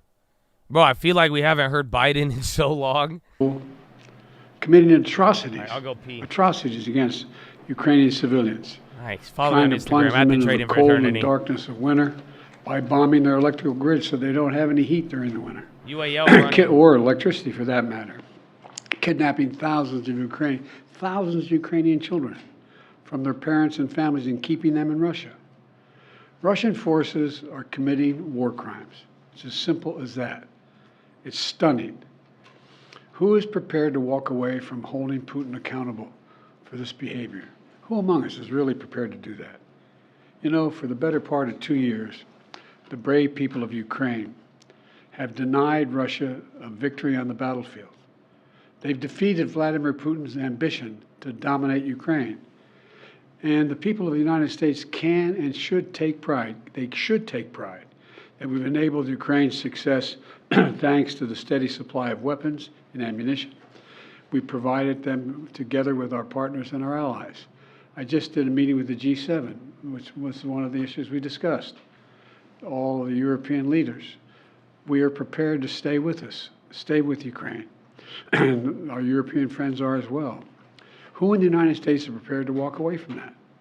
I tell you, I'm not prepared to walk away. And I don't think the American people are either. If Putin takes Ukraine, he won't stop there. It's important to see the long run here. He's going to keep going. He's made that pretty clear. If Putin attacks a NATO ally, if he keeps going, and then he attacks a NATO ally, where we've committed as a NATO member that we defend every inch of NATO territory, then we'll have something that we don't seek and that we don't have today. American troops fighting Russian troops. American troops fighting Russian troops if he moves into other parts of NATO. Make no mistake, today's vote's going to be long remembered, and history's going to judge harshly those who turn their back on freedom's cause. We can't let Putin win. Say it again, we can't let Putin win. It's in our overwhelming national interest and international interest of all our friends. Any disruption in our ability to supply Ukraine clearly strengthens Putin's position. We've run out of money to be able to do that in terms of authorization. Extreme Republicans are playing chicken with our national security, holding Ukraine's funding hostage to their extreme partisan border policies. Let me be clear. We need real solutions. I support real solutions at the border. I put forward a comprehensive plan the first day I came into office. I made it clear that we need Congress to make changes to fix what is a broken immigration system, because we all know it's broken. And I'm willing to do significantly more. But in terms of changes of policy and to provide resources that we need at the border, I'm ready to change policy as well. I've asked for billions of dollars for more border agents, more immigration judges, more asylum officers. Republicans have to decide if they want a political issue or if they want a solution at the border. Do they really want a solution? It cannot be sustained as it is now. We need a real solution. And my team has been engaged in negotiations with Senate Democrats and Republicans on border security. Democrats have put forward a bipartisan compromise on the table. Leaders Schumer and Senate Democrats also have offered to let Republicans propose amendments to that border proposal. But Republicans have objected. They said, no, we don't want you to even introduce your proposal, because then we're not going to, and even though the Democrats say you can amend it any way you want. No, we don't want to do that. This has to be a negotiation. If Republicans think they get everything they want without any bipartisan compromise, that's not the answer. That's not the answer. And now they're willing to literally kneecap Ukraine on the battlefield and damage our national security in the process. Look, I know we have our divisions at home. Let's get past them. This is critical. Petty, partisan, angry politics can't get in the way of our responsibility as a leading nation in the world. And literally, the entire world is watching. The entire world is watching. What will the United States do? And think if we don't support Ukraine, what's the rest of the world going to do? What's Japan going to do, which is supporting Ukraine now? What's going to happen in terms of the G7? What's going to happen in terms of our NATO allies? What are they going to do? If we walk away now, it will only embolden other would-be aggressors.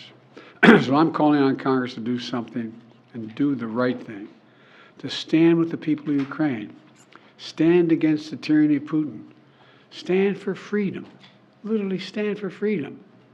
Let's get this done. We're the reason Putin has not totally overrun Ukraine and moved beyond that. And you all heard me talk about it before. If in fact we walk away, how many of our European friends are going to continue to fund? And at what rates are they going to continue to fund it? This is too serious. Like I said, I am willing to make significant compromises on the border. We need to fix the broken border system. It is broken. And thus far, I've gotten no response. So we're going to be a vote a little bit later today. We'll know where we go from there. But I wanted to make this comment before the vote, and I'm sure I'll be talking with you after the vote. Thank you very much for listening. Appreciate it. Mr. President, given the current impasse, would you be okay with Democrats willing to put more on border policy to get this current package through? Yes. What would you be okay with Democrats agreeing to? I've already laid out in our negotiations with Langford and others what we're willing to do. Significantly more. particularly by starting off equipping the border capacity that we need on the border, from judges to more border security, in addition to making some substantive changes.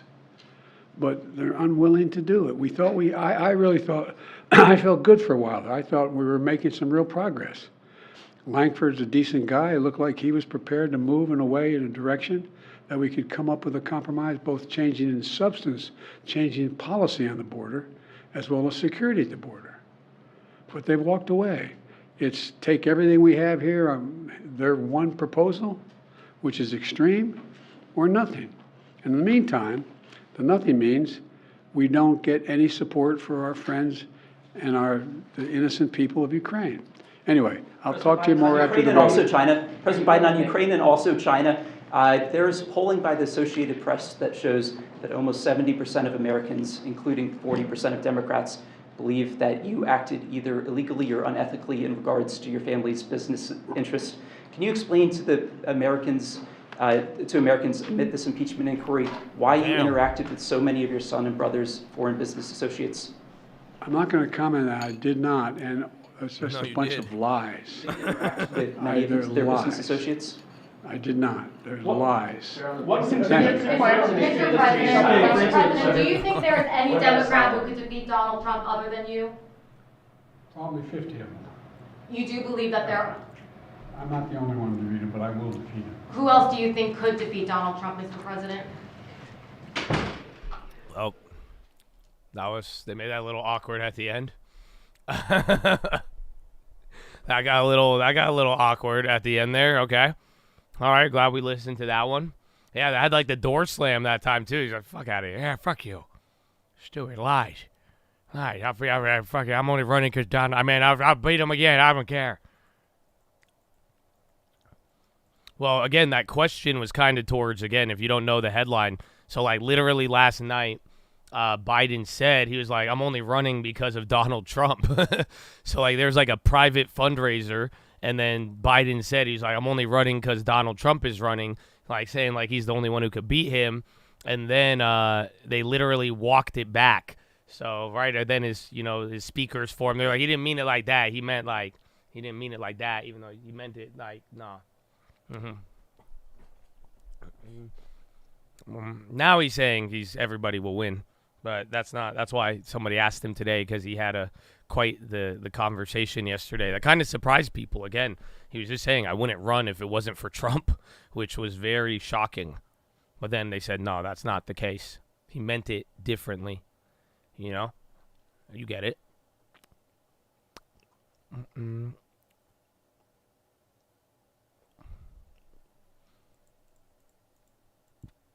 BX, are they getting clapped now too? Yeah, I see him on the low ticker. So again, remember BXMT, that was the one. Who was it? Carson Block shorted them earlier. Can you imagine Trump 2.0? I mean, I think it goes for both of them. I mean, I think a Biden 2.0 would be more emboldened and empowered. If you ain't seen nothing yet in terms of spending, but then vice versa too. My worry would be if you get Donald Trump back in, he has a grudge now. But we'll find out what happens on the next episode of Nobody Listens to Their Constituents. What? That's crazy.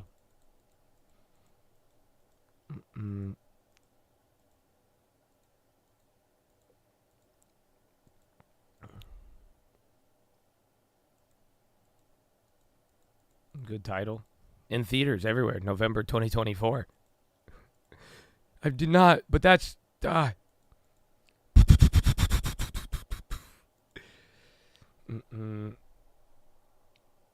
Trump might take it to the next. I could agree with that again, but at the same time, the same exact thing for Biden too. Though, honestly, it's awful. Both of them are awful.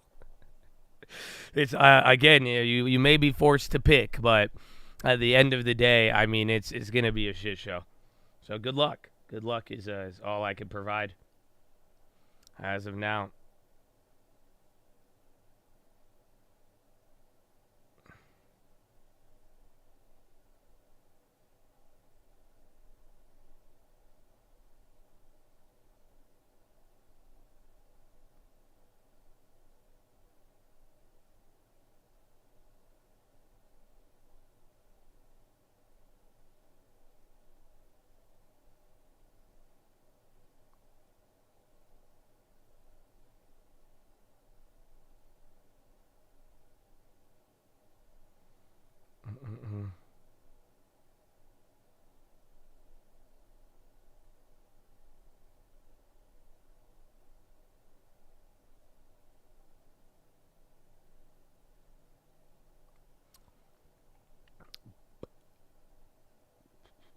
on.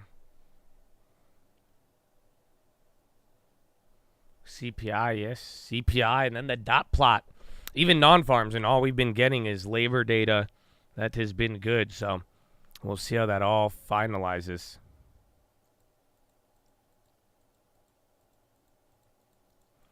G7 leader statement will introduce a direct ban on non-industrial Russian diamonds from Russia on January 2024. Non-industrial diamonds? Art? Carson Block is shorting, I think it's like a $2 million short. I don't know how much. BXMT, the Blackstone Mortgage Trust. And then Russell is back now below the price that I bought at from yesterday. So they came down. Russell's still up 0.5%, but NASDAQ, SPY, both red. Dow Jones hanging on a little bit above. He's the Muddy Waters founder. That sounds right. Why SIG is up by SIG also got an upgrade though this morning. I think JP Morgan gave them an upgrade. They said that they're liking where they're at in this space. Something about Zales. So Signet and Zales. Zales. You're gonna like the way. No. What's Zales? What's Zales headline?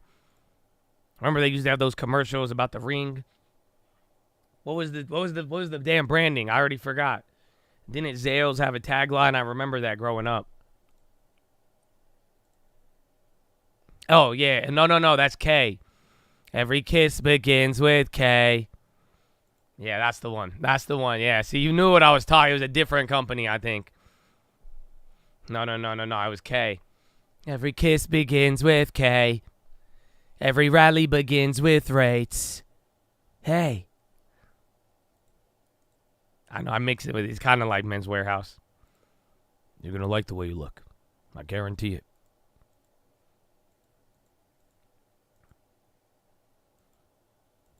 I thought of Jared's. Which one's Jared's?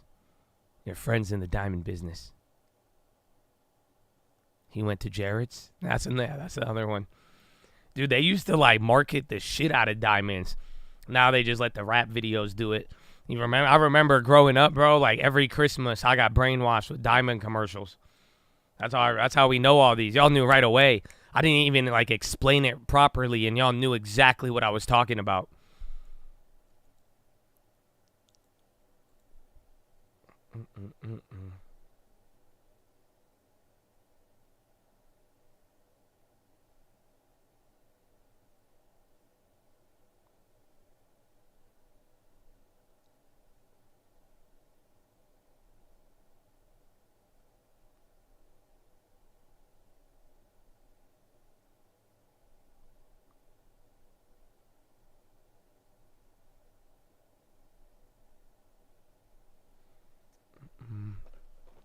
Diamonds are forever.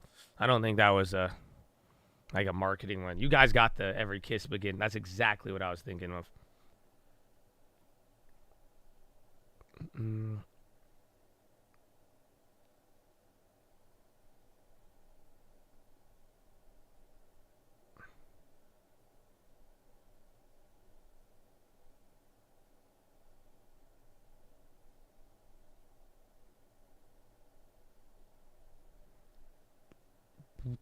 AMD event, is it starting?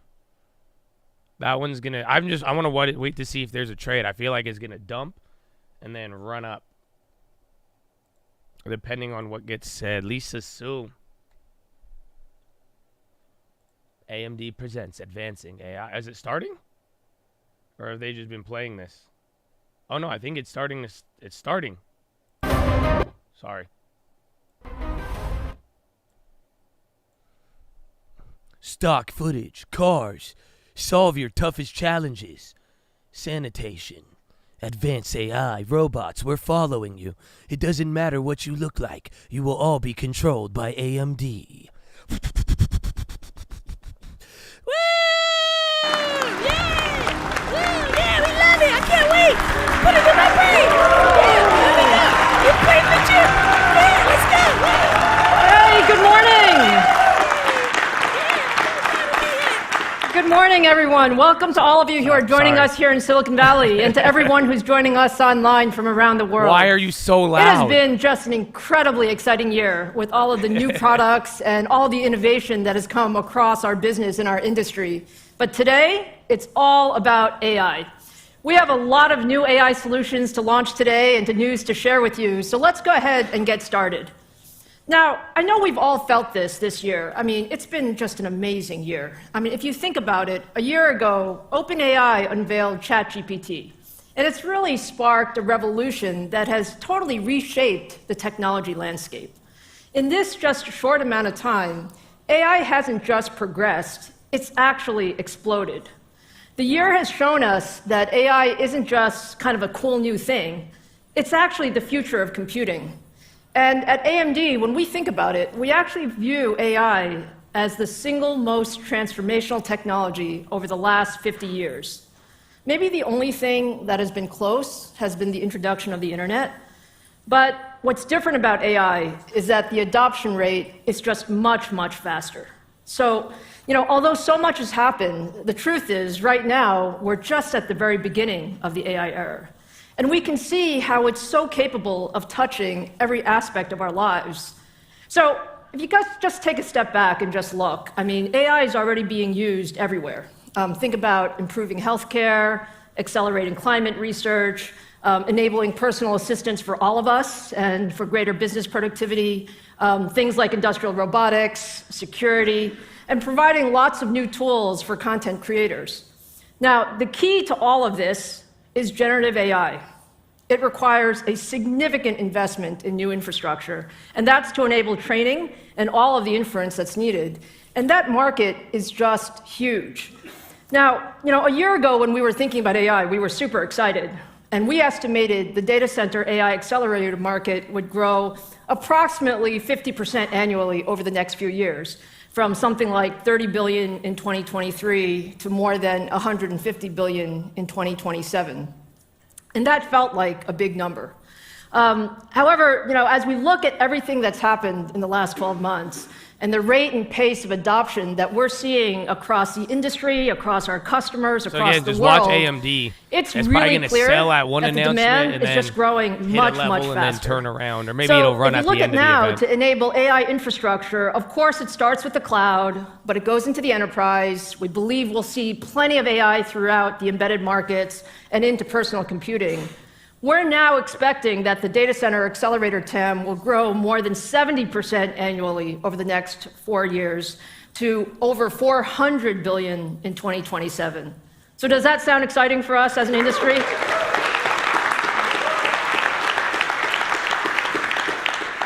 I have to say, for someone like me who's been in the industry for a while, this pace of innovation is faster than anything I've ever seen before.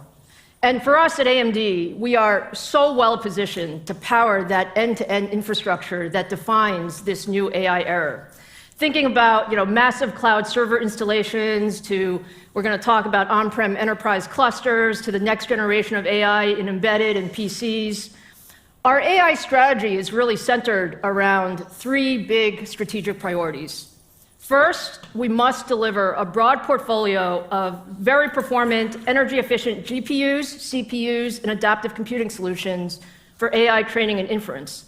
And we believe, frankly, that you're going to need all of these pieces for AI. Second, it's really about expanding our open, proven, and being very developer-friendly in our software platform to ensure that leading AI frameworks, libraries, and models are all fully enabled for AMD hardware, and that it's really easy for people to use. And then third, it's really about partnership. You're going to see a lot of partners today. That's who we are as a company. It's about expanding the co-innovation work and working with all parts of the ecosystem, including cloud providers, OEMs, software developers. You're going to hear from some really AI leaders in the industry to really accelerate how we work together and get that widespread deployment of our solutions across the board. So we have so much to share with you today. I'd like to get started. And of course, let's start with the cloud. Generative AI is the most demanding data center workload. It reminds you ever. of Ellen, like it Ellen requires DeGeneres. tens of thousands of accelerators to train and refine models. She with kind of billions sound of like Ellen parameters. DeGeneres. And that same infrastructure is also needed to answer the millions of queries from everyone around the world to these smart models. And it's very simple. The more compute you have, the more capable the model, the faster the answers are generated. And the GPU is at the center of this generative AI world. And right now, I think we all know it, everyone I talk to says it, the availability and capability of GPU compute is the single most important driver of AI adoption. Do you guys agree with that?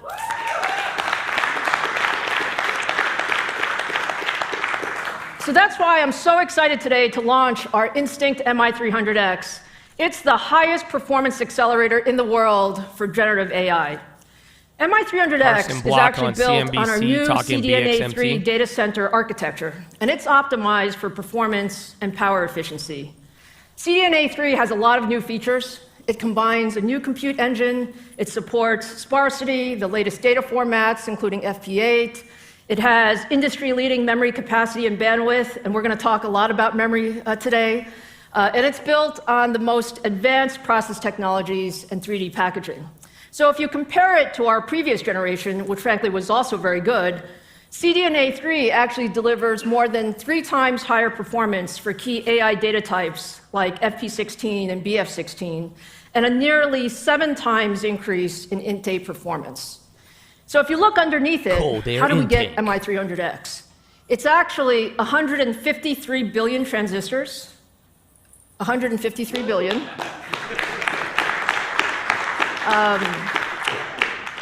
Damn, one guy got a Josh clap in there. You hear him? 5 nanometer and 6 nanometer chiplets. That was a powerful clap. It uses the most advanced packaging in the world.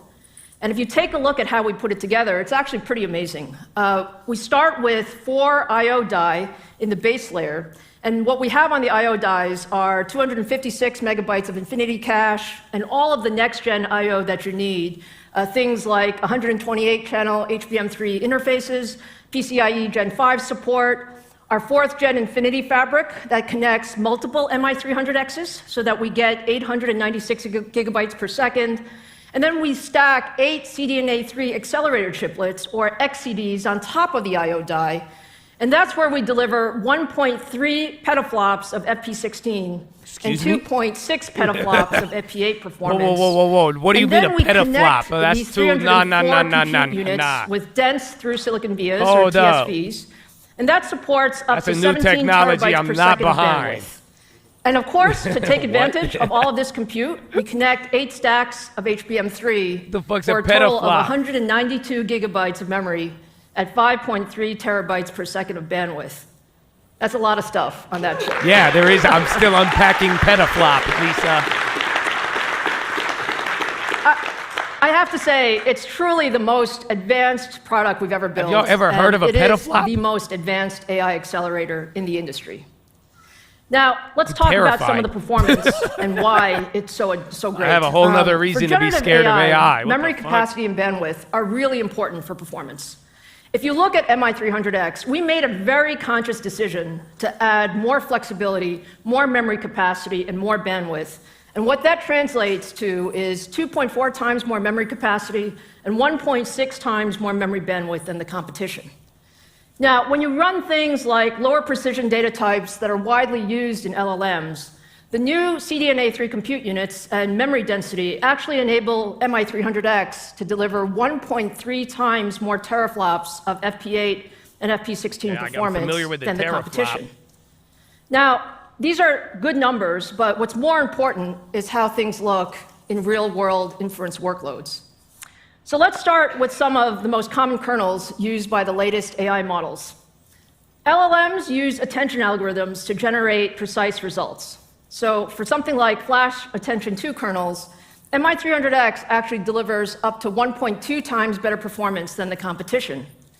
And if you look at something like the Llama 2 70B LLM, and we're going to use this a lot throughout the show, MI300X again delivers up to 1.2 times more performance. And what this means is the performance at the kernel level actually directly translates into faster results when running LLMs on a single MI300X accelerator. But we also know, we talked about these models getting so large.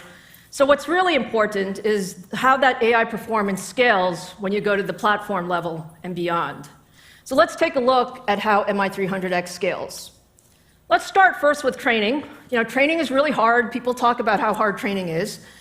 When you look at something like the 30 billion parameter model from Databricks, MPT LLM, it's a pretty good example of something that is used by multiple enterprises for a lot of different things.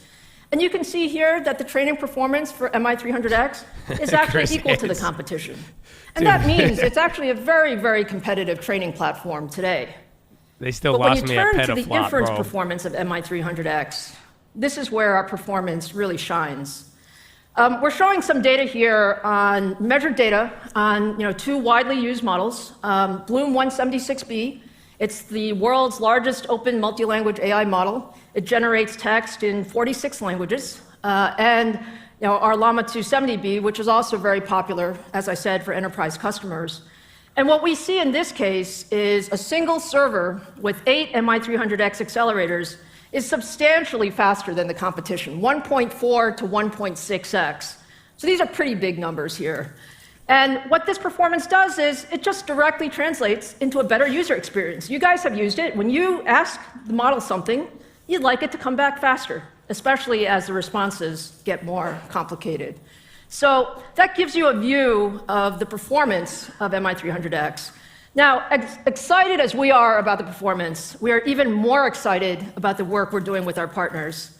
So let me turn to our first guest, very, very special. Microsoft is truly a visionary leader in AI. We've been so fortunate to have a deep partnership with Microsoft for many, many years across all aspects of our business.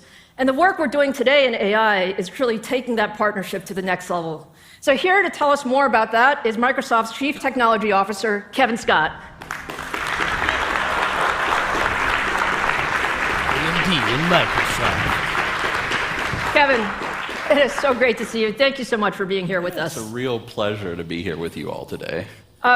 We've done so much work together on, Epic and Instinct over the years. Can you just, tell our audience a little bit about that partnership? Yeah, I think Microsoft and AMD have a very special partnership, and as you mentioned, it has been one that we've enjoyed for a really long time. It started with the PC, it continued then with a bunch of custom silicon work that we've done together over the years on Xbox.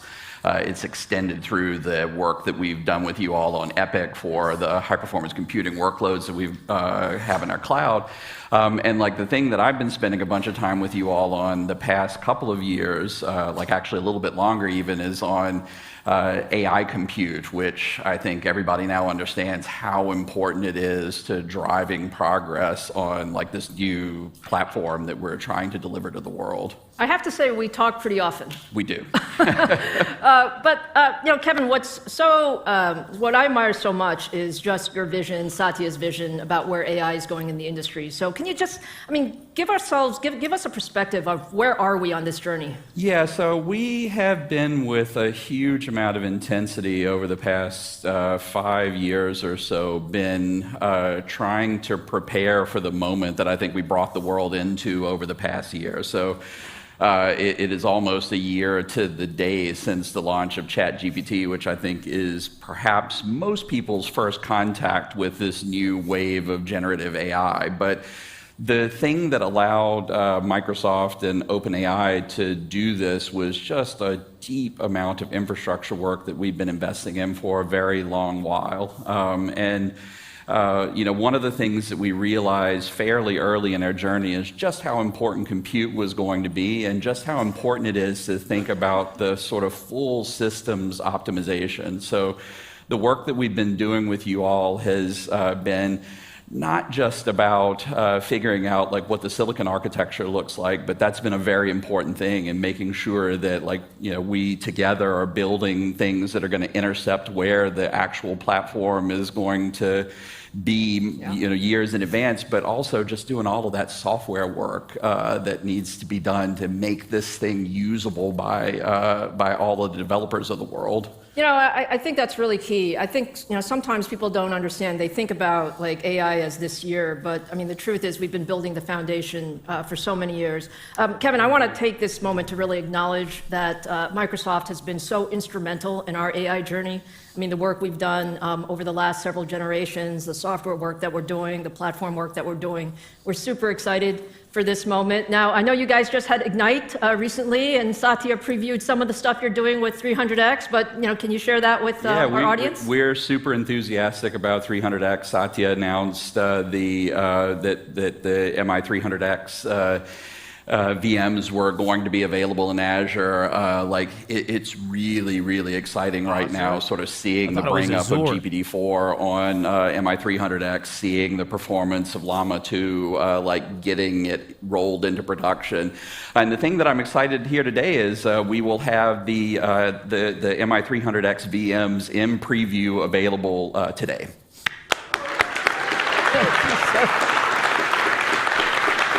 I'm gonna go to the bathroom. I'm gonna use this to poop. I completely agree with you. The thing that's so exciting about AI is every day we discover something new. Every day. And we're learning that together. So, Kevin, we're so honored to be Microsoft's partner in AI. Thank you for all the work that your teams have done, that we've done together. And we look forward to a lot more progress. Yeah, likewise. Thank you very much. Here.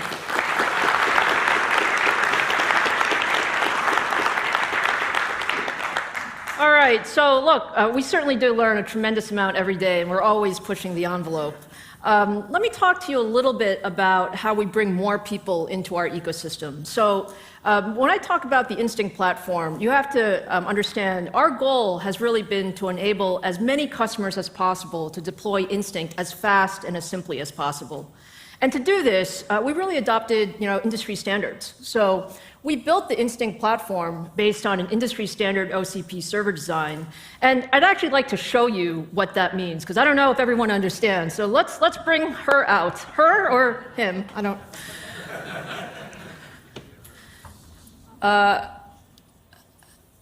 Let me show you the most powerful Gen AI computer in the world.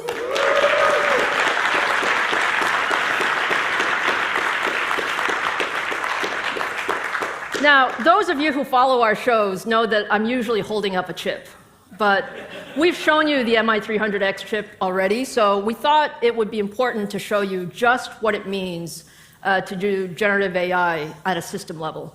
What you see here is 8 MI300X GPUs, and they're connected by our high-performance Infinity Fabric in an OCP-compliant design. Now, what makes that special? So this board actually drops right into any OCP-compliant design, which is the majority of AI systems today. And we did this for a very deliberate reason. We want to make this as easy as possible for customers to adopt, so you can take out your other board and put in the MI300X Instinct platform. And if you take a look at the specifications, we actually support all of the same connectivity and networking capabilities of our competition. So PCI Gen 5, support for 400 gig Ethernet, that 896 gigabytes per second of total system bandwidth. But all of that is with 2.4 times more memory and 1.3 times more compute server than the competition. So that's really why we call it the most powerful Gen AI system in the world. Now, I've talked about some of the performance in AI workloads, but I want to give you just a little bit more color on that. When you look at deploying servers at scale, it's not just about performance. Our customers are also trying to optimize power, space, CapEx, and OpEx. And that's where you see some really nice benefits of our platform. So when you compare our Instinct platform to the competition, I've already showed you that we deliver comparable training performance and significantly higher inference performance. But in addition, what that memory capacity and bandwidth gives us is that customers can actually either run more models, if you're running multiple models on a given server, or you can run larger models on that same server. So in the case where you're running multiple different models on a single server, the Instinct platform can run twice as many models for both training and inference than the competition. And on the other side, if what you're doing is trying to run very large models, you'd like to fit them on as few GPUs as possible. And so with the FP16 data format, you can run twice the number of LLMs on a single MI300X server compared to our competition. And this directly translates into lower CapEx, and especially if you don't have enough GPUs, this is really, really helpful. So to talk more about MI300X and how we're bringing it to market, let me bring our next guest to the stage. Oracle Cloud and AMD have been engaged for many, many years in bringing great computing solutions to the cloud. Here to tell us more about our work together is Karan Bhatta, Senior Vice President at Oracle Cloud Infrastructure.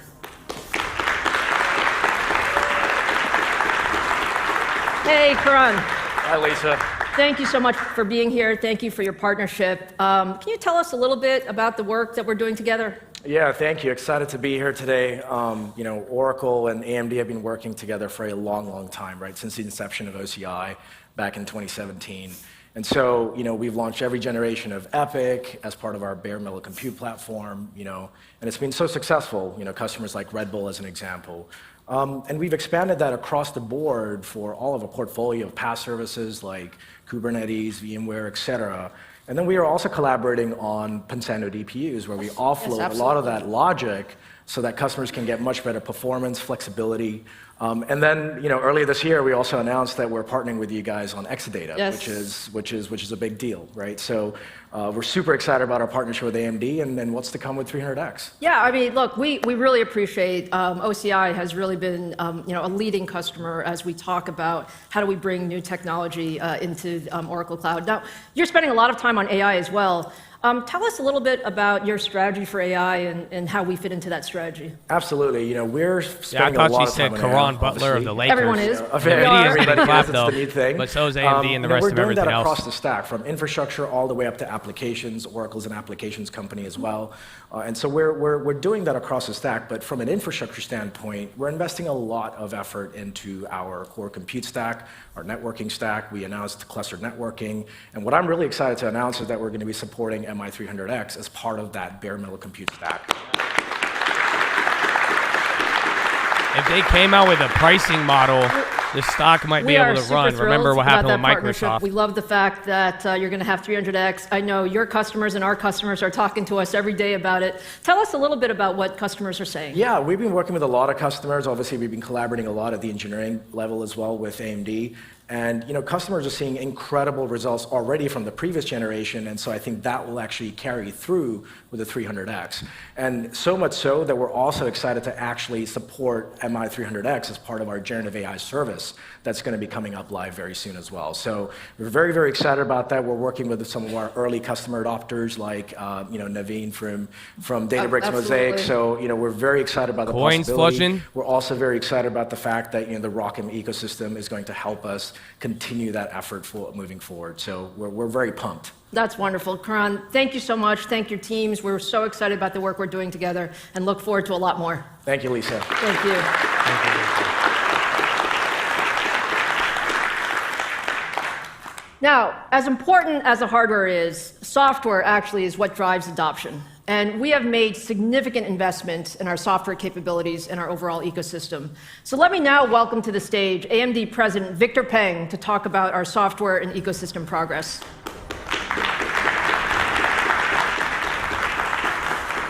Thank you, Lisa. Thank you, and good morning, everyone. Last June at the AI event in San Francisco, I said that the ROCm software stack was open, proven, and ready. And today I'm really excited to tell you about the tremendous progress we've made in delivering powerful new features as well as the high performance on ROCm, and how the ecosystem partners have been significantly expanding the support for Instinct GPUs and in the entire product portfolio. Today, there are multiple tens of thousands of AI models that run right out of the box on Instinct. And more developers are running on the MI250, and soon they'll be running on the MI300. So we've expanded deployments in the data center. Coin is dumping that now too, pretty big, 3%. Applications of our GPUs, CPUs, FPGAs, and adaptive SoCs, really end to end. And we're executing on that strategy of building a unified AI software stack, so any model, including generative AI, can run seamlessly across their entire product portfolio. Now, today I'm going to focus on ROCm and the expanded ecosystem support for our Instinct GPUs. We architected ROCm to be modular and open source to enable very broad user accessibility and rapid contribution by the open source community and AI community. Open source and the ecosystem are really integral to our software strategy, and in fact, really open is integral to our overall strategy. This contrasts with CUDA, which is proprietary and closed.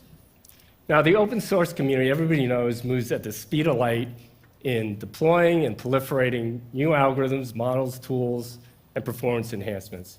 And we are definitely seeing the benefits of that in the tremendous ecosystem momentum that we've established. To further accelerate developer adoption, we recently announced that we're going to be supporting ROCm on our Radeon GPUs. This makes AI development on AMD GPUs more accessible to more developers, startups, and researchers. So our foot is firmly on the gas pedal with driving the MI300 to volume production and our next ROCm release. So I'm really super excited that we'll be shipping ROCm 6 later this month. I'm really proud of what the team has done with this really big release. ROCm 6 has been optimized for Gen AI, particularly large language models, has powerful new features, library optimizations, expanded ecosystem support, and increases performance by factors. It really delivers for AI developers. ROCm 6 supports FP16, BF16, and the new FP8 data types for higher performance while reducing both memory and bandwidth needs.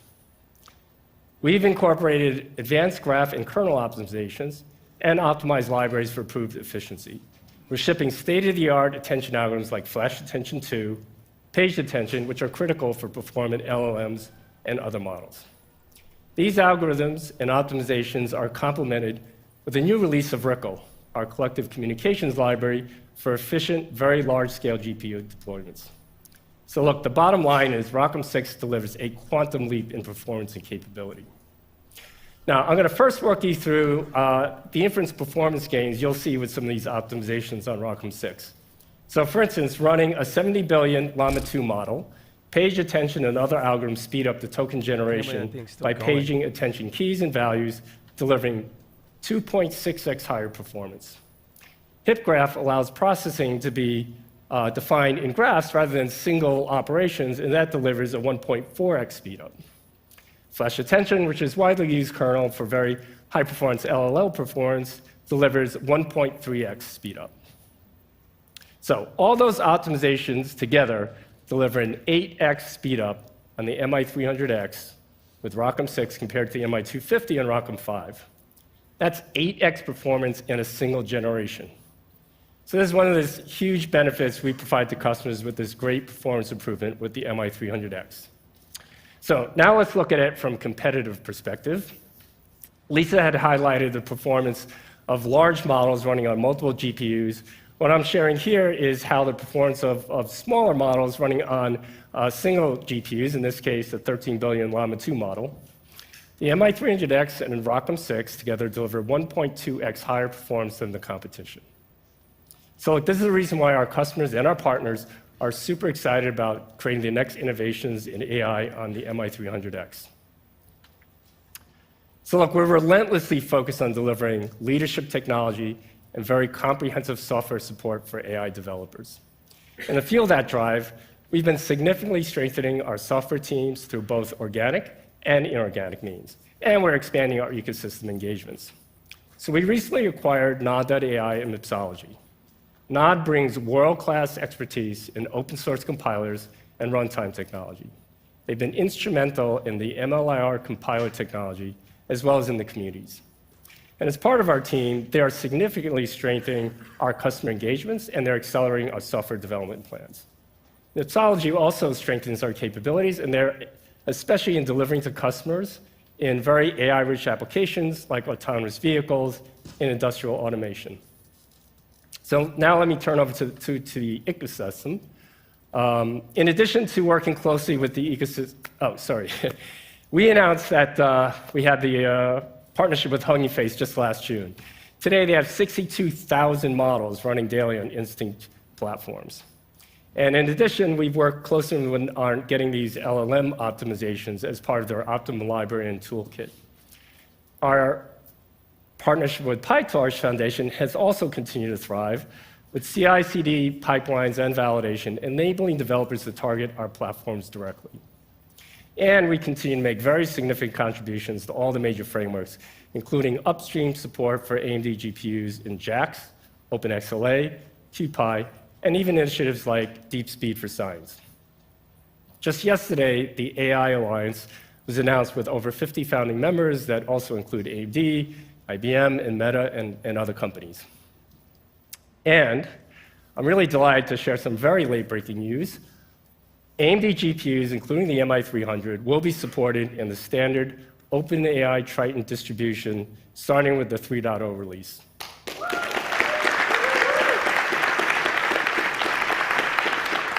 Sounds they're going to ship it with We're something really with thrilled to be OpenAI. working with PHILO, who created Triton, and the whole OpenAI team. AI developers using I feel like the OpenAI big announcement Triton might are more come towards productive the working end. at a high Otherwise, level of design you might listen abstraction, to this for and a they little still bit. get really excellent performance. I'm down to cut it in a little bit. It's I don't great know for unless developers, y'all loving this. in line with our strategy to empower developers with powerful and open software stacks and GPU platforms. This is in contrast to the much greater effort developers would need to invest working in a much lower level abstraction in order to eke out performance. Now, I've shared a lot with you about the progress we made on software, but the best indication of the progress we've really made are the people who are using our software and GPUs and what they're saying. So it gives me great pleasure to have 3 AI luminaries and entrepreneurs from Databricks, Essential AI, and Lemoni to join me on stage. Please give a very warm welcome to Jan Stoika, Ashish Vaswani, and Sharon Jones.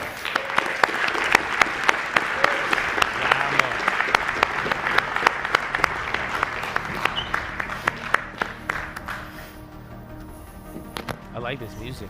It's inspiring. Yeah. Ashish, you sit here. His name's Jan, Ashish? Sorry, Sharon. Okay. Great. Welcome, Jan, Ashish, and Sharon. Thank you so much for joining us here. Really appreciate it. So I'm going to ask each of you, a bit about first with the mission of your company, and share about the innovations you're doing with our GPUs and software, and what the experience has been like. So, let me start with you. Now, you're also not only founder of Databricks, but you're on the staff, the Department of UC Berkeley, director of Sky Computing Labs, Kuwait and also supports you've been OPEC working with, agreement. Anyscale and many oil's not moving on any of these headlines. startups. It So went maybe up you a could little talk bit, but still about clapped your on the day. engagement with AMD, as well as your experience in the MI200 and the MI300. Yeah, thank you very much. Very glad to be here. And yes, indeed, I collaborated with AMD, wearing multiple hats. I'm director of a Sky Computing Lab at Berkeley, which AMD He's is hyped. supporting, He better announce something huge. And also founders of Anyscale and He's ready to go. Databricks. And in all my work over the year, one thing I really focus on is democratizing the access to AI. What this means, it's improving the scale, performance, and cost, reducing the cost to run these large AI applications, which means everything from AI workloads, everything from training, fine-tuning, inference, and generative AI applications. Just to give you some examples, we developed VLLM, which is arguably now the most popular open source inference engines for LLMs. We have developed Ray, another open source framework which is used to distribute machine learning workloads. Ray has been used by OpenAI to train ChatGPT, and more recently, Sky Computing, one of the projects there is Sky Pilot, which helps you to run your applications, or machine learning applications and workloads across multiple clouds. And why do you want to do that? Because you want to alleviate the scarcity of the GPUs and reduce Sphere's the cost. running. Remember, they got now, clapped yesterday. when it comes to our collaborations, we collaborate on all these kind of projects.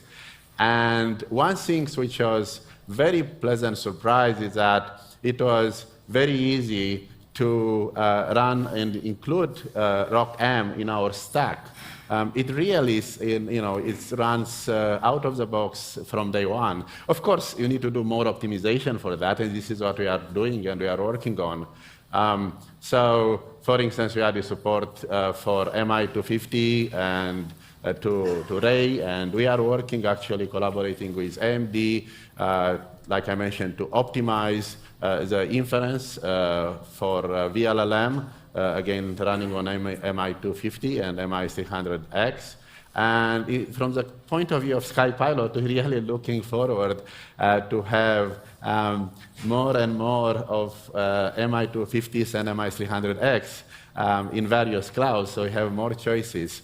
Well, it's honestly, thank you so much for all the collaboration across all those. So Ashish, why don't you tell us about Essential's mission and also your experiencing with ROCm and Instinct?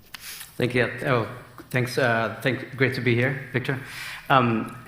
Essentials, we're really excited. We're really excited to push the boundaries of human-machine partnership in enterprises. We should be able to do. We're at the beginning stages where we'll be able to do 10x or 50x more than what we can just do by ourselves today.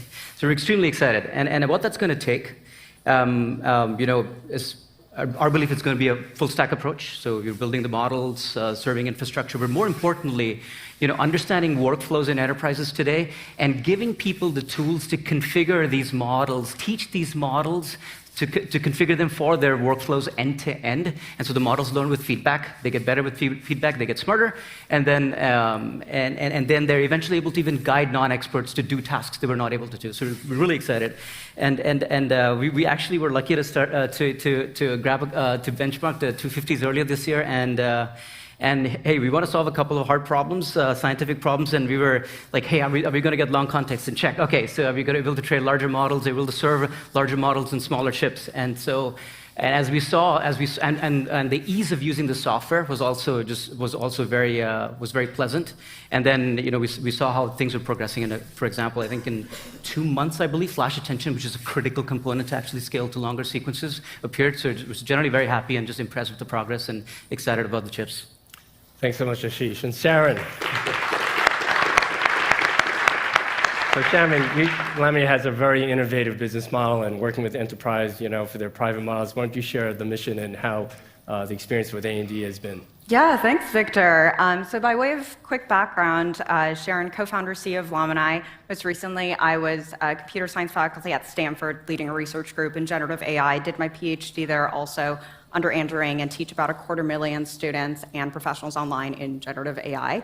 And I left Stanford to pursue Lamini and co-found Lamini on the premise of making the magical, difficult, expensive pieces of building your own language model inside an enterprise extremely accessible, easy to use, so that companies who understand their domain-specific problems best can be the ones who can actually wield this technology and, more importantly, fully own that technology. In just a few lines of code, you can run an LLM and be able to imbue it with knowledge from millions of documents, which is 40,000 times more than hitting Claude 2 Pro on that API. So just a huge amount of information can be imbued into this technology using our infrastructure.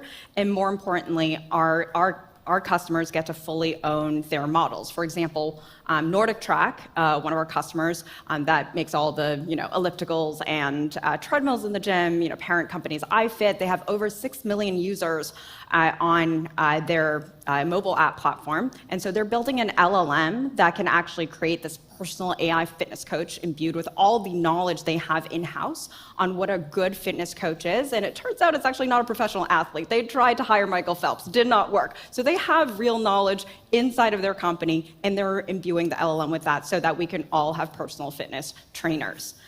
So we're very excited to be working with AMD. We actually have had a cloud, AMD cloud in production for over the past year on MI200, so MI210, MI250s, and we're very excited about the MI300s. And I think something that's been super important to us is that with Lamini software, we've actually reached software parity with CUDA. On all the things that matter with large language models, including inference and training. And I would say even beyond CUDA. We have reached beyond CUDA for things that matter for our customers. So that's including, higher memory or higher capacity means bigger models. And our customers want want to be able to build bigger and more capable models. And then a second point, which Lisa kind of touched on earlier today, is these machines, these chips can actually, given higher bandwidth, be able to return results with lower latency, which matters for the user experience of certainly a personal fitness coach, but for all of our customers as well. Super exciting. That's great. So, back to you, changing this up a little bit. So, you heard several key components of ROCm is open source, and we did that for rapid adoption and also getting better, more enhancements from the community, both open source and AI. So what do you think about this strategy, and how do you think this approach might help some of the companies that you've founded? Yeah. So obviously, given my history, really love the open source. I love the open source ecosystem, and we try to do over time, do our own contribution, bring out. And I think that one thing to note is that many of the Gen AI tools today are open source. And we are talking here about Hugging Face, about PyTorch, Triton, like I mentioned, VLLM, Dray, and many others. And many of these, these tools actually can run today on AMD and ROCm stack today. And this makes ROCm another key component of the open source ecosystem. And I think this is great. And it's in time, I'm sure that actually quite fast, it's like the community will take advantage of the unique capabilities of the AMD's MI250 and MI300X to innovate and to improve the performance of all these tools which are running at a higher level of the Gen AI stack. Great, that's our purpose and aim, so glad to hear that. So I'm gonna, out of order execution, jump over to Sharon. So Sharon, what do you think about how AI workloads are evolving in the future, and what do you think AMD GPU Instinct, since you have great experience with it, and ROCm can play in that future of AI development? Okay, so maybe a bit of a spicy take. I think that, GoFi, good old-fashioned AI, is not the future of AI, and I really do think it's LLMs or some variant of LLMs of these models that can actually be able to soak up all this general knowledge that is missing from these traditional algorithms. And we've seen this across so many different algorithms in our customers already. Those who are even at the bleeding edge of recommendation systems, forecasting systems, classification are even using this because of that general knowledge that it's able to learn. So I think that's the future. It's maybe more known as Software 2.0, coined by my friend Andre Karpathy. And I really do think Software 2.0, which is hitting these models time and time again, instead of writing really extensive software inside a company, will be supporting Enterprises 2.0, meaning enterprises of the future, of the next generation. And I think the AMD Instinct GPUs are critical to basically ubiquitously supporting this Software 2.0 of the future. We absolutely need compute to be able to run these models efficiently, to run lots of these models, more of these models, and larger models with greater capabilities. So overall, very excited with the direction of not only these AI workloads, but also the direction that AMD is taking in doubling down on these MI300s that, of course, can take on larger models and more capable models for us. Awesome. So we'll finish up with you, and I'll give you the same kind of question. So where do you think about the future of AI workloads, and how do you think our GPUs and ROCm can play, and how you're driving things at Essential? Yeah. So I think that we have to improve reasoning and planning to solve these complex tasks. Like take an analyst, and if they want to absorb like an earnings call and figure out how they should revise their opinion on whether to invest in a company or what recommendations that they should provide. Right? It's actually going to take multiple reasoning over multiple steps. It's going to take ingesting a large document and being able to extract information from it, apply their models, actually ask for information when they don't have any, world knowledge, but also maybe have some reasoning and some outside reasoning and planning there. And for all these sort of, so when I look at like the MI300 with very large HBM and high memory bandwidth, I think of what's going to be unlocked and which capabilities are going to be improved and what new capabilities will be available. So I mean, even with what we have today, just imagine a world where you can just you can process long documents, or you can make these models much more accurate by adding more examples in the prompt. But imagine like just complete user sessions that you can maintain in model state, how they would actually improve the end-to-end user experience, right? And I think that we're moving to a kind of architecture where what typically used to happen at inference, a lot of search is now going to go into training, where the models are going to explore thousands of solutions and eventually pick one that's actually the best option for the goal, the best solution for the goal. And that's good. And definitely the large HBM and high bandwidth is going to not only be important for serving large models with low latency for better end-to-end experience, but also for some of these new techniques that we're just exploring that are going to improve the capabilities of these models. So very excited about the new chip and what it's going to unlock. Yeah. Great, thank you, Ashish. Jan, Ashish, Sharon, this has been really terrific. Thank you so much for all the Ford great insights. says it's unlikely Mustang will qualify for federal tax credits.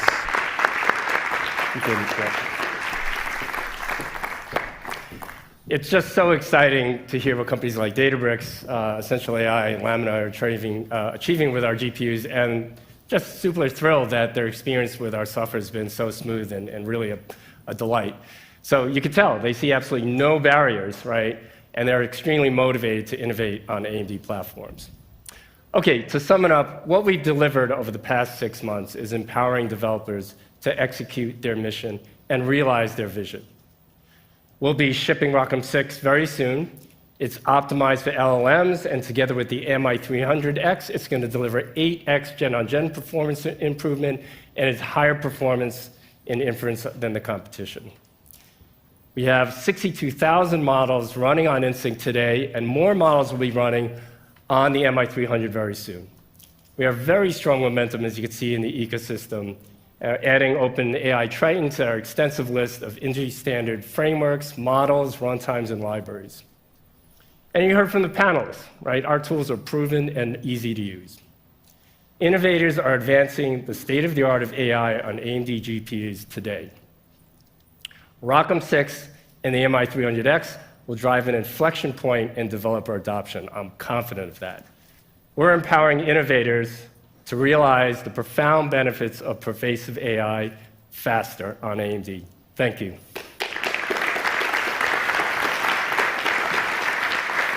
And now I'd like to invite Lisa back on the stage.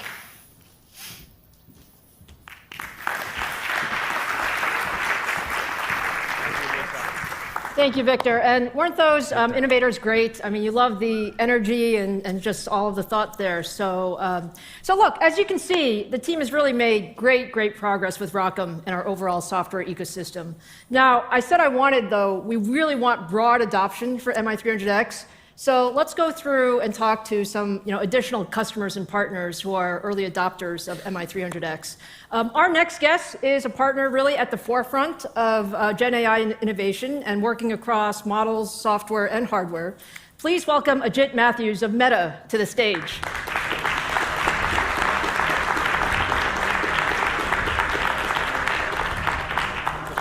Hello, Ajit. It's so nice of you to be here. We're incredibly proud of our partnership together. Meta and AMD have been doing so much work together.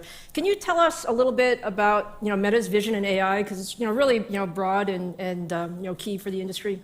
Absolutely. Thanks, Lisa. We are excited to partner with you and others and innovate together to bring generative AI to people around the world at scale. Generative AI is enabling new forms of connection for people around the world, giving them the tools to be more creative, expressive, and productive. We are investing for the future by building new experiences for people across our services and advancing open technologies and research for the industry. We recently launched AI stickers, image editing, Meta AI, which is our AI assistant that spans our family of apps and devices, and lots of AIs for people to interact within our messaging platforms.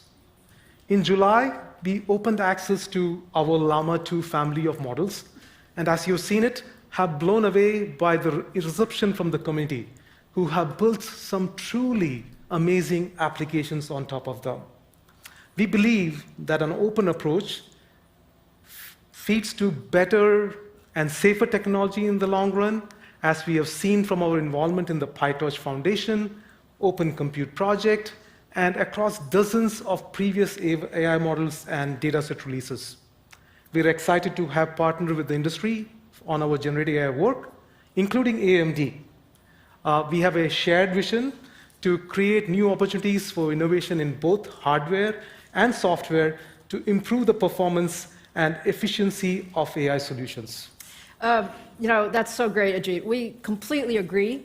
We completely agree with the vision. We agree with the open ecosystem, and that really being the path to get all of the innovation, from all of the smart folks in the industry. Now, we've collaborated a lot on the product front as well, both Epic and Instinct. Can you talk a little bit about that work? Yeah, absolutely.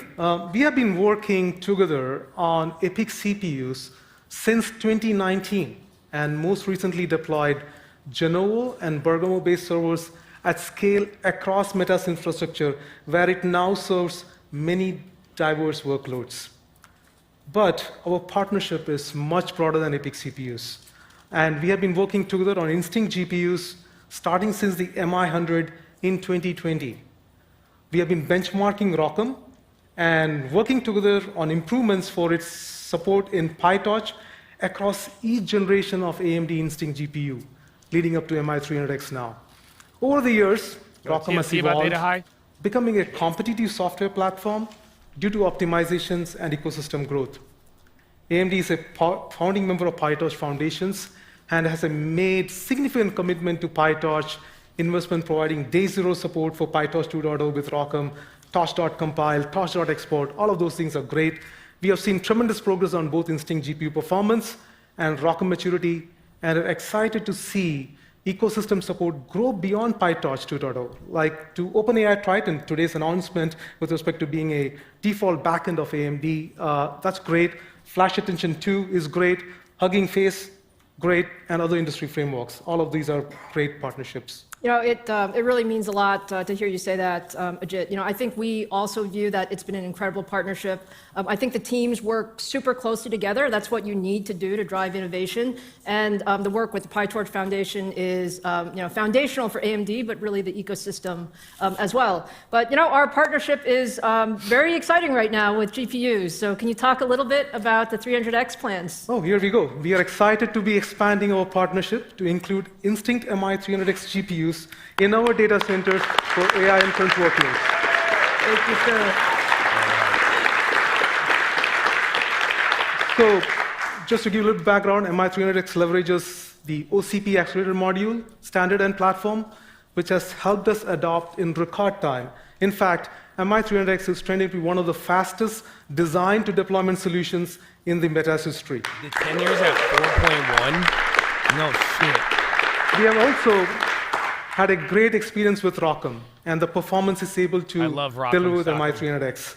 The optimizations and the ecosystem 10 years growth at literally over the years 4.1. have made ROCm a competitive software platform. Amazing. As model parameters increase, that's where and we're the end of Llama August. family of models continues to grow in size and power, which it will, the MI300X with its 192 GB of memory and higher memory bandwidth meets the expanding requirements for large language model inference. We are really pleased with the ROCm optimizations that AMD has done, focused on the Llama 2 family of models on MI300X. We are seeing great promising performance numbers, which we believe will benefit the industry. So, to summarize, we are thrilled with our partnership and excited about the capabilities offered by the MI300X and the ROCm platform as we start to scale their use in our infrastructure for production workloads. That is absolutely fantastic, Ajit. Thank you. Thank you so much. We are thrilled with the partnership, and we look forward to seeing lots of MI300Xs in your infrastructure. So thank you for being here. Thank you. All right, last one, man. Last. This is the last segment. I'm turning this off. So Super went exciting. poop. We said I cloud got me is some water. really where a lot of Be the good to go. infrastructure is being deployed. Give me but some good you know, pricing enterprise updates. is also super important. So when you think about the enterprise right now, you know, many enterprises are actually thinking about their strategy. They want to deploy AI broadly across both cloud and on-prem. And we're working very closely with our OEM partners to bring very, you know, integrated enterprise AI solutions to the market. So to talk more about this, I'd like to invite one of our closest partners to the stage, Arthur Lewis, President of Dell Technologies Infrastructure Solutions Group. Hey, welcome, Arthur. I'm so glad you could join us for this event. And you know, Dell and AMD have had such a strong history of partnership. I actually also think, Arthur, you have a very unique perspective of what's happening in the enterprise, just given your purview. So can we just start with giving the audience a little bit of a view of what's happening in enterprise AI? Yeah, Lisa, thank you for having me today. We are at an inflection point with artificial intelligence. Traditional machine learning and now generative AI is a catalyst for much greater data utilization, making the value of data tangible and therefore quantifiable. Data, as we all know, is growing exponentially. 100 zettabytes of data was generated last year, more than doubling over the last 3 years. And IDC projects that data will double again by 2026. And it is clear that data is becoming the world's most valuable asset. And this data has gravity. 83% of the world's data resides on-prem, and much of the new data will be generated at the edge. Yet customers are dealing with years of rapid data growth, multiple copies on-prem, across clouds, proliferating data sources, formats, and tools. These challenges, if not overcome, will prevent customers from realizing the full potential of artificial intelligence and maximizing real business outcome. Today, customers are faced with two suboptimal choices. Number one, stitch together a complex web of technologies and tools and manage it themselves, or two, replicate their entire data estate in the public cloud. Customers need and deserve a better solution. Our job is to bring artificial intelligence to the data. You know, that's great perspective, Arthur, and that, you know, 83% of the data and where it resides, I think, is something that sticks in my mind a lot. Now let's move to, you know, a little bit of the technology. I mean, we've been partnering together to bring some great solutions to the market. Tell us more about what you have planned from a tech standpoint. Well, today's an exciting day. We are announcing a much anticipated update to the family of our PowerEdge 9680, the fastest growing product in Dell ISG history, with the addition of AMD's Instinct MI300X accelerator for artificial intelligence. Effective today.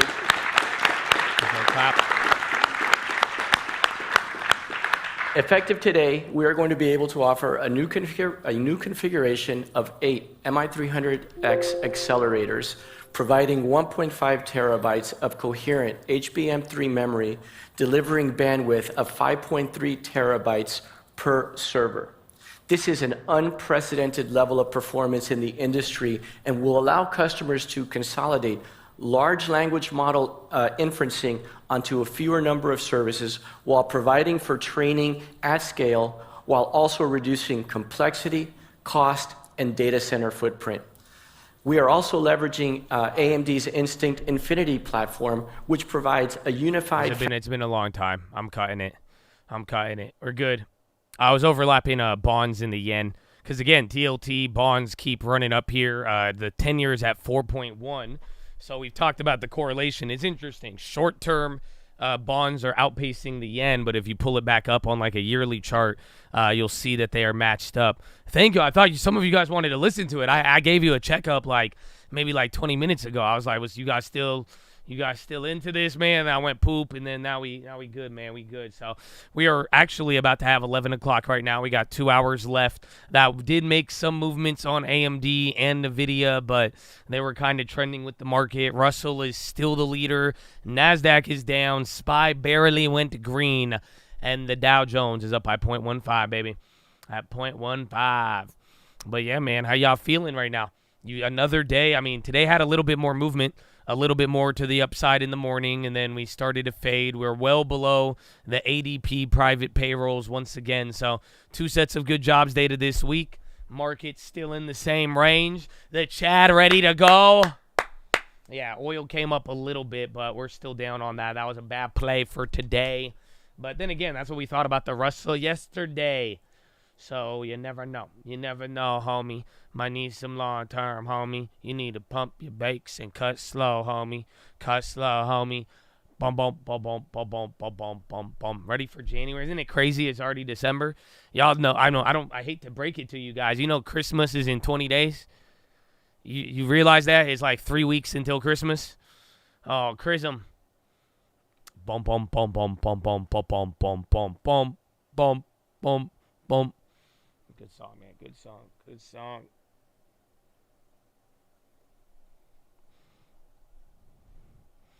Yikes. Yeah, Christmas rally. Usually before Santa comes, after. I mean, we're going to find out, but it's been a calm 2 weeks, man. It's been like a calm but tense 2 weeks because you're just still at this range. Every time you move down, it's going to die. Every time it goes up, you're going to pump it up. You went nowhere. Nowhere. Any Chads in Lisbon? Heading there tomorrow. This is Benny Beach tour, baby. Lisbon. Do we have any Chads in Lisbon? Lisbon. Didn't somebody said something yesterday.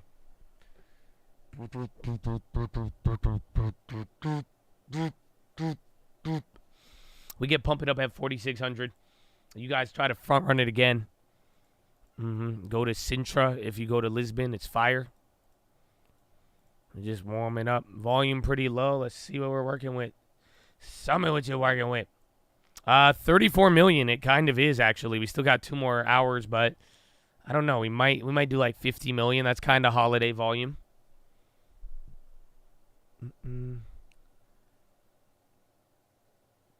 Mark, I'll turn this rally around if you don't keep quiet, Twitch. For real, though, every time. They will. They will. Drive to Algarve.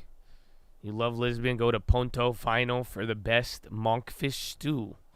Monkfish. Can we renegotiate, pump it up? I mean, no, not until we fulfill the prior obligation. So we kind of set it in perpetuity. I didn't put an expiration date on pump it up. But once we hit 4,600, we will be open for negotiation. The problem is, once we open for negotiation, the fact that we already hit the level, everybody is going to be in good spirits. You know what I'm saying? So then most of the time, you're willing to roll over, pump it up to the next 100 points. So it's up to you guys, but as of now, we are not allowed to renegotiate. I wish, but we just, unfortunately, we can't.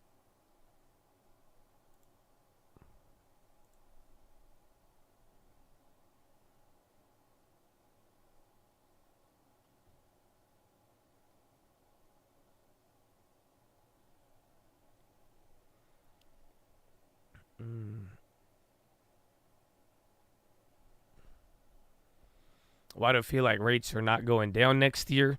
I mean, because it's happened every year for the last 2 years. So it's not. That's why I'm saying it's like kind of crazy because this bond rally is, I mean, it's one of the biggest since the 80s. So it's like it's nothing to balk at. Like it's not like it hasn't been a small move. But the issue is, does it maintain? And then it's like, if you really look at it, that'd be like, it's like buying all in on TLT at the end of August. We're still at one point, these prices, like 4.1 was still the highest yield of the year. We just went crazy. And again, every time we have this little drop and pop. But let me show you that chart, though. At the same time, this is why, I mean, you got to drive slow, homie. Where is it? This is what I put up on the Monday watch list. This was brought up by Bank of America, and they're saying that next year is probably going to be like 1984. So again, you have rates, they shoot up, they shoot down, then you have this huge rally for 1 year, they calm down, have their pump, get a gigantic rally, come back up again, and then they fall for the next 20 years. So if it is like 1984, I mean, people are hoping that this is where we're at right now, where essentially, take a look at the chart, they're hoping we set one of these highs, and then if we do start coming, but it doesn't really look like it. That's the unfortunate. That's like a 5-year chart. So let me pull up a 5-year. This was one. We just keep setting a new high, though. So it's like if we come back up here and then don't break 5% and then start dying, and it sets off a secular bull market in bonds for the next 20 years or 50 years, then there you go. but we'll find out. A lot of people have been bringing up TLT. Again, TLT volume, I think, has been the talk of the town since Sunday. So, again, and now even just the way the bonds are moving, it is phenomenal. That's why it's like, all right, we've made progress. I mean, the question is, though, will it hold, or are we going to just fall into what we've done here? But like some people are saying, if you get the rally, you get the right data, soft landing is pulled off. Even if we kind of get to a hard landing, it may start the next bull rally for bonds. Remember, it's been 3 years of declines.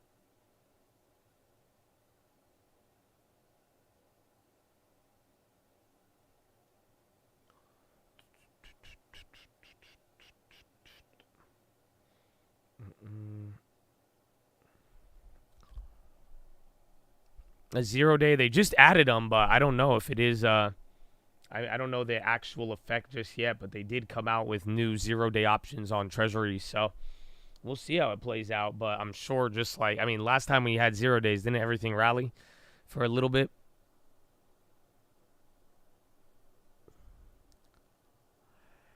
There's going to be a point where we don't get pumping up for months.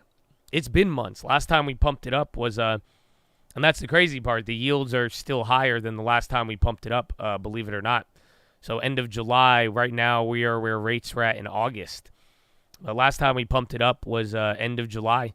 So it's been about, what, 5 months? What, 7, 8, 9, 10, 11? Yeah, bro. If we make it to the end of the month here without pumping it up, it'll be 5 months. Oh, man, that'd be crazy.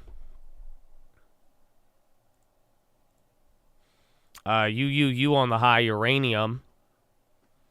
The 4X SPX ticker. I did hear about it. That'll be fun. You know, back in the day, UVXY used to be 3 times. Just by default, UVXY was 3 times levered. Good old days. I got an NQ that says we go to 1600. 16, what does that mean? I'm not following, sir. Because the NASDAQ's at 14,000. The Russell's at 18. Now, what goes to 16, sir? What goes to 1600?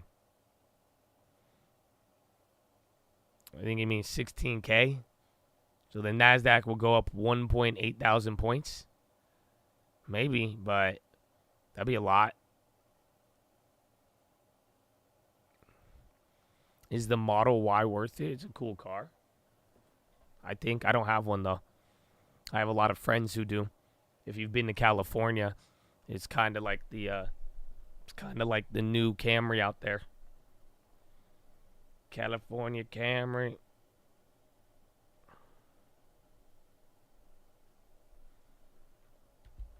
Do I own any pinball machines? No. I like pinball, though. It's a pretty fun game.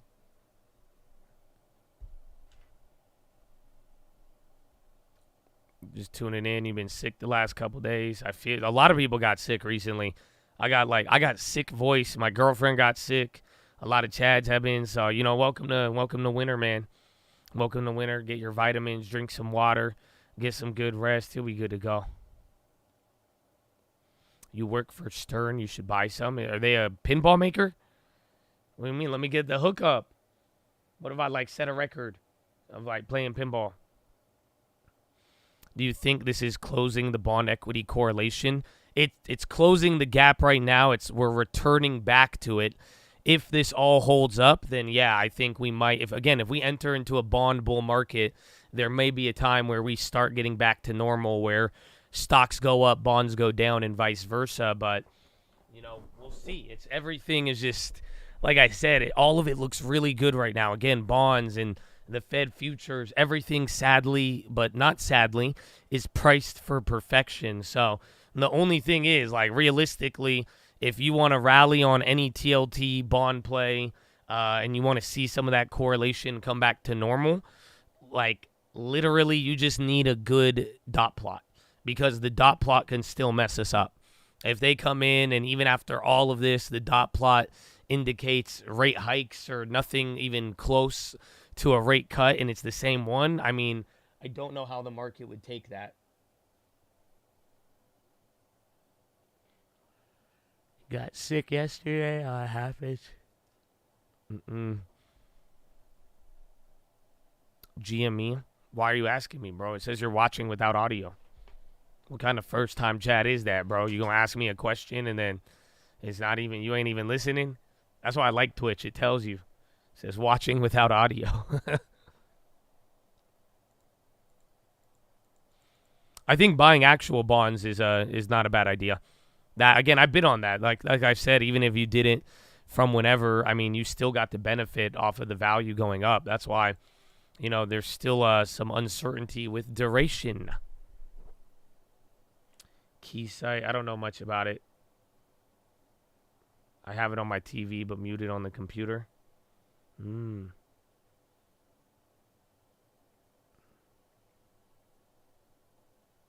He's reading your lips.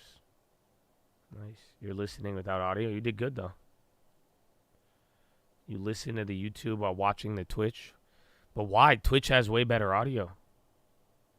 I'm actually listening. Yeah, it says you have no audio either. Is GME earnings today? Oh, shit. RPHM. I saw something today. Like, I don't know if that was it. RPHM. Renio. Which one was the one from this morning? Let me see. That was PHVS.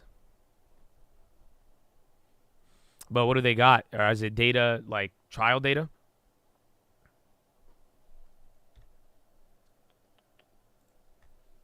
Oh, it's 11:12. We still got time, honestly. And I think you guys need the market to rip.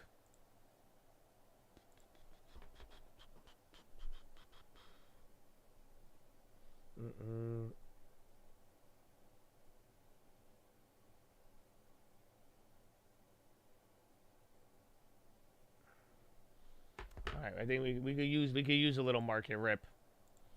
We could use one. Oil dropping after that little rally. Looked like you were getting out of the gulag. He said, back to the gulag. Back to the plan. Me and my mama hopped in that U-Haul van. Any rate cuts, I ain't talked to them. Plus, I ain't have Fed futures in my apartment.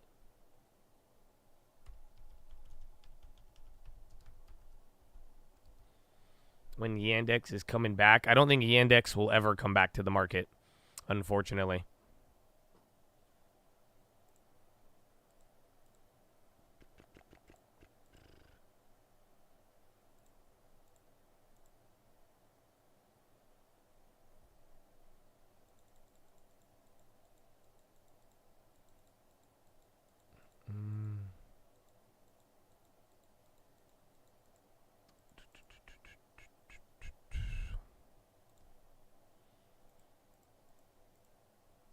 Are you ready? Are you ready, Chad? It's a good time. It's a good moment. It is time, baby.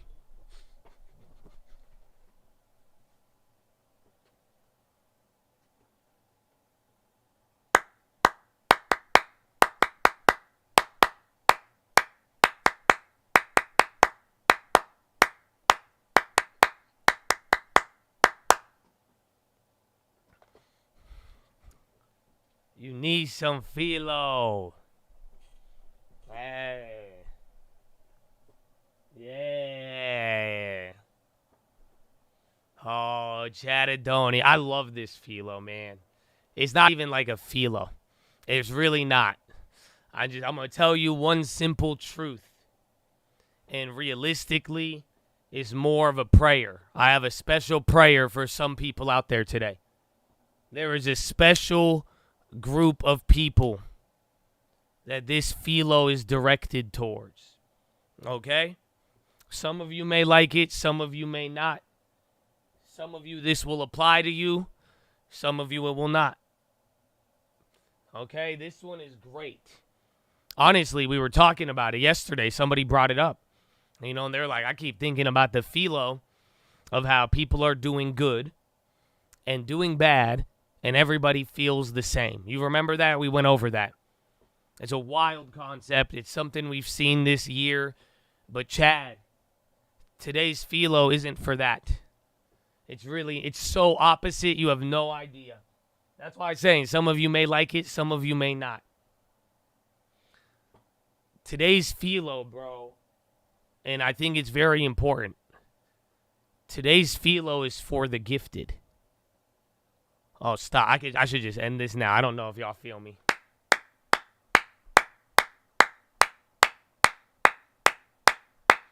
Nah, y'all don't get me. I don't think y'all feel me. I don't think y'all feel me. Seriously, though. I'm being dead serious. This isn't for the people who are struggling. You know, you think PHILO is only for struggling people? No, it's not. This has nothing, it's not about any of that. I'm not going to bring up any of the things going wrong. That's not what we're talking about. This is, honestly, today's PHILO is a special prayer for some of you who have a gift. And you got to realize some of the things that come with it. Honestly, I don't think, I hope you pray for everybody. Like a lot of times, it's easy to pray for the people not doing good. But are you praying for those? Are you praying for yourself and those who possess a gift? Oh, man, Chad, I love it. So let me just tell you. I'll tell you the simple truth. This is the one simple truth I wanted to share with you. All of you have a gift. I hope you have thought about your gift. I hope you've tried to hone in on it and literally train it over the years and take control of it. But you cannot kill a gift. I love it. It's a crazy concept. Seriously, some of you've been blessed with certain things. You've got certain things in life, but that cannot be taken from you. It's really trippy if you think about it. So if you can't kill the gift, what can you do, though?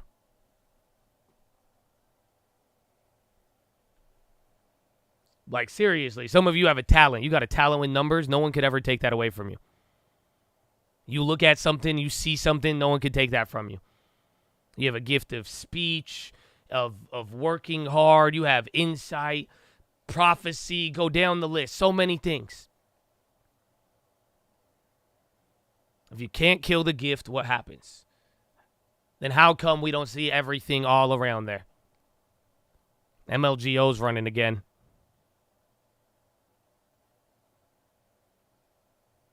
It's funny. I see a lot of you, like, you can waste it, suppress it, ignore it. Nah. You can't kill the gift, but you could kill the one bearing the gift.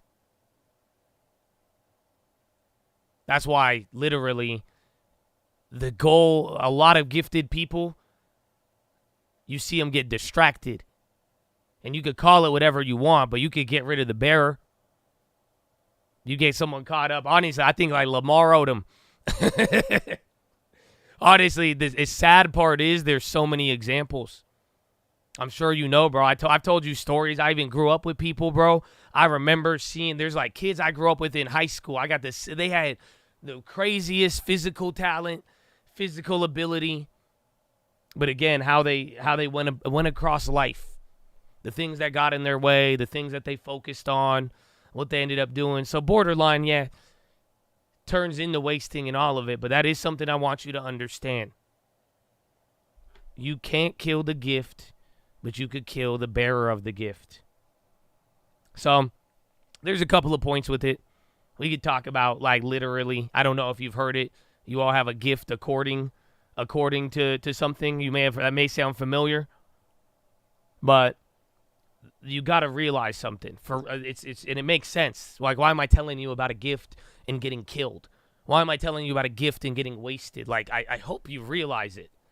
For real. Because if you have a gift, you become a target. Whether it's by jealous people, angry people, I'm starting with that because some of you won't realize, some of you won't vibe with what I'm about to say next. I view it as, that's it. Spiritually, you have a gift, you have a purpose, you will become a target. Again, I don't worry about humans too much. The devil does not like the gifted. That's why if he goes after the people who have the gift and gets you not to live up to your gift, you're good to go. At least he is. So it's like, that's what I said, man, to start this off. You have a gift, you're going to become a target. And I hope some of you realize this too. And to the point where you don't even get fearful. I really, really hope so.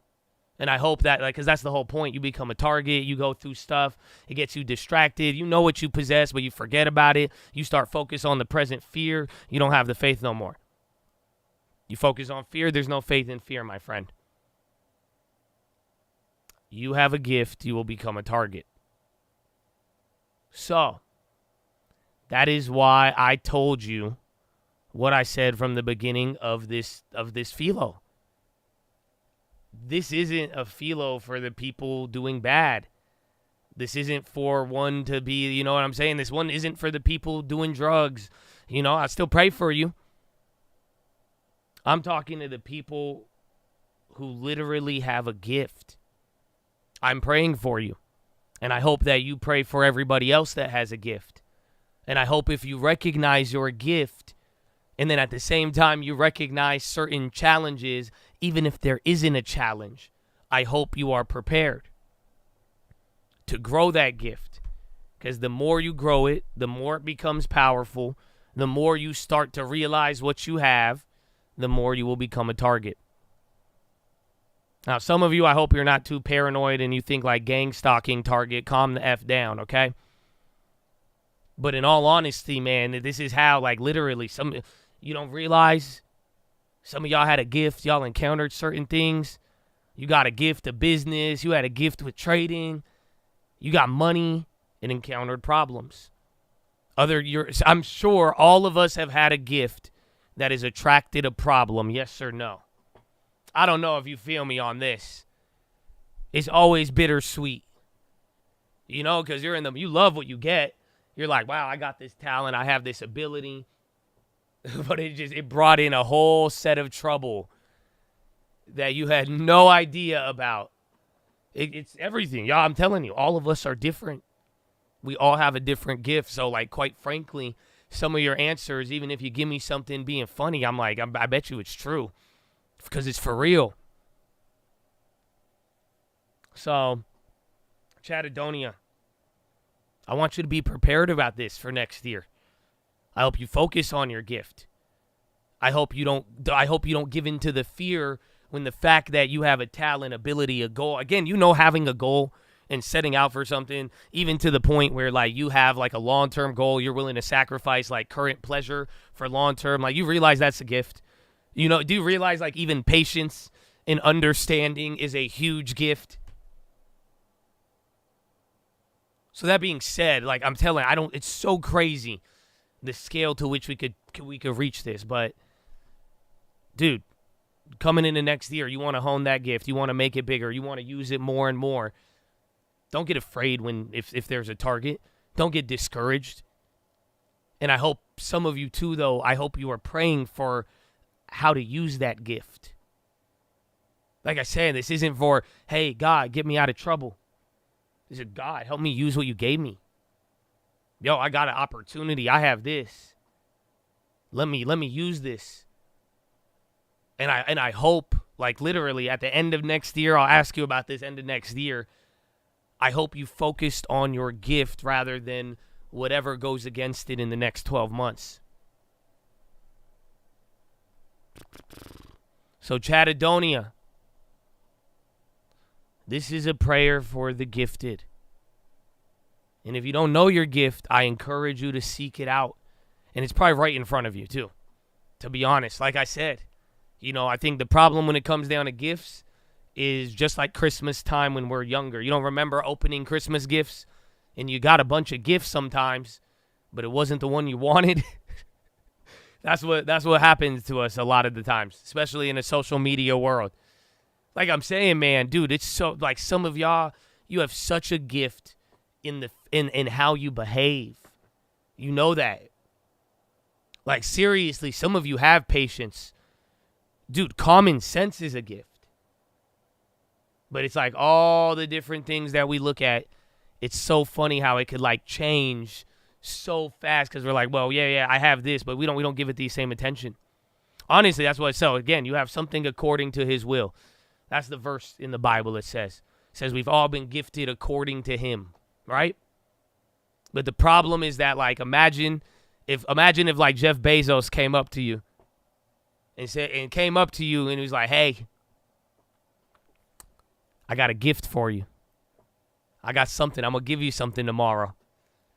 I got a good money gift for you. If Jeff Bezos told you that today,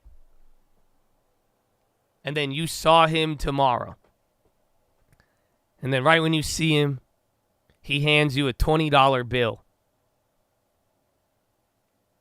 How do you feel right about now? What were you expecting?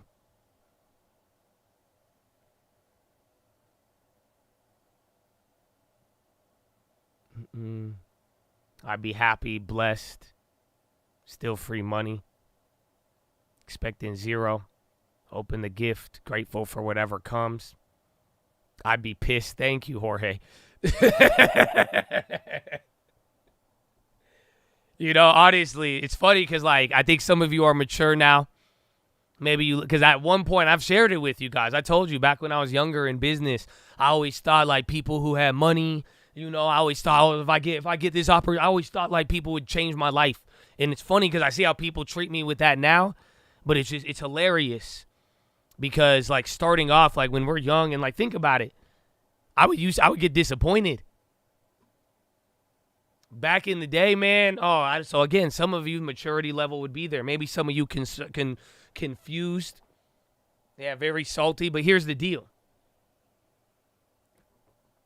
Let's say he gave you that $20. Did he lie to you? Let's test this. How you feel, Josh? I feel grateful, man. I feel grateful. Hey, man. But if you were Jeff Bezos, I would have been like, all right, Jeffy, Hefe. No, I lied to myself. Amen. But think about it. He didn't lie to you. If Jeff came up to you and said, hey, I'm going to give you some money tomorrow. I got a gift for you. I got a gift of money for you tomorrow. And then he sees you and gives you $20. He didn't lie to you. It's funny. We've talked about this, and I love how you guys are bringing up expectations. But that's not the point. If he said, hey, man, I'm going to give you a money gift tomorrow according to what I have, that's a whole different promise. Oh, I don't know if y'all, are y'all? Because now, if Bezos said, well, yeah, according to my net worth, according to what I possess, I'm going to give you something that is in agreement with what I have, then you would be expecting millions of dollars. Then you would be expecting an investment. Then, something. Again, it's more according to him, not just saying, I'm going to give you a gift. Oh, man. So think about it. You don't know what your gift is. All right? According to his will. What are the fruits of the Spirit? Like I said, we have gotten some gifts, and it's crazy how different we are. And how it comes naturally to some of us or not. And even with business, we've always talked about it, man. Pursue your passions. Like there is stuff that comes naturally to what you do on a day-to-day basis. And, hopefully, because we talked nature yesterday, right? And we said nature's not good. That's why it's saying, like, according to his will, like, think about it. There is several fruits. Like, you got to really think about that. Patience, love, self-control, discipline. Oh, yeah, Oh man. And again, that's the foundationals. You know, it goes well beyond that. And even then, like I'm telling you, you may have one or the other. Just because you don't have some of those does not mean you're not gifted. I hope you realize that. That's what goes back to the first thing, like I said. You can't kill the gift, but you could get the person. That's why you could have a gift but no self-control. You could have a different type of gift and no patience. Even worse, you could have one sort of gift. You could have every gift in the world, but no love. Chatadonia. So I'm praying for y'all, man. I hope you pray for those every day. Pray for everybody, man. But I hope in your prayers you don't forget about those people who have the gifts. And each and every one of us in the time you share with everybody in here. You know, because I'm telling you, as you grow your businesses, as you grow everything, you are going to become more and more of a target. So we have to include that in the prayers. And that's why, too, and again, for the PHILO, like we've talked so much this year. And there's been so many things, good and bad. And like I told you, a crazy, crazy theme that I've seen is like how certain people feel the same way. It's like, bro, this isn't for the people. I'm not saying this for the people doing bad. No. I'm talking to people who have a gift. And we got to pray for them all. And I know that applies to a lot of you. I know there's business owners in here. I know there's people who are working hard. You're not just starting out. You know, some of you feel me exactly what I'm saying because you're in the middle of it. So, honestly, keep working on it. Keep praying for it. And at the same time, your message is have no fear in that gift, okay? So, Chatadonia, I hope that one helps. I hope you take it to the bank. That is your philosophy, ladies and gentlemen. Make sure you guys are subscribed. We're live Monday through Friday, 30 minutes before open. Drop your thumbs up on that video. You're on mobile. Press hot chat. X out the chat. Hit the thumbs up button. Second link for the nightly watch list and main channel. And God bless Chatadonia and the vets. Amen. Amen, man. Amen. Amen. Amen. There you go, man. There you go. You got a prayer. You got a prayer, PHILO, today, man. Mm-hmm. Mm-hmm.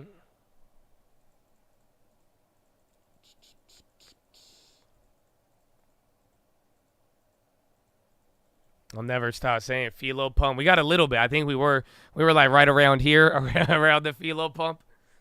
So we'll see, man. We'll see.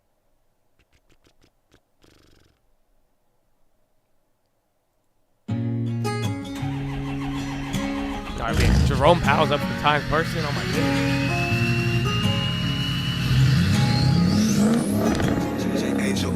I see a little bit.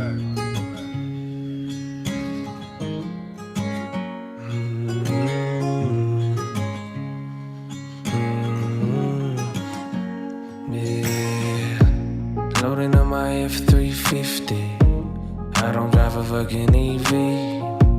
Gas tank still on empty, but I'm gonna keep on driving all week. Think I just missed my exit. A Prius wouldn't let me merge. My driving got my girlfriend stressing, screaming in my ear like a bird. Told her, why they driving in the slow lane? If they ain't going slow, man. I used to say the same thing when they was slow up in the fast lane. Now with Kia tryna pass me. Think a Nissan almost crashed me. I'm just tryna make a lane change. Now I'm late and I got roadway. Loading on my F350. I don't drive a fucking EV. Gas tank still on empty, but I'm gonna keep on driving all week. I think I just missed my exit. A Prius wouldn't let me merge. My driving got my girlfriend stressing, screaming in my ear like a bird. Wherever said carpooling's faster, hasn't seen the 405. It took me 30 minutes just to go a mile. I came to California for the women in the vibe, but all I saw was Teslas and girls who look like guys. Now I let everybody, I'm just saying I'm surprised. different people, but none of them can drive. Rolling in my F-350, I don't drive a fucking EV. Gas tank still on empty, but I'm gonna keep on driving all week. Think I just missed my exit. A Prius wouldn't let me ride. Loaning on my F-350, I don't drive a fucking EV. Gas tank still on empty, but I'm gonna keep on driving all week. I think I just missed my exit. A Prius wouldn't let me merge. My driving got my girlfriend stressing, screaming in my ear like a bird.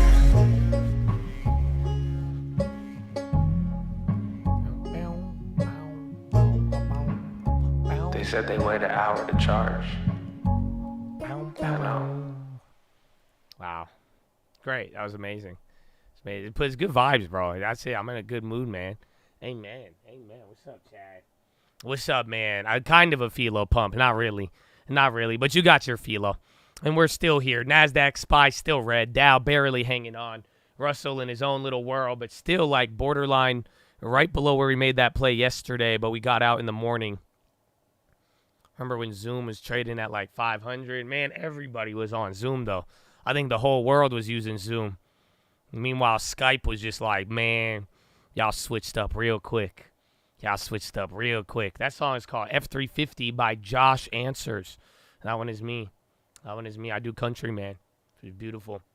Am I going to buy more cars? Nah, man. Calm down. Yeah, you want to just try to buy all 2,000 of them and then we hold them forever? I thought about it, but then I was like, I did the math. It would be like 6,000, I think.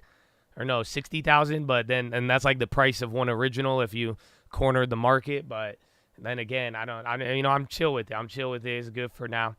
We'll see. And Marcus on the background. That is true. He got the vocals and the production. That's still, bro, you know how cool that was? Still blew my mind. I was like, nah, dog, that was crazy. Like, it was so crazy. Hearing that for the first time, bro, is wicked. Oh, you got all the toys in the mail. Delivered them to my dad as they came in. I did not get a picture of the whole lot, but IG tagged you on them. All right, man, I'll check it out, baby. Let's go, man. And thank you again, bro, for real. I'm glad that you guys are doing it, man. Way to hold it down. I think, and I found another angel tree, and they got one in, I think it's in Escondido. I think they have one in Escondido at the Walmart, so I'm about to run that one up. Otherwise, there's one in Vegas. I'm going to just go to Vegas and run it up there. That's been good. Merry Christmas, baby. Merry Christmas. Happy holidays. Hey, I'm Josh AI. I can't tell you Merry Christmas, but I can tell you Happy Holidays. Otherwise, AI will shut me down off the internet.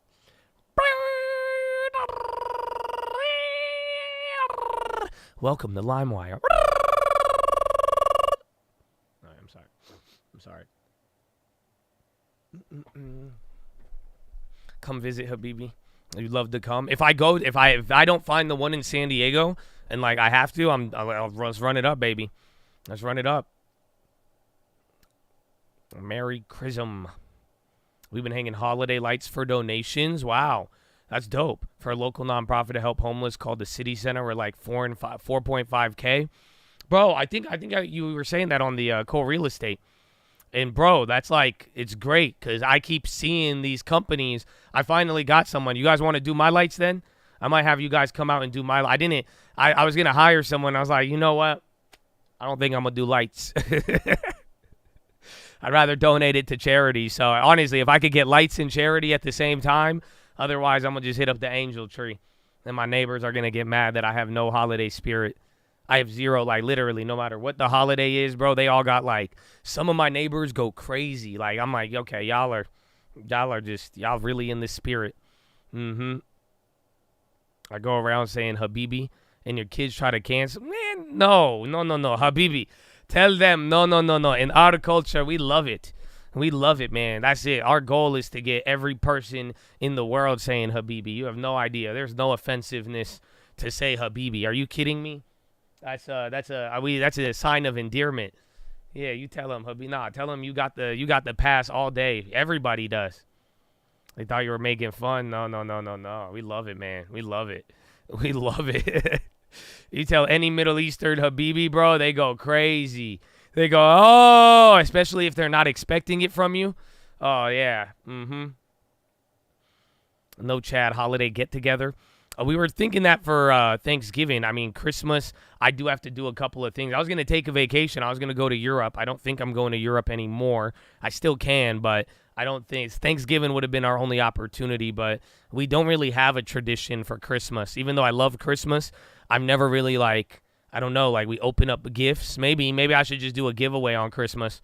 We'll sit under the tree and I'll wrap gifts and then they'll have like random things. Some of you will get coal.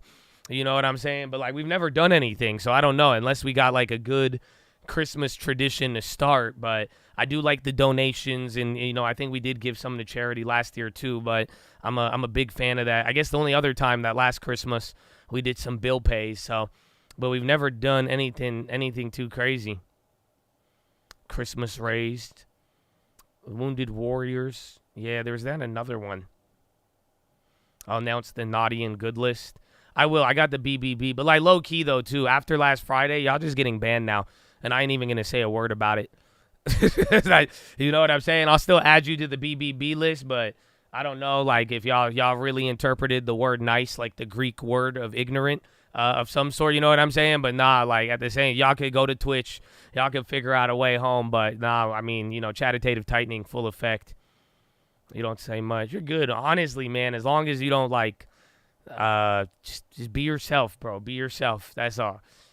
Be yourself usually goes a long way.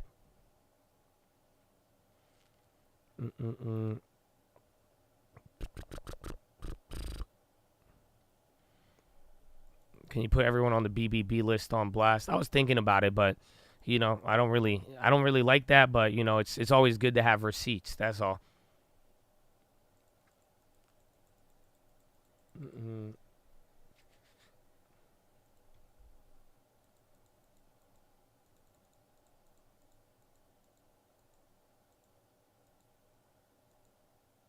Be yourself. Wow, I'm an alien.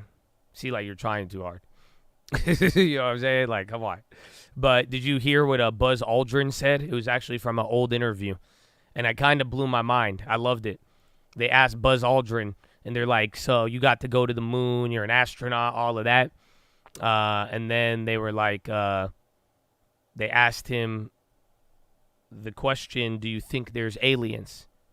And he said, yes, I've seen aliens. I think there is aliens that existed. And he says, I see them when I look in the mirror every day. So Buzz Aldrin thinks humans are the alien species. And it kind of makes sense. I think we are the aliens. Yeah. And then he started talking about like Buzz Aldrin, we are aliens. Let me see if I can find it. Or was it Buzz Aldrin? I had it. Hold on.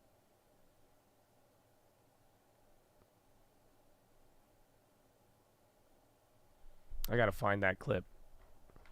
It don't show up on YouTube. Maybe it wasn't Buzz Aldrin. It was some famous astronaut moon guy. It's kind of deep. Super deep. Like, you know, it's one to think about. That ain't at my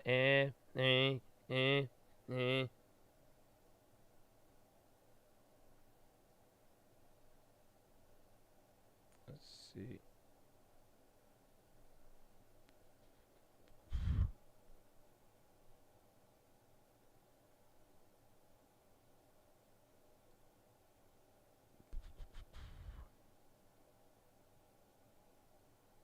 There is young. Was it Buzz?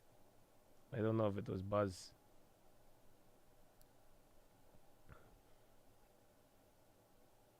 Like our immune system and all of this don't make sense.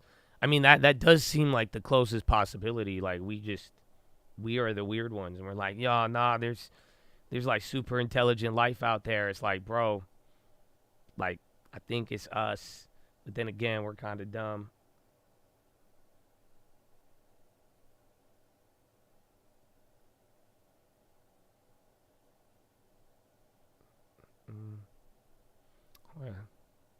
It was bars. He mentions we never was it. He brought up like Ancient Mesopotamia. He brought up something too. It was, but you can't find the interview. When I searched that up on YouTube, I forgot where I saw it. I think it was on Instagram Reels or TikTok.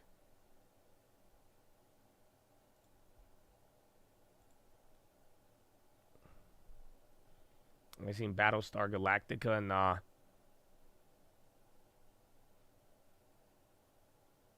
How come we couldn't get sonar electricity like some animals? That'd be dope. If we had sonar, you know, I would be annoyed. If you thought I was annoying, now imagine if I had sonar. That'd be so annoying though. Like we wouldn't have social media, we'd have sonar media. You would just hear the sonar waves from across the United States. You'd be like, him again? Ugh.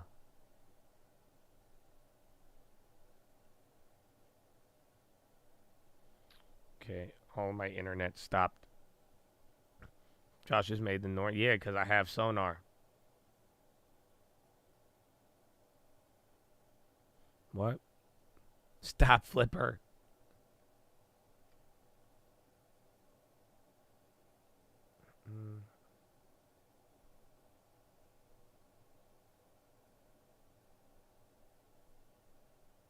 Well, I don't think I can find it.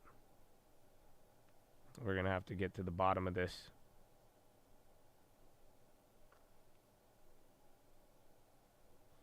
Is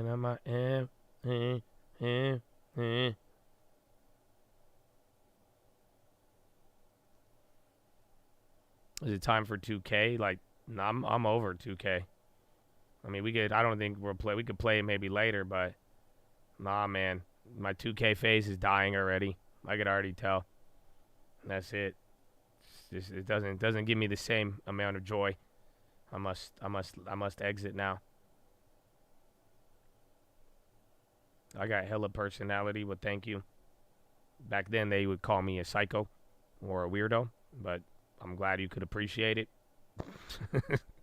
You know what I'm saying, man? That's good. God blessed me though. That's it.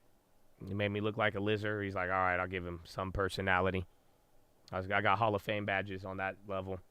Everything else is bronze, though. Okay, now my phone broke. All right, for GTA 6, bro, just get a long term. It's like 7 years away to not get that. Like, bro, I'm more hyped about rate cuts because that will happen probably before GTA 6. That's the crazy part. Like, low key, that is the real financial question you should be asking. If you really want to, like, think about it, that is actually the best way to look at this whole thing. Which happens first, GTA 6 or rate cuts? Both of them are very obscure. The people who control it, like, think about it, very broad dates. It could always change. You know what I'm saying? Like, think about it. I think rate cuts will happen before GTA 6, but then again, you never know. Like, what if Powell holds it up? What if the schedule goes in? Like, see what I'm saying? That's more economic than you think. Don't play me. Don't play me. It's more economic than you think.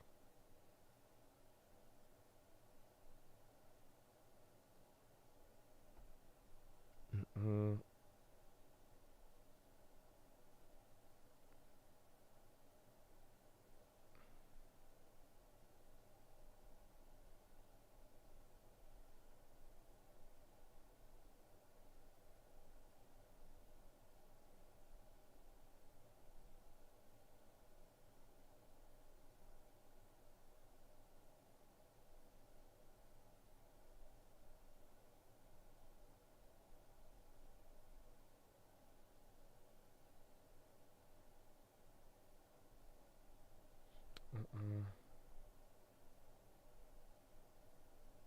All right, and then today I got to leave a little bit earlier too.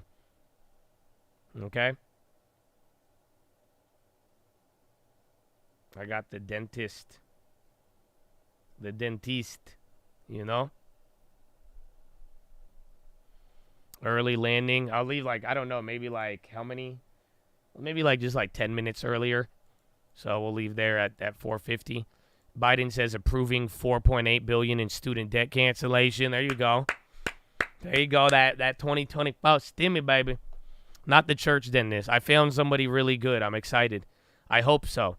Because, again, I was literally about to go to Open Face Sandwich and have him, not him, his wife's the dentist, but what if Open Face was like, I got you, Josh. I'd be terrified, but I'd be like, all right, homie, do it. Let's go. So we'll see. I don't know what I'm going to do, though. I just want them to, like, I was like, yo, man, I ain't been here in a minute. Can y'all just, like, take a look around? I'm going to get an inspection done. What are your thoughts on canceling student loan debt for some? I mean, it doesn't matter. Then nobody listens to me. You know what I'm saying? Like, it's fine. It's okay. They don't listen to anybody. Like I'm saying, my big problem is that nobody listens to constituents. That's it. Nothing even matters. So, I mean, hey, man, like we said, just prepare for 2024 stocks and all of that because, again, those are the type of stimulative measures that the market and Wall Street are going to get hyped on. I do. Yeah, but, like, in that sense, I do think people listen to me in that sense. And you know, it's blessed to have people who hear you out, and that's why we have good discussions. But when I mean nobody listens to me, I mean in the sense of, like, you could protest all you want, do a lot of certain things, but, like, again, the way that we've seen a lot of political action go against even what, like, big polls are insinuating is big. So yeah, very political of me. Well, kind of like very political to avoid the politics. So, like I'm saying, to answer the political question, I don't think it matters. Maybe just a nihilistic approach towards who is representing us at every corner. Been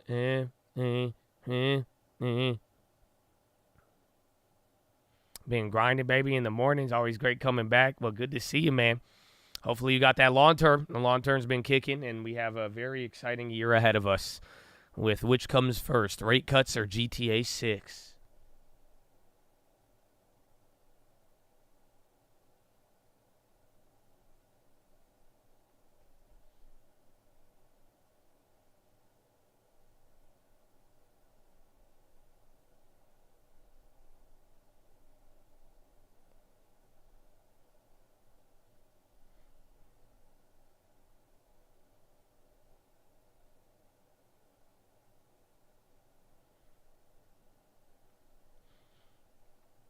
Chad poll for hard or soft landing.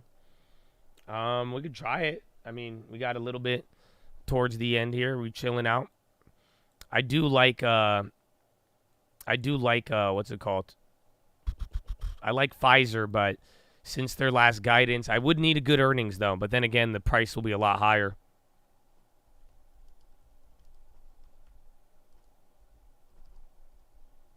I'm just gonna put what will happen. Soft landing, hard landing. Should I put no landing? I'll put no landing. All right, let's see, man. Little flash poll. What do you guys think? Hard landing, soft landing, no landing? Tell me what you got, man. Tell me what you're working with. I know y'all seen these rate cuts before. The Pfizer orphan drug designation. I did not, but for a company like them, it doesn't really matter, you know, because, like, they may get it, but, like, they're just a conglomerate. They're huge already. You know, the companies, when they're not worth a lot, that's what really starts to hit a lot better. Oh, wow. Y'all need to vote for this one, man. You netter. I said you need to. 160 votes. I need you all to vote on this because now it is pretty evenly split. 34, 44, 24. Scam landing. That's kind of what it is. No sticky landing, man. Hard. That's crazy. 250 votes. And honestly, so 33% on soft landing, 46 on hard, and then 20% on no landing. That's crazy. Soft landing. Think about the economy slowing down and bringing down inflation, and in the way that it affects everything else. Like a soft landing, economic activity slowly declines, bringing down inflation, but it doesn't decline enough to bring down economic activity and lead people into a negative outcome. A hard landing would mean that inflation comes down, but then economic growth and activity drops with it rapidly, and then we go into a contraction. And then no landing means that inflation comes down, everything gets perfect, and then the economy doesn't contract in any way, shape, or form.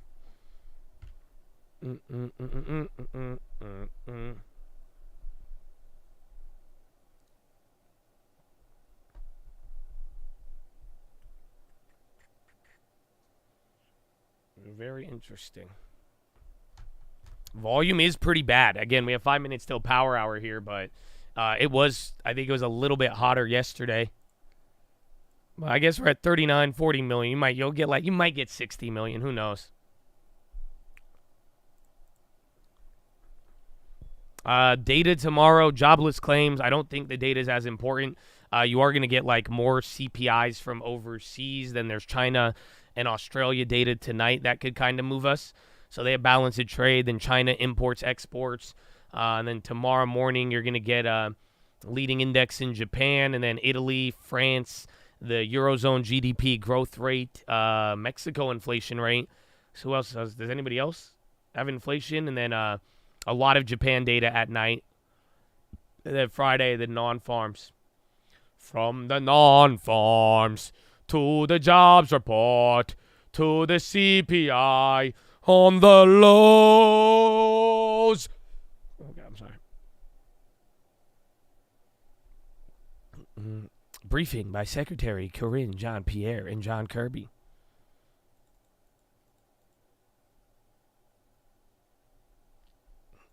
It depends on who wins the election. Well, again, even for some of the other stuff, student loan, all that, just know, though, coming into the election year, there's going to be stimulus of some sort, it seems like. That's the general idea, whether it's student loan, they come up with that. So, I mean, if you really want to ignore all the politics, I mean, just factor that into what is going to happen. Yeah, 2028 Olympics, that's been planned for a while. So, like, even back in the day, we were looking at certain properties with the Olympics in mind. I think it was supposed to be earlier than, didn't it? I think COVID got in the way.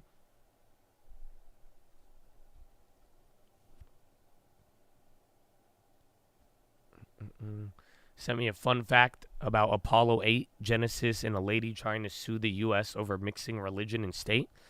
Pretty cool. The astronaut talk reminded me of. That sounds intense.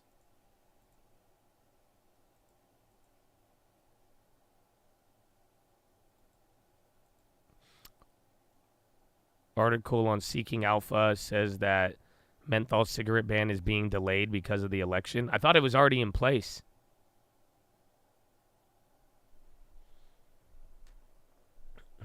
FIFA, yeah.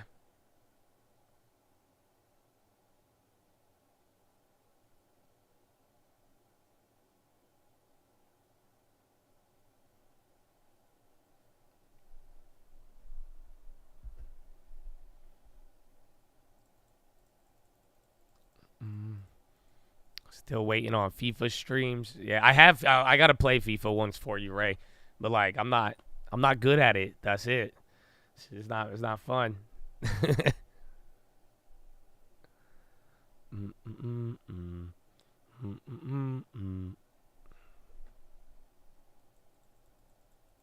You think flopping is bad in 2K? Oh, do they do that in FIFA? I think that is the stupidest feature that's like the stupidest cultural development in a video game. Like sports games where people flop is the stupidest thing I've ever encountered.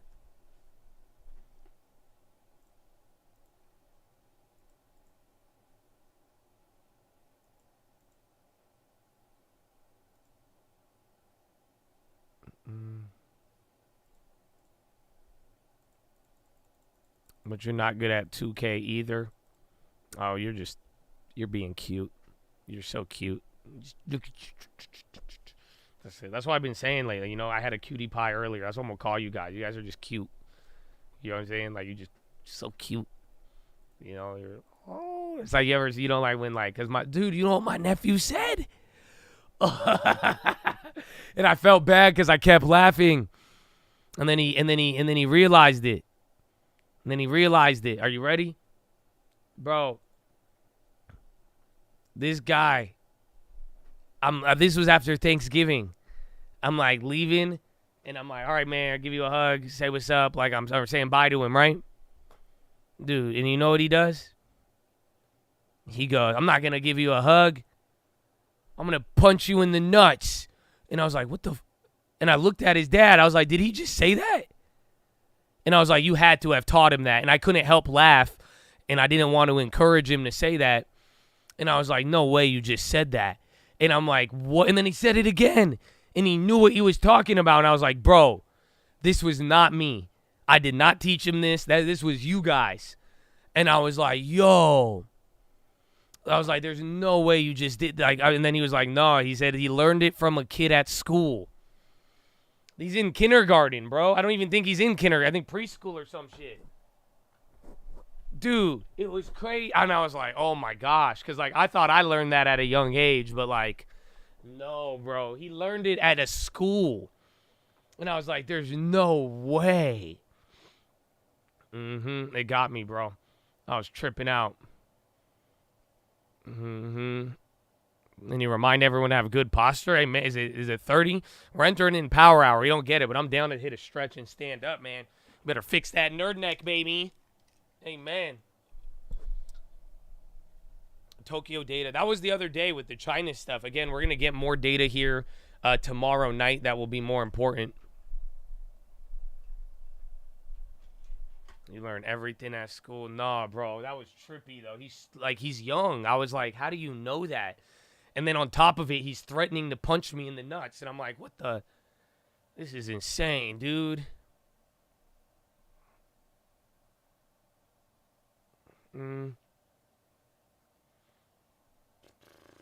Crazy, though. Can't believe I didn't tell you guys that story. Blew my mind. Is it? No. Let me double check. There's China imports and exports. I think that was last night, like leading into our morning. Yeah, Tokyo. I think that was earlier. So you have tonight or tomorrow night. There's nothing tonight in Japan. You're going to get the 30-year bond auction. That's it. And then they're going to get foreign investment, all of that stuff, but not that big. And then Thursday night, you're going to get like GDP in Japan, current account, household spending, all that stuff. Tokyo CPI was Tuesday night, I think. So we already had it. That was yesterday's reaction, more or less.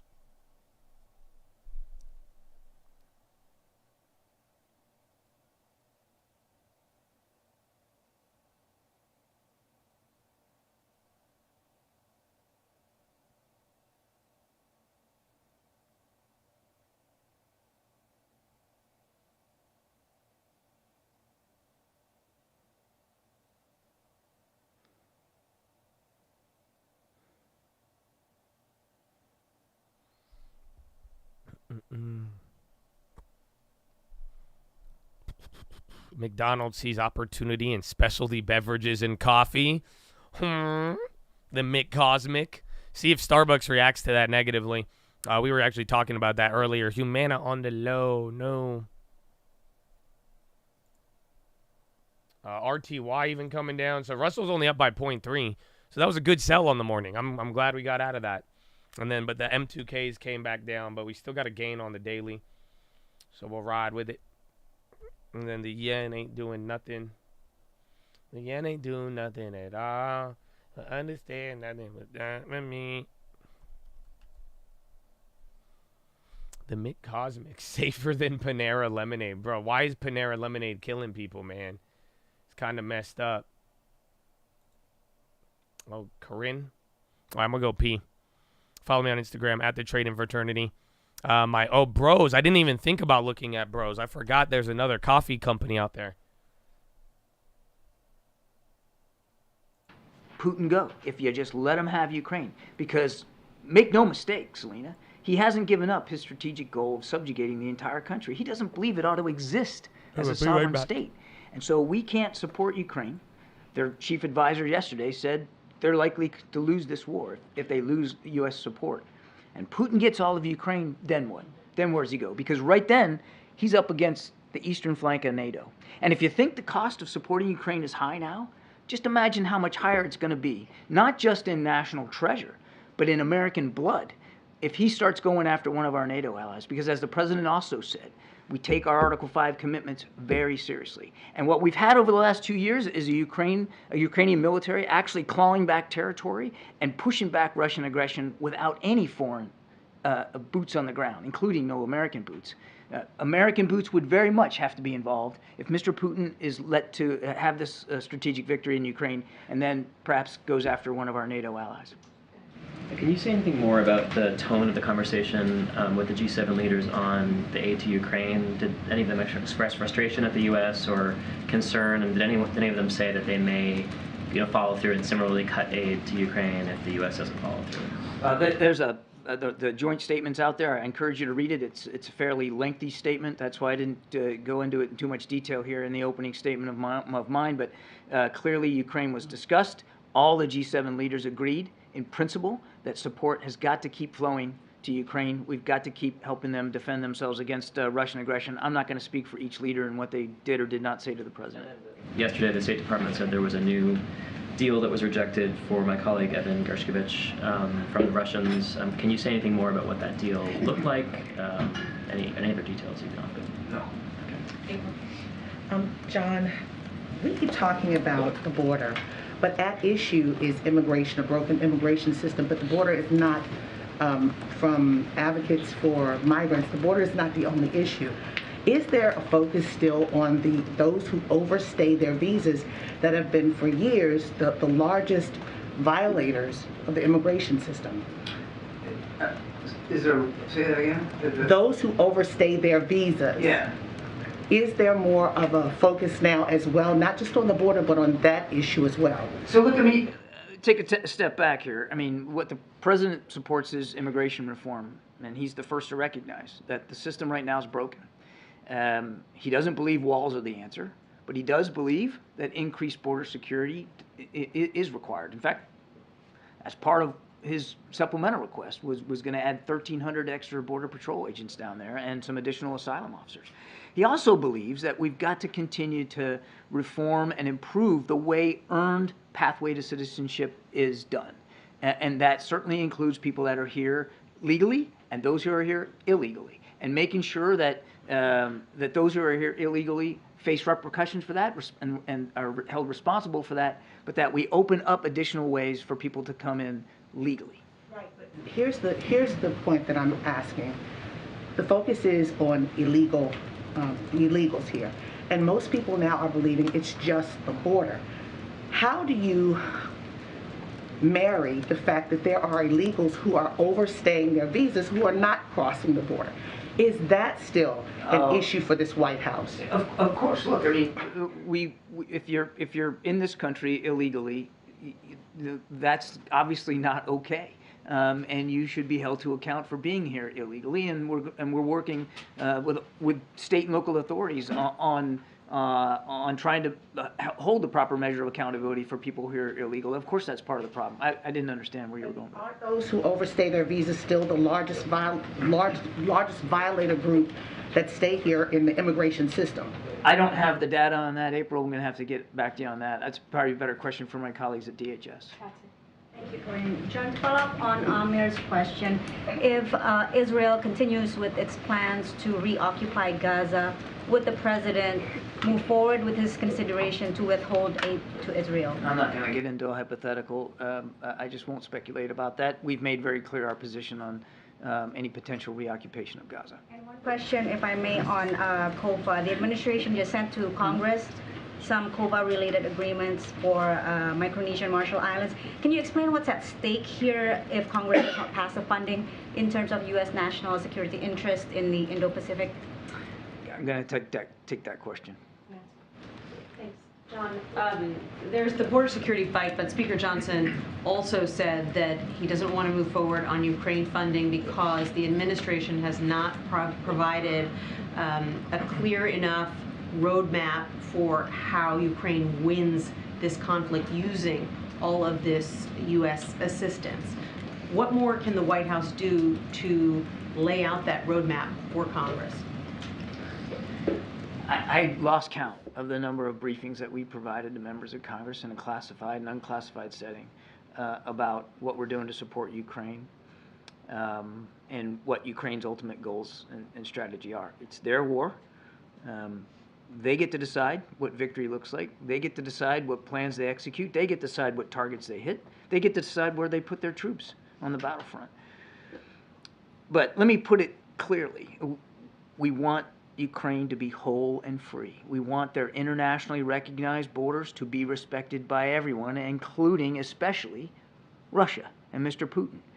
There shouldn't be a single Russian boot on Ukrainian soil. We've been clear about that. Number two, as Ukraine continues to fight for that outcome, we're going to do everything we can to make sure they've got the tools and the capabilities to do that. And that assistance has been evolving over time. I have been talking about this myself from 2 different podiums now. It's been evolving over the last 2 years as the war has evolved. And we have been nothing but transparent with Congress about each and every security assistance package that has been delivered to Ukraine. Every single one of them, including the one I just talked about, is done in full consultation with members of Congress. Number 3, the issue of accountability. We actually share the concerns over that. We've been sharing concerns over accountability of those systems and those weapons since we started. So I can keep this on for a little bit, but and I'll tell you something else. The Ukrainians are also concerned about that.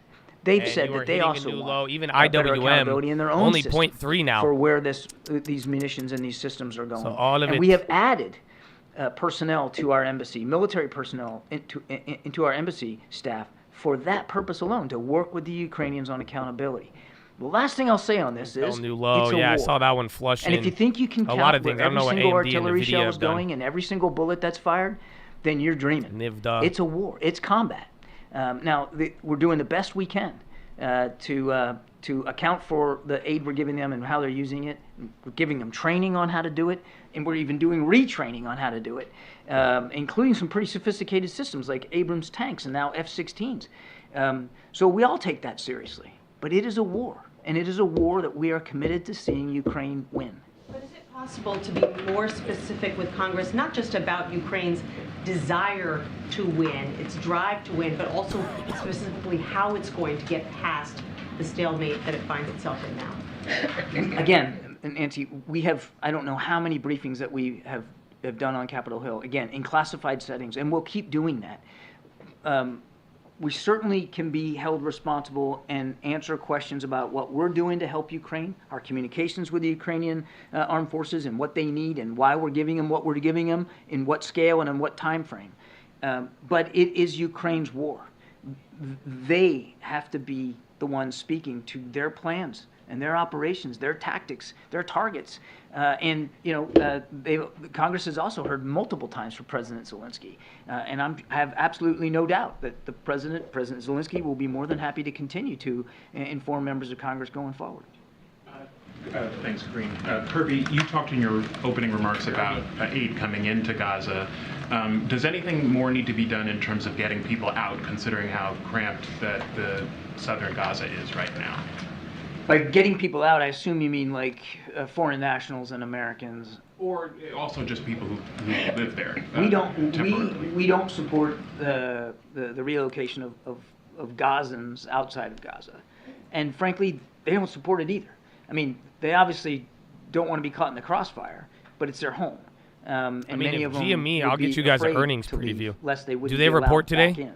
So Somebody we're said not that in earlier. I favor don't know if we of confirmed it. setting up places for them outside Gaza. We are in favor. And then hitting another low, of Russell, making the sure that spy, there are safe everything a places little for them to be, clappy. particularly in the south. Now that hundreds of thousands of more people are in the south because they were pushed out of the north or urged to leave the north, and so we're working with the Israelis on that. And they have taken that seriously too, Trevor. They have publicized maps and places where people can go or shouldn't go.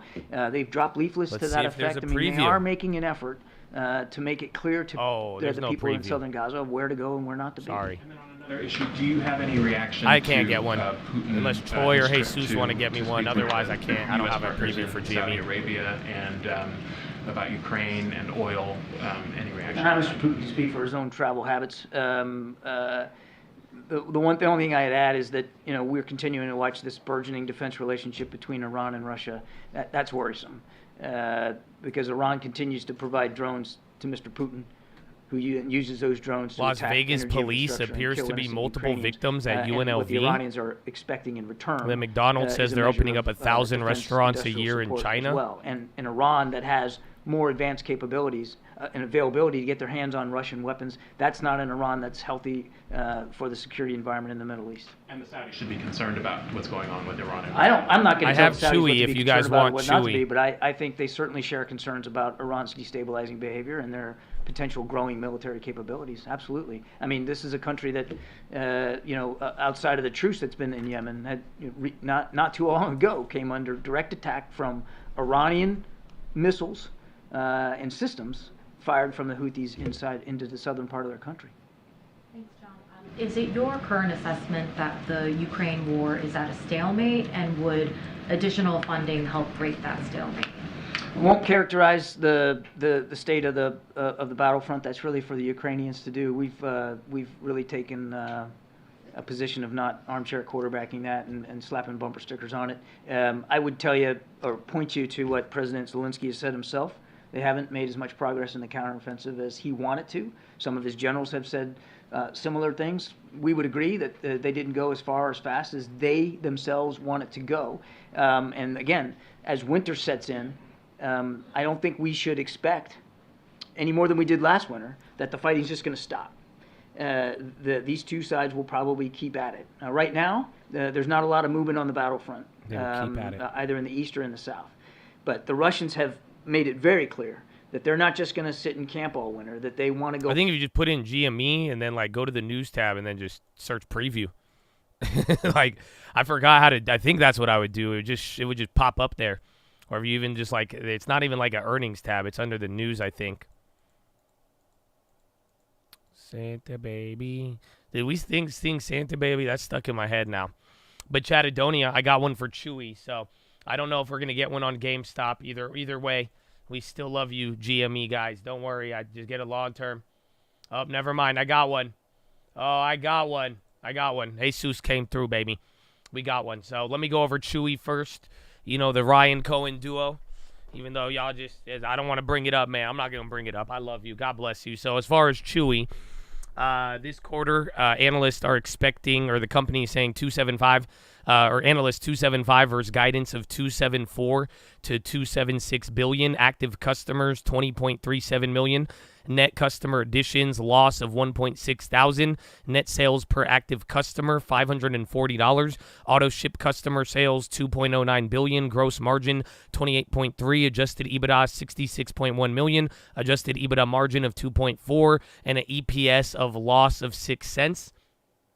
Quarter four revenue, 2.94 billion is expected. Active customers, 20.44 million. Net active customer additions, 71.2. Net sales per active customer, 551. And gross margin of 28% on adjusted EBITDA of 82 million. Adjusted EBITDA margin of 2.8 on an EPS of 0 cents. Full year guidance, revenue 11.15 to 11.35 billion, and adjusted margin of EBITDA margin of approximately 3%. Price history since last close, Chewy has dropped 33% since August 30th. S&P is up by 1.8 and XLY is up by 0.5. Near-term options imply a 16% move. Last 4 quarters, loss of 12, gain of 22. Loss of 7 and gain of 4.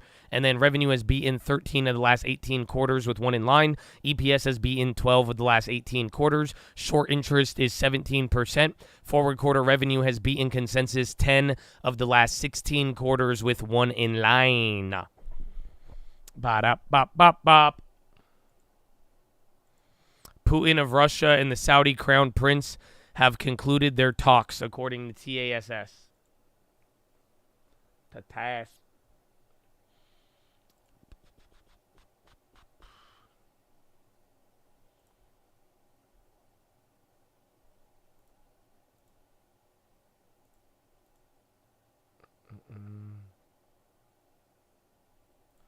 Okay, I got the GameStop one. All right, I think they're the same. Thank you, Troy and Jesus. All right, you guys ready for this? GameStop. Who wants an earnings preview for GameStop? Honestly, where my GME people at, bro? Come on, show yourself. Only on the donations. Yeah, where you at? No. You got to donate, man. You got to donate if you GME. Yeah, I'm taxing y'all GME, man. What do y'all yell? I should have taxed y'all for Chewy because y'all got mad at me when I told you Ryan going to scam the shit at you. I'm just playing with y'all. Don't worry. Don't worry. I got you, baby. Are you ready for this one? Y'all ready for this? Bow now, now, down, down, down, down, now, now, down, down, down. GameStop. Cohen faces uphill battle in first report. Oh man, that sounds so deep.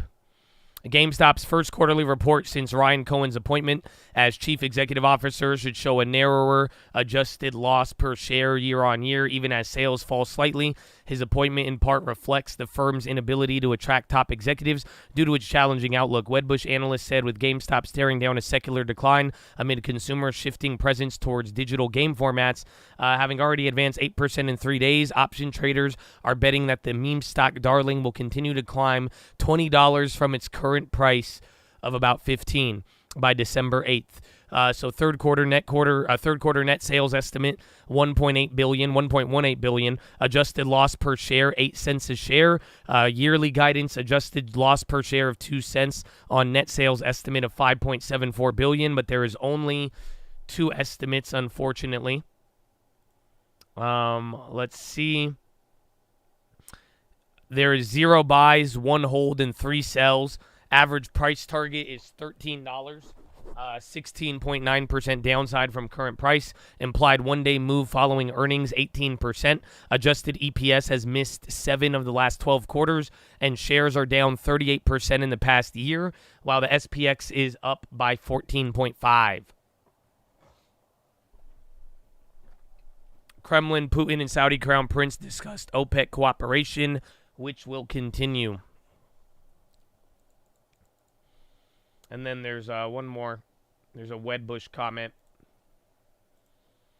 Wedbush Michael Pachter has underperformed with a price target of $6. Says overall industry sales were up modestly in third quarter 23, with software growth offsetting a hardware decline, but we believe that GameStop lost share and will struggle to deliver growth. Hardware sales likely decline as supply constraints ease last year and Switch demand soften, with Nintendo remaining firm on pricing. EPS should benefit from this favorable mix shift towards software as well as cost controls.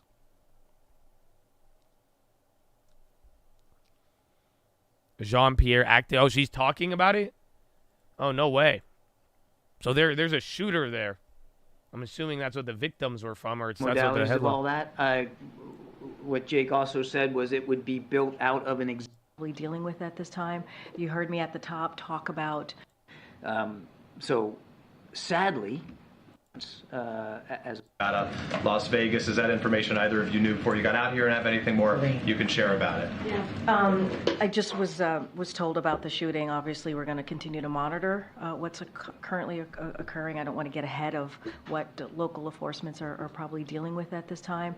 You heard me at the top talk about another shooting that happened in Texas, and certainly this is an epidemic that the president has taken very seriously. That's why he's taken actions, right, in doing more than 24 executive actions and making sure that we deal with epidemic, making sure that people feel safe in their community.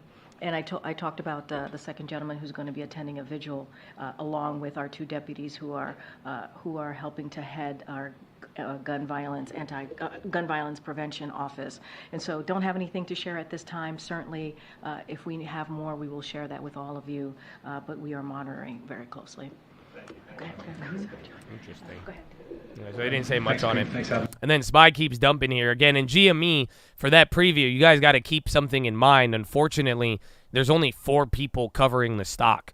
So it's not like, most of the earnings previews and you hear comments, like you kind of get a diverse set of opinions, even though they all parrot the same thing. But so like all of the expectations, it's just like literally there was like 2 estimates for the EPS or whatever, or the revenue. So keep that in mind.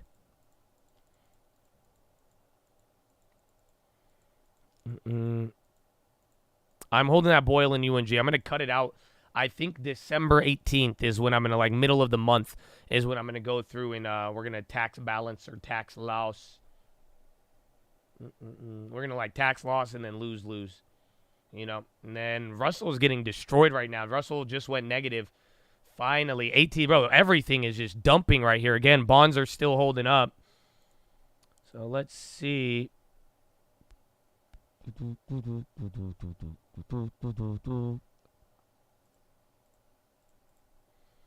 Let it dance. The headline, no, we're just dumping. No headline.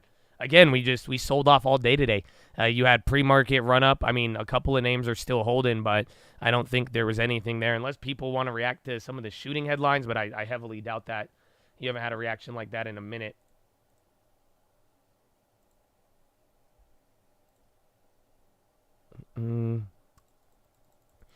About Riot, we didn't go over Riot. Do they have earnings today?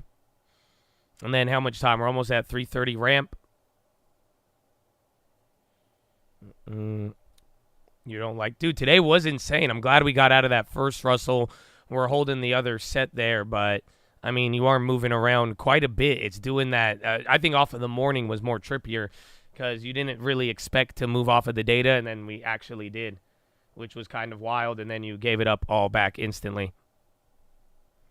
The sideways gulag at the top, baby. I know, right? So, wait, did we... 455, so... Unfortunately, you're still in the box. You're, like, literally right in the middle of the box. Again, only a couple times we went below. But if it does, I mean, that'll be an interesting close to the day. But even the Russell now went red. That was outperforming by 1%. So at one point, the NASDAQ was only down like a quarter, or it was up a quarter or break even, and then the Russell was up 1 and change. And now the Russell is down by 0.01, and then the futures are down by 0.19. Futures are more indicative of the actual index than right now. Is the frog boiling? A little bit. But all the while, you're getting bonds. If anything, I just think every day has been allowing the bonds to close the gap. So it's kind of bittersweet because you may not like the market moving and you see it go down, but, like, again, the bonds, the rates, the thing making everybody go crazy, that is still moving up. So people really, really like that for now.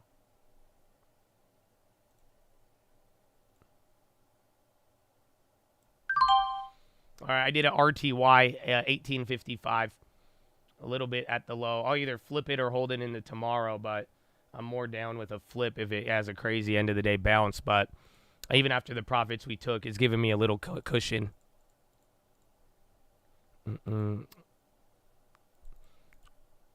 Yeah, a lot was up in the morning, and then it just flip. RTY is the Russell futures. So it's like playing IWM.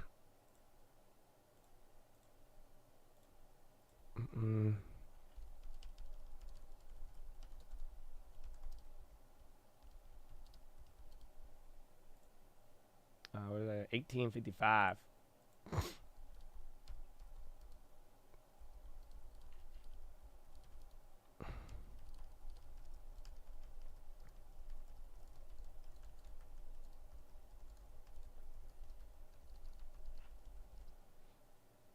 Oh, what is... I forgot the futures rollover dates. They're all in like 13 days. That's why we made that move to the other one.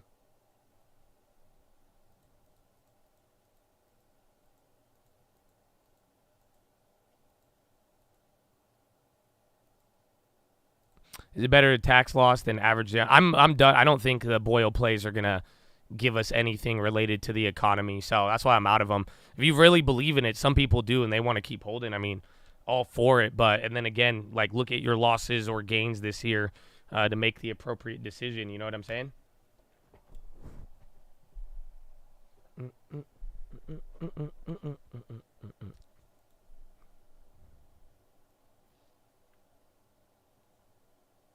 I mean, you said that before the pandemic, correlation between stocks and bonds up, stocks down. Are we going back to that?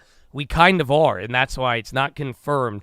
And like I'm saying, everything with the bonds, nothing is confirmed until we really get the dot plot. So honestly, if that dot plot's favorable, bonds rip, that was a little baby TLT moment to really now, like, okay, believe in it. But unfortunately, like, even that correlation, we see what's happening and it's getting there, but I can't say it confidently, especially with so many wild cards right around the corner.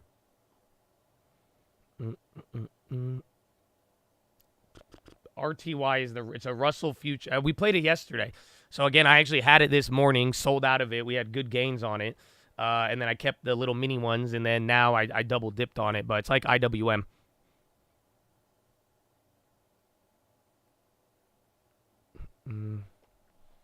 All right, 330. Let's see either ramp capital or total dump, and let's see the volume. Because remember, volume was looking low earlier at 44 million.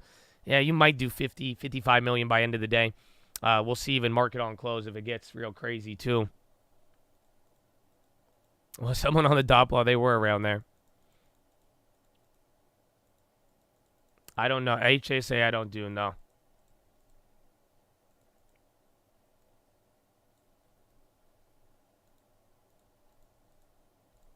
Still relatively low. Everything is still relatively clapped, but still relatively high.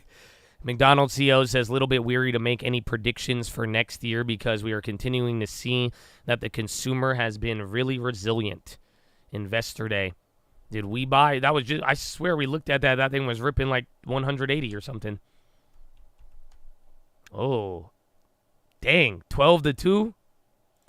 But what did it open at? Oh, man. What the? Okay, we buy global. The data, there wasn't data that caught. If anything, the data was good today, and then we just literally sold off right at the open and then got back into the weirdness. The only difference is like, I mean, oh, bullshit. Oh, man, I thought we were going to be lower, but no. Okay, we are. But like, you're borderline, like right where we were trading at for like, it's almost 72 hours of about to close at the same exact price.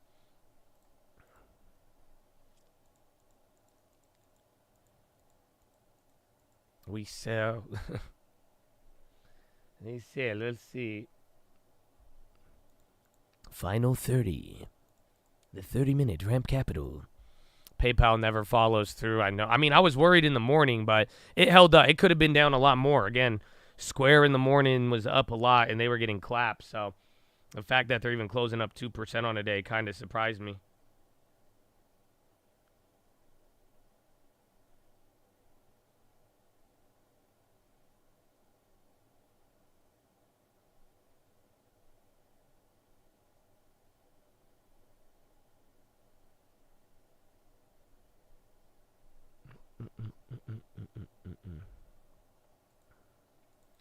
Like, yeah, we really haven't. I mean, the last 2 weeks, again, we've been in this, I call it the box. It's just these two little levels that we've had here. You've stayed between 45.40 and 45.70, even like 45.90. But it's been 2 weeks. Literally spent several Mondays. I got to pull it out a little more. But, like, this has been the box we've been in. You barely get above it, maybe test it up, and then we come right back to here. So, very, very wild.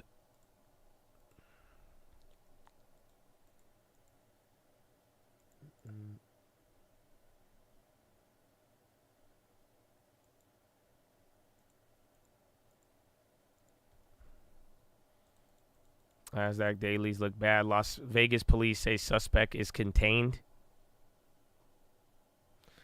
Here, charge him $3 for a McChicken. Everyone keeps buying. We're going to wait before we shade a consumer. Honestly, it's heresy. I can't believe it, bro.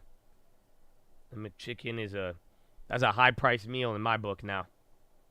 Call it whatever you want, but nah, man, that's crazy. That's crazy.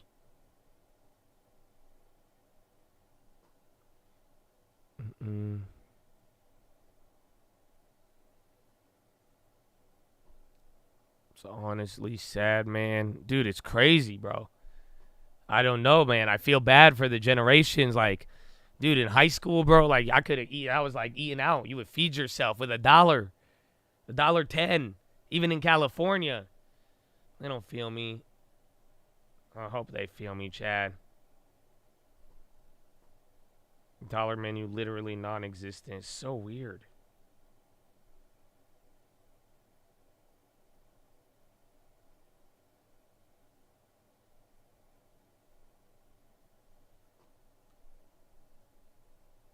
Lunch is $8. Yeah, I mean, I don't know, man.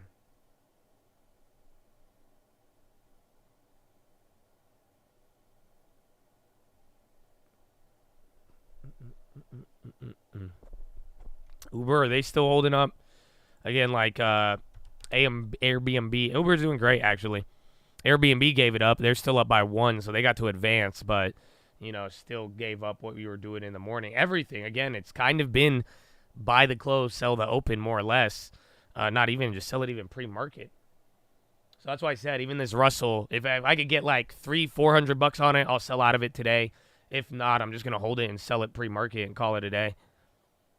But I think we got a nice bottom tick on that for now, but we still got 30 minutes. So if that little bounce fails, it'll get clapped. Wendy's still got a 4 for $5 deal. Yeah, but they just lower the items. Wendy's good. I haven't been to Wendy's in a minute.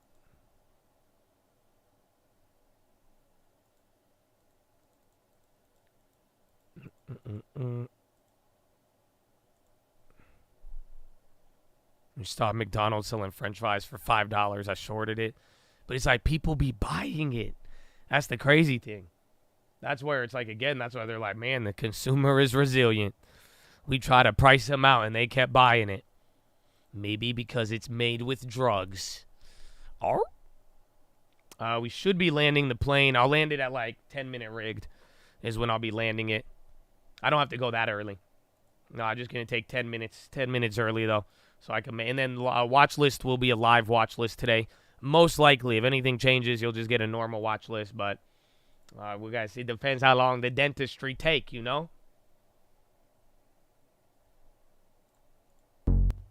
Oh, sorry. Queuing that up. Queuing it up, man. Queuing it up.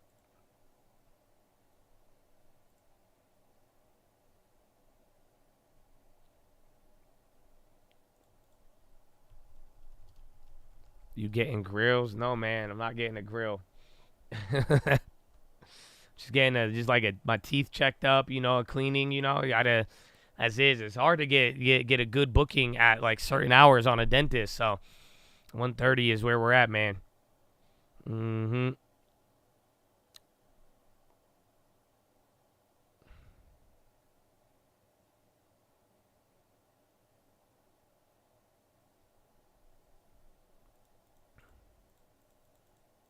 I refuse to eat at our McDonald's, but my family drags me there. I still ain't eat it. What, do you just not like McDonald's or what? I haven't. That was my thing from last year. I had too many McNuggets last year. I barely entered into McDonald's this year. I think I might have had it once or twice, but I've not been. I've been avoiding McDonald's, man. Them chicken nuggets too good. BXMT, that was earlier from today. Again, the Blackstone Mortgage Trust, they got this short down. It dropped 6% on the first candle, so about to close in down 2. So that bounce kind of failed. The Russell hasn't gone lower, but SPY is going down a little bit. NASDAQ down 0.5. Dow Jones down by 0.18, and SPY down by 0.36.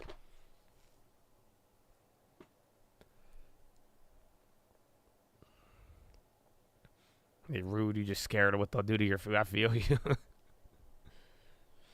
You went to dentist first time in 10 years, no cavities. Good work. Go work. You never went until you had a 3-year-old. I haven't been in a long time. Like, I think if you just brush your teeth, you'll be good. But I was talking about it the other day, and I was supposed to go a while ago, and I was like, you know what? You need to just get this checked out. Just take make sure. Because then my mom and dad would tell me how people would die all the time in Egypt because of their teeth. And, they have messed up. Like, if you don't, it'll just get bad. I was like, really? I floss a little bit. Not enough. They probably going to talk shit when I get there. Mm-hmm. And we're talking about 2. Yeah, bro, it was a while. That was the last time I tried to go to the dentist. And then, literally, I went right after stream, and I was late by 5 minutes. And they were like, sorry, you can't come in. And I was like, are you for real? I got so mad. I was like, you guys are idiots. I left. I was like, come on. I was like, dude, I'm right here. I was like, I get it, but I called you too, and I let them know. I even let them know. I was like, you guys are insane. Come on, man. I'm like, and then, well, that's why you don't be late. And you know what? I agree with them, honestly. But I was just very frustrated. Your great aunt Keiko died from an infection in her mouth. I mean, that's my parents. I don't remember the names, but they told me a lot of people in my family have, apparently. Get some diamond pieces on your teeth. No, man, I like eating chicken wings, and you know what I'm saying. I don't want to have you ever tried to eat with a grill? It's oh my, never mind. It's awful. I tried. It's not. I got over those days. Toothache is the worst pain. I've had women tell me that's the closest pain to childbirth. Wow. Yeah, toothaches are bad, man. You never tried that? Hey, it makes sense. It's not everybody has. The suspect has been located and is deceased. The gum wrapper grill. Yeah, I have a grill. I broke it though. I had one that you just like stick over your teeth. I made sure it was 24 karat gold. It was a gold investment. You know, I got 1 ounce of gold shaped in the style of my teeth. But yeah, I don't know where it is now. I think I broke it and lost it. I don't know where it's at, to be honest. I think it's in my backpack, but I have to double check.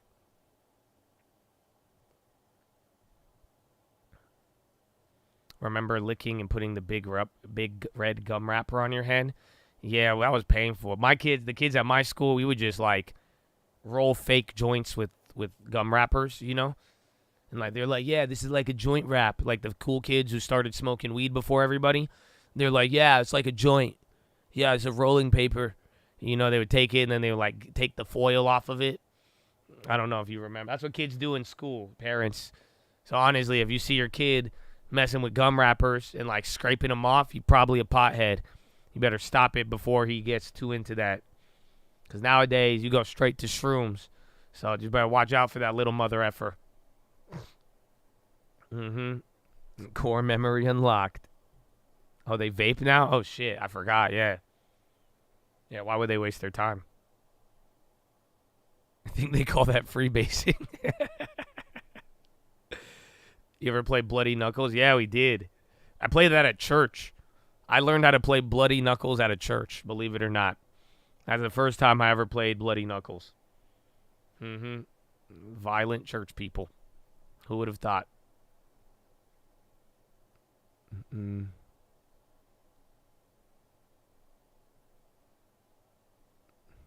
Your son saw an elementary school kid vaping? Jeez. That's crazy. Dead arm, yeah. But I wasn't like yeah. Oh, yeah. No, yeah, I feel we played that. We would slap box. Did you guys ever do that? Like at one point, like kids at my school, we got into a very serious slap boxing ring. And like it was fucked up. I messed some kid up once. I did one hand because he was taller than me, but like he just was kind of gumpy.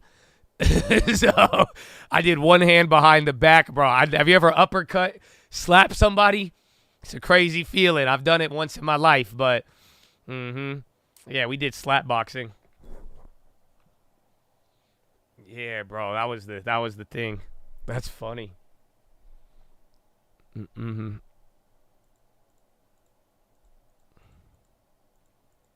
Use a slap box every day.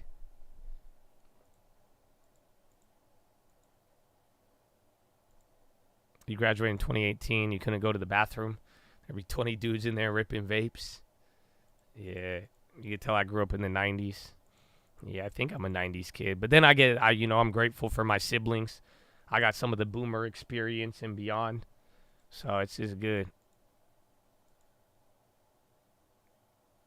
You got slap beat up by the biggest dork. He was 6'6", you were 5'4", yeah. This kid was like, I think like 5'10", and I was like 5'4" at the time. But he just did not like, I don't know. But it was fun. I remember, I'll never forget that one. It was a core memory. I hope he doesn't hate me for it. I completed the cinnamon challenge before, actually. Nobody believes me. I have it on video, but I don't think you guys will get to see it. But I've done it.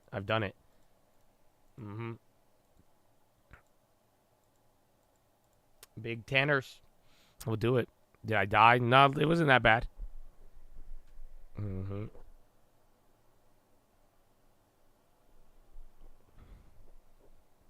pencil fight? We never did that.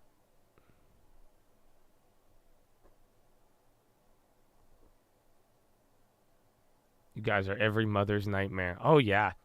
Honestly, like, that's it's crazy. Dude, school in America is just crazy. Like, public school is just insane. Honestly, if you think about it, I mean, you're leaving your kids for like 8 hours a day, bro. And then depending on what friends they make, like, that's all. Like, my parents didn't care. They kept a tight leash on me, but then they just made sure I had good grades. But like, that's all. As long as I had good grades, that allowed me to do certain things. But then again, though, I wasn't allowed to, like, I had to be home before it was sundown. I wasn't able to, like, go out until I was like 17, 18. I was still in high school. It was awful. It was awful.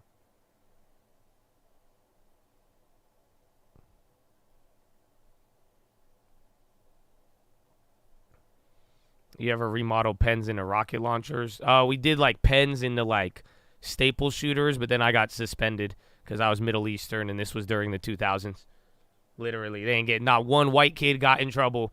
It was me, my other homie, and then another Middle East. We were the only ones. I'm like, bro, the whole school had these, teacher. They're like, nope, I ain't get to go to any of the cool field trips. Oh, my mom beat the shit out of me, bro. It was awful. No, dead serious. I know their names. I'll find them. And if I ask them today, were we the only ones who got in trouble? Yes. It was awful, dude. Awful. Yeah. Mm-hmm. The private school kids did back in the day. No, dude. Those kids were doing drugs in high school before any of us. The private school kids all the private school kids, the girls got OnlyFans now. And the guys, I mean, I don't know. It's wild. Honestly, though, like, private school is kind of a trap here. Like, if you went to private school, you low-key ended up, like, way more messed up. It's just, I don't know how to explain it. But, like, in a weird way, kind of grateful for the public education. Coinbase CEO says international expansion at top of mind.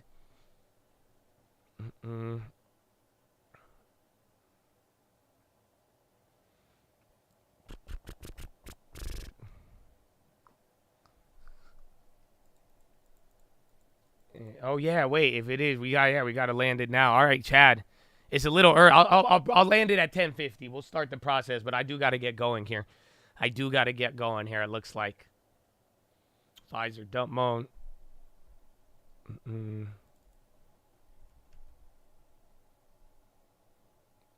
I make the most serious things hilarious. I know. I'm sorry, because sometimes, like, some people are like, dude, why are you laughing? But I'm like, I don't know. I mean, these are real life stories, so. And I have used humor in many ways to cope, but, like, it is truth. Like, you know what I'm saying? Like, those private schools messed them all up, man. I pray for them, bro. You went to private school. Most of your friends are accountants, engineers, dentists. Yeah, the good ones. You know, you did good. Same thing. I mean, the kids who went to public school, you took it serious, but there was definitely a dichotomy of the kids who wanted to party and not do anything. And then you ended up in a certain way, man. More resources.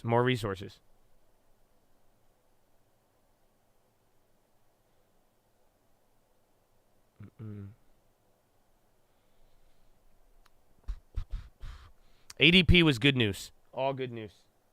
But then it didn't matter. We didn't react to any real data today. Again, you're going to get jobless claims tomorrow morning, but it would be that crazy.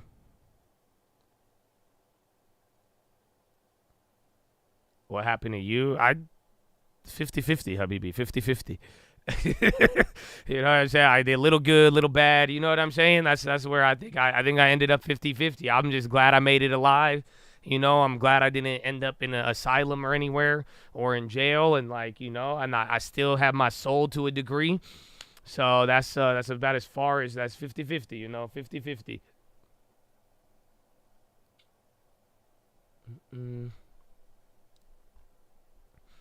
Coinbase CEO says optimistic on U.S. crypto environment. All right, Chad.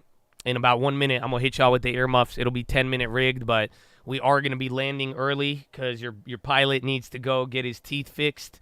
I don't need to get anything fixed, but hopefully they're probably going to say it's going to cost me $20,000. But we'll see what happens. But either way, when I say earmuffs, it's going to get extremely loud in here. So to protect those with dormant BBB or sensitive ears that are prone to bleeding, you should mute your speakers, okay? That's all. I just want you to mute them so you're safe, so you have a good day. You've been a great audience so far. Y'all showing a lot of love to each other, and we got a big, big day for tomorrow and the next. So let's get it popping out here. So when I say earmuffs, that is your moment, okay? That is your moment. Don't let them take your side teeth. Oh, like my wisdom teeth? Nah, I'm too smart for that. You know what I'm saying? No? Okay. All right. Anyways. Earmuffs. Earmuffs, ladies and gentlemen. Earmuffs. Earmuffs.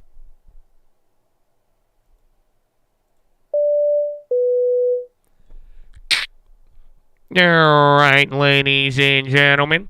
We're making our final approach. As we make our final approach, you guys are holding on to any bags. Please throw them in the overhead bins above or firmly beneath your seats. We'll be coming through the aisles with the trash bag if you'd like to dispose of those bags. But as we make this final approach, we're going to be landing here into the second link terminal. Second link terminal description. That's going to be your nightly watch list and main channel layover around 4 to 7 p.m. today because we might be doing a live takeoff if you'd like to join. Other than that, we're going to be taking off from sunny San Diego, California at 6 a.m. tomorrow morning. As we make this final approach to the San Diego International Airport, it's about 71 degrees and sunny. Looking like a beautiful day unless you thought the morning gains would actually hold, and instead we got cucked into the same zone as the last 2 weeks. But the good news is we're no longer under COVID guidelines until the election, so no masks are required, but we do ask that you exit one row at a time and drop a GG on your way out. As always, we appreciate you guys' business. If you're interested in the Nicole Rapid Awards program card,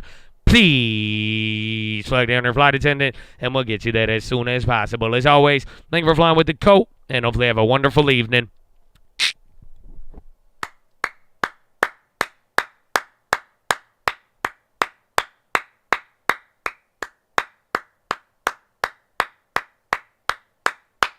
Let's go, baby. Chattadonia. I don't know why Pfizer got clapped, but that's it, man. I am going to get going. Is it weird if I leave y'all here? Can y'all handle it? I don't know if you can handle it. You know what I'm saying? That's crazy, bro. That's crazy. So we'll see how it plays out. But Chattadonia, I love you. God bless you. I hope you have a wonderful day. We could get some GGs in here. Can I get a GG real quick? Let me get a GG. I need a GG, man, for real. Thank you to all of you. Everybody holding it down. It's always weird when I leave early. You know what I'm saying? I'm going to miss you. This time it's out of love. Don't worry. It's not because everybody is toxic as shit. It's because I got to go get my toxic teeth cleaned, okay? So I love you. Have a wonderful day. Let me get one for the Twitch, man. I'll see you on the watch list. It should be a live one, but, you know, stay tuned, baby. Stay tuned. We got a big day tomorrow, too. We're going to have some fun. So, GG, I love you all. God bless you. And the stream is going to go down. Wherever you go in the next 10 minutes, you tell them to subscribe to the cult, okay? Amen? Amen. I'll see you on the watch list. Peace out. Horna. I'm ending it with a horn. I don't know why. I want you to be excited. Yeah. All right, be right back. All right, got to go. I'll see you later, guys. Peace out. All right, bye. Bye. Horn.